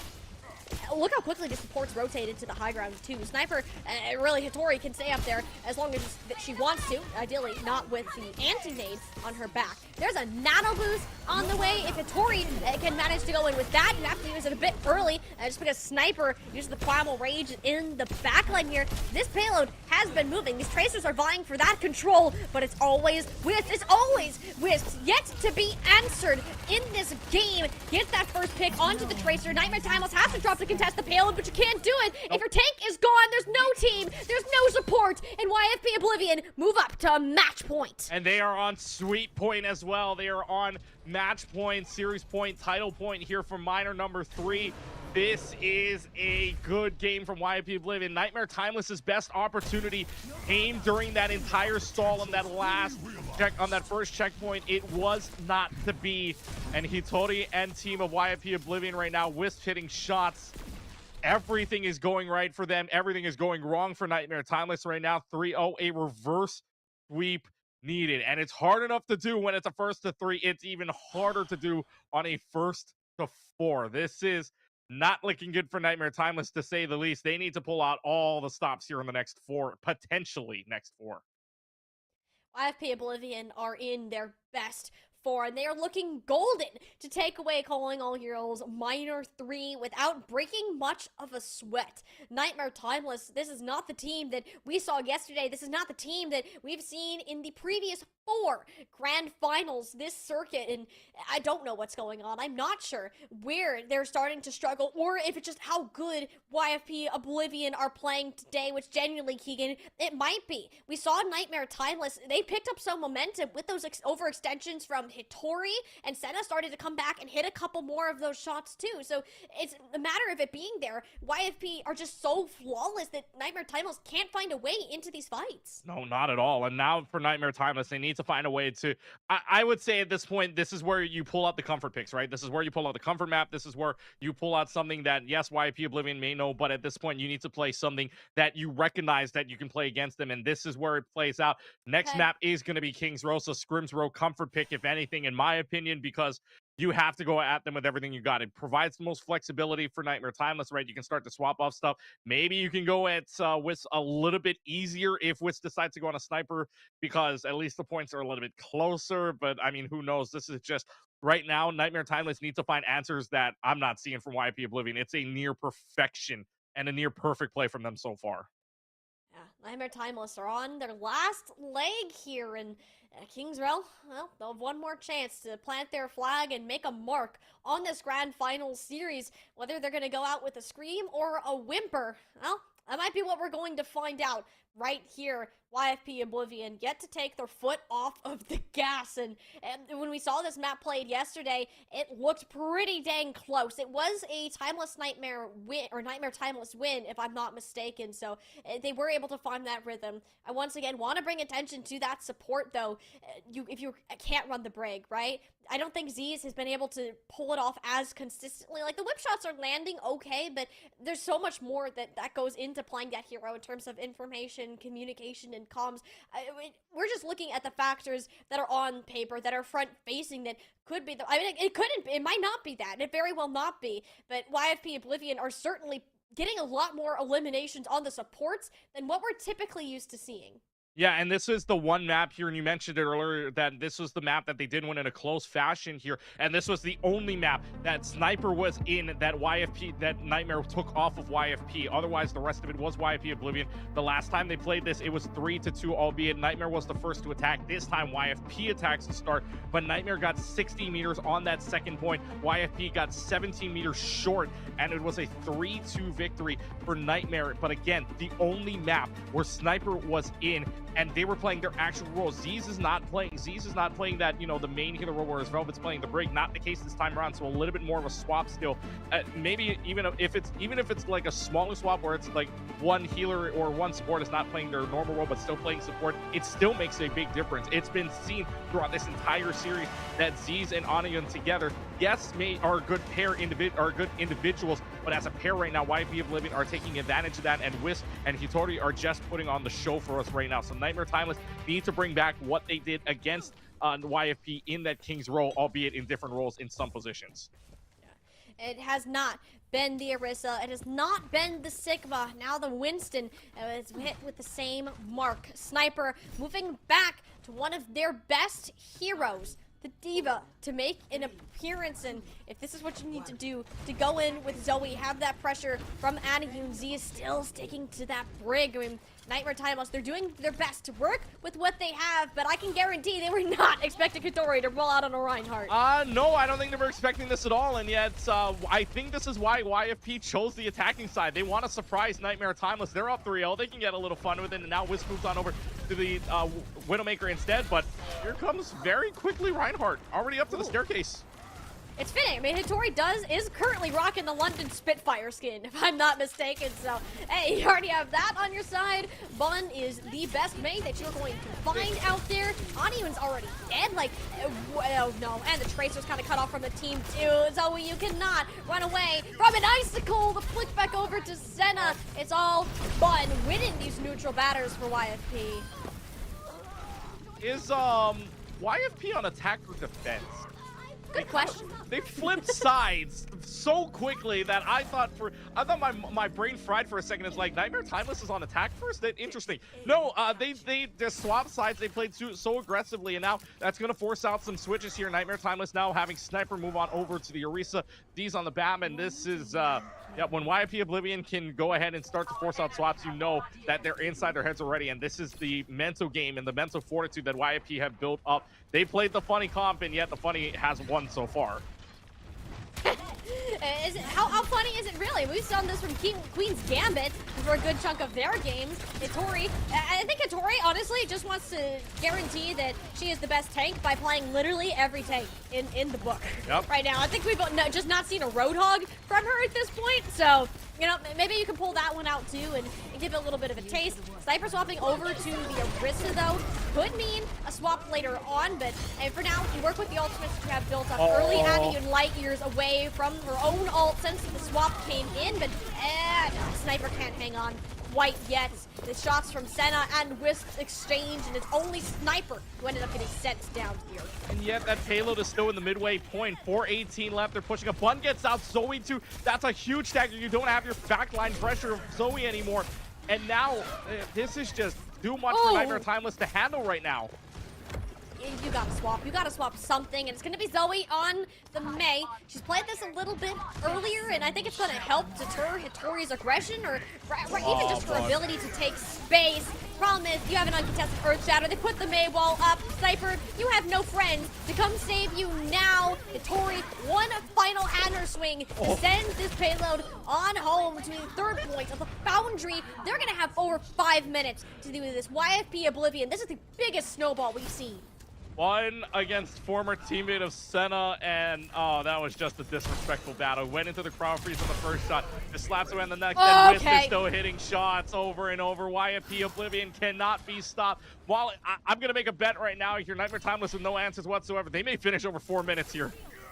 That would be the speed run of all time, but Senna pulled out the Hanzo. We saw her do this earlier today back on Circuit Royale, and it worked out pretty well to pressure the Reinhardt shield. Hittori, I mean, you could take more damage, sure, or you could just diff Wisp on the Hanzo instead of the Widowmaker. That's fine. You turn into a flex DPS player, shoot the projectiles instead of the hit scan. A nice wall from Bun, though. It forces Sniper to be in an awkward spot, fortifies right on out of that situation, and now Bun's Blizzard is rather free. It's instead Nenwai walking to the backline, surprises Senna. If any means, the amplification matrix isn't going to get any value whatsoever, and this is just YFP Oblivion. You were close on your prediction, but Keegan is not going to be quite over 4 minutes, but it's going to be close to it. Nightmare Timeless are going to try to get back out. The shatter of the Hittori, you did not need to do that to him. It's just a little bit of flash. The confidence, you can tell YFP Oblivion are feeling themselves.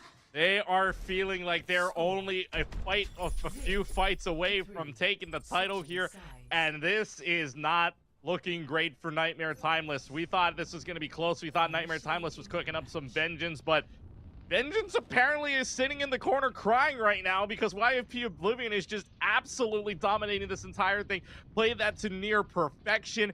If it wasn't for that early kill from Senna onto Wisp, that is a different story. I'm saying we go over 4 minutes, but regardless, though, they're able to push up, play aggressive, and you can see the confidence. Even at the end, the Earth Shatter just tells you everything you need to know. Just tells you that YFP Oblivion are playing confident. They know they want to earn these points. They want this minor 3 victory, and they want to walk away in prime time with their heads held high.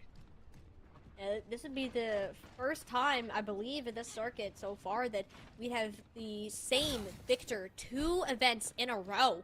If YFP Oblivion were able to take this away, Nightmare Timeless, I mean, they gotta be feeling boomed right now. You just lost the first 3 maps, and you lost 8 seconds on your defending time. This will have to be an immaculate pace that is set from the start. Zoe's back on her signature Pharah, Sniper on the Sigma. It's just full comfort picks from this team. They need to make something work. It hasn't been the meta, so just stick with what you know best. Yeah, you have to play what you're comfortable with at this point. Your back is against the wall. You need to play something that you're good with. Wisp, though, taking out Senna is not a great start. That means there's no Sniper pressure off the rip. This is already YFP Oblivion's fight win just off of one, and that's just the amount of pressure you get with Wisp on your end. We're 20 seconds into this round, and YFP Oblivion are already trying to touch these spawn doors. That's 2 picks out of Wisps. Bastion and now. Most big composition swap. Zoe on the Bastion. Again, tried this when they played against Reinhardt earlier in the day, and it worked out decently well. But Tori, she's just built different. Yeah, but YFP Oblivion isn't Queen's Gambit. They know that they can walk off this pressure here. They're a little bit more patient. They know they've got time and fights on their side. They don't need to feel pressured. They know they've got the win on their sails at the moment, as long as Wisp can hit something here. Or Wisp can live. 3 HP. No, it'll be Zoe. I'll catch her out with a stray bullet. Bastion wall, put up on point. Bun forcing the ice block, but Zoe is off in the middle of nowhere right now. She will somehow live, and Hitori will not. The entirety of the team got distracted. They punished with over aggression. Perhaps YFP Oblivion a tad bit too confident on this point. Wow, Bun really said to Scuff, my life over yours. That wall kind of blocked off Scuff a little bit. So yeah, let's not talk about the wall. Instead, let's talk about the aggression here. Nightmare Timeless bringing out something that's a little bit better for themselves right now. They have that Discord orb to try to take down the shield of Hitori, as well as the Bastion to rip away at the shield. So now they can feel a little bit more confident. Nothing to block the shadow though. Yeah, no, I'm sorry. You have a wall against your back, Hitori lays you back on your back. Wisps another shot there, and yeah, that's a pretty big Hitori, this series is not over. You have to have some respect for your opponents. Nightmare Timeless, I mean, they're trying their best, but honestly, Hitori is just feeling so good about this game. And Bun is like, Wisp? okay, Bun just said, my bad, I got Wisp you, Scuff. Allow Scuff to escape. Meanwhile, this is an artillery strike? Wisp is in the back line, Oh. and they know it. Wow. They just so ulted Wisp, and they're alive. There's no way. There's no way. There should be some comms going on here, but they have the infra sight up online as well. Is this a shot that's going to land? Wisp is so far back, but look at what's happening in front. Sniper and Audience still taking care of business. Yes, this is exactly what Nightmare Timeless need to do. Wisps went on a bit of a silly angle. Okay, haha, silly. You're a 4v5 in the front line. You're going to take that fight. That is exactly the decisions Nightmare Timeless are known for. Okay. Okay. I was gonna say, if Wisp lands that's just insanity. If Wisp is able to find a kill on the audio while doing all of that, yeah, that's just insanity. But that's also a stall out tier 2. The YP Oblivion can peek out, but they're not going to have any at least minutes with the Widowmaker at the very least. Tony's going to go on Target now. She just wants to be the ultimate flex tank. All right, I feel you, Hitori. Wants to flex if you're playing fine. Target too. That's what I'm saying. This hero struggles to get value in the neutral. Wow. It's mainly to enable Bun or Wisps is back from the grave. There you go. Clean fight, team kill Bell, and not a player drop from YFB. Yeah, so if you have been with us throughout the entire day, you know that the Zarya hasn't found a lot of value. I would say otherwise in that fight, because he totally uses the bubbles to perfect advantage. Okay, I thought Bun disconnected for a second. I thought we were gonna have another pause and play, but Hitori though already halfway to a Graviton Surge, and now we're gonna have at least Nightmare Timeless come in with a Transcendence, and to maybe even lead in or even this Orbital Ray. Now Zoe has swapped over to the Venture too. Actually, almost ends up getting Bun with the trail dash. You're off the Widow. You can't be losing that to Wisp, who's now heading over to the back line. That's about any of the players that they expect to see there, though. And Zoe playing within this orbital range. So much chunk damage. The Transcendence perfectly timed for the Graviton Surge. Reddit, like the playbook, you can now respond with another ult out of the bank. And this is kind of the more even trades. It's only Hitori. Big ol' laser does a big old chunk of damage to this team. Nightmare Timeless eventually clear out the traffic, though. And YFP Oblivion, especially if they can keep Bun alive here, could have another contest on this. Yeah, you might have another play at this. It's less than a meter left to go. They'll try it, and they have ultimates to work with. Bun does have a blade. Yeah, Bun blade. I don't even think a swing lands on Sniper until now. Forces Primal Rage out, and that's about all it does. Wisp returning on the Zarya. We now have a different beam character where Siva is the pick for Hitori, and jeez, that is 5 assists onto that kill for Sniper. So much damage tanked. Even the Primal Rage wasn't enough health. YFP Oblivion, where Nightmare Timeless, it all looks good. You're like, surely we can see the third point now. not the case. Yeah, Devo was a good swap regardless if it was just a touch or not, because now you can counter out the Winston and you can catch Zoe out if Zoe's trying to escape or Senna's trying to peel for the backline. You got a lot more mobility in play. One also on the Reaper as well, just to kind of counter out the Sniper. So Sniper's going to stick on the Winston even knowing this, but this is a lot of damage that's going to pour out on this Winston that I don't know if they have enough units for, regardless of if it's Brig and Juno. Not necessarily. It just depends on positioning. Hattori is really just a bigger tracer. If you think about it, it's an early tectonic shock, but it does buy the space. Hattori is cut off from the rest of her team, and that allows the pulse bomb for Senna to go in without the fear of it getting canceled. The problem is the self-destruct gets an elimination when it typically does not do that. Zoe has to trade it out soon, but Wisp just pops right back through the TP, takes care of both DPS like it's nothing, and Keegan, this is it. 30 seconds remaining. If Nightmare Timeless don't win this fight, IFP take this flawless. And you're lucky that Sniper's able to get out. Yes, it was at full health, but that could have been close if you had any turrets on or any lasers on that. So now final fight territory, 20 seconds left. Nightmare on the back foot. Nothing in the tank. YFP Oblivion will have an orbital ray, but Onion's got to get that orbital ray too to even lead in. Guft is not going to think of using that unless it's to counter out Onion's one. One last chance for Nightmare Timeless to prove that they belong in this grand finals, to prove that they can compete with the top. YFP Oblivion flawless so far, and they're gonna have the ult to start out these fights, mirroring orbital rays, the torpedoes, hitting a good chunk of players. It'll be the rally, the Deadeye, everything chucked in towards this point, but it's only Anyun who's going down so far. The supports are collapsing. Nightmare Timeless right along with it. YFP Oblivion throw Nightmare Timeless in the void, and then you're back to back, calling all heroes minor 3 victors. Minor 2 and now Minor 3, back-to-back minor title winners here for YFP Oblivion, and they are looking clean as ever. They have improved their standings ever since Major 1, 3rd, 4th, and now 2nd, 1st. Add on another gold medal for YFP Oblivion in this tournament, and 5 tournaments in. If that doesn't lock in their spots to top 6, I don't know what does. Their performance is so good, and they are just absolutely dominating. Congrats to YFP Oblivion. When everyone knew that YFP Oblivion was the strongest team from the start. In any interview, I asked, I think, 4 different teams who they thought the strongest opponent was, and every single one said YFP Oblivion, including Nightmare Timeless themselves. And we look at this roster, and we know they are near perfect from top to bottom. Hattori is the best tank in calling all heroes. Wisps ran amok throughout the series today, taking the lobby into their own hands from the supports. Everybody pulls their own weight. This is a team who came to play, but not just to play, to win. Yet another title within Calling All Heroes, and this very well is the new start of a new monarchy, a new tyrancy within this tournament. Yeah, there's somebody sitting on top of the Tyrant throne right now, and that is YFP Oblivion. Nightmare Timeless gets knocked off of it here, getting second places in the last 2 minors to this team.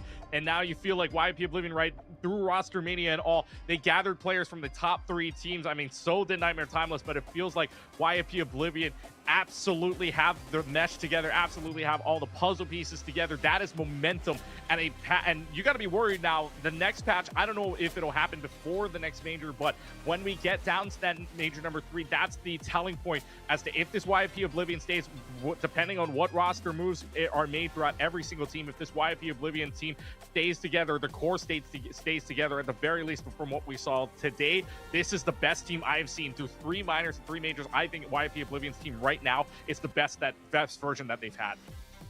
It's giving shades of the dynasty that Timeless upheld back in the previous 23-24 circuit of this Calling All Heroes event, and YFP Oblivion might have just instated themselves at that top points, and this is a new peak amongst teams.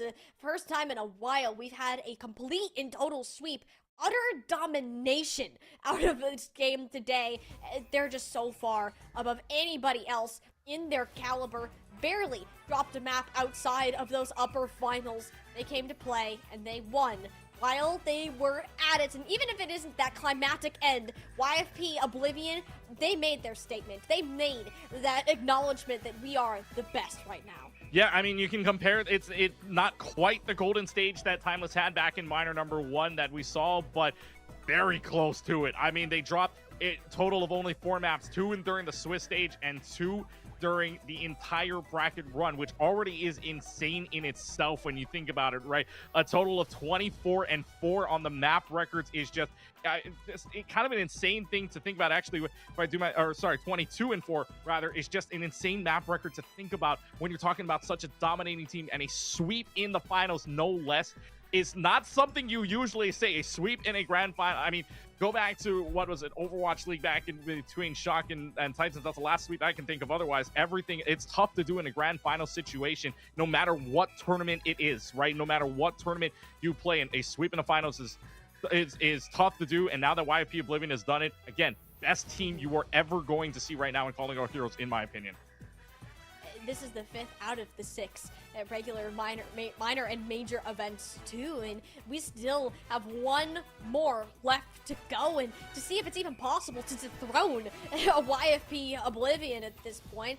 Again, the only time a team has won 2 back-to-back events so far, and if this is what we keep going, this next major is in those first couple weeks of December, and we're just made it through the start of November. I mean, there isn't a ton of time between this. If this roster can stay together and they give us the same showing that we've seen previously, I mean, Keegan, this is just going to be a dominant, continuing run that you might think is carried through the championships all the way in 2025. Yeah, and you saw it right at the end there too, right at that calendar graphic. At the end of that row, you saw the major number 3 then go into LCQ, then go into champ. Right now, as it stands between these two teams, that LCQ would be kind of a break for them, because that would allow them to gather themselves together, right? And they don't have to play in the LCQ. You want to be in the top 6 locked in. You're going to do that in major number 3 based on points, and I'm sure we'll get some news on that as to which players or which teams are going to automatically move on into the top 6 finals. But after all is said and done, you never want to be playing these 3 straight tournaments, if you will, right? You never want to go from major 3 into LCQ and then straight into finals as well. Yeah. But for this team of YFP Oblivion, using these breaks in between, maybe major number 3 is kind of feeling out what roster works best. Obviously, this one works, but that's just because of the patch. And patches are going to change based on when we get to each part of the calendar as well. So right now, YFP Oblivion, very, very good and very, very strong. How that matters towards the end of the calendar year, when we get to December, as when we get to January, February, that's still to tell.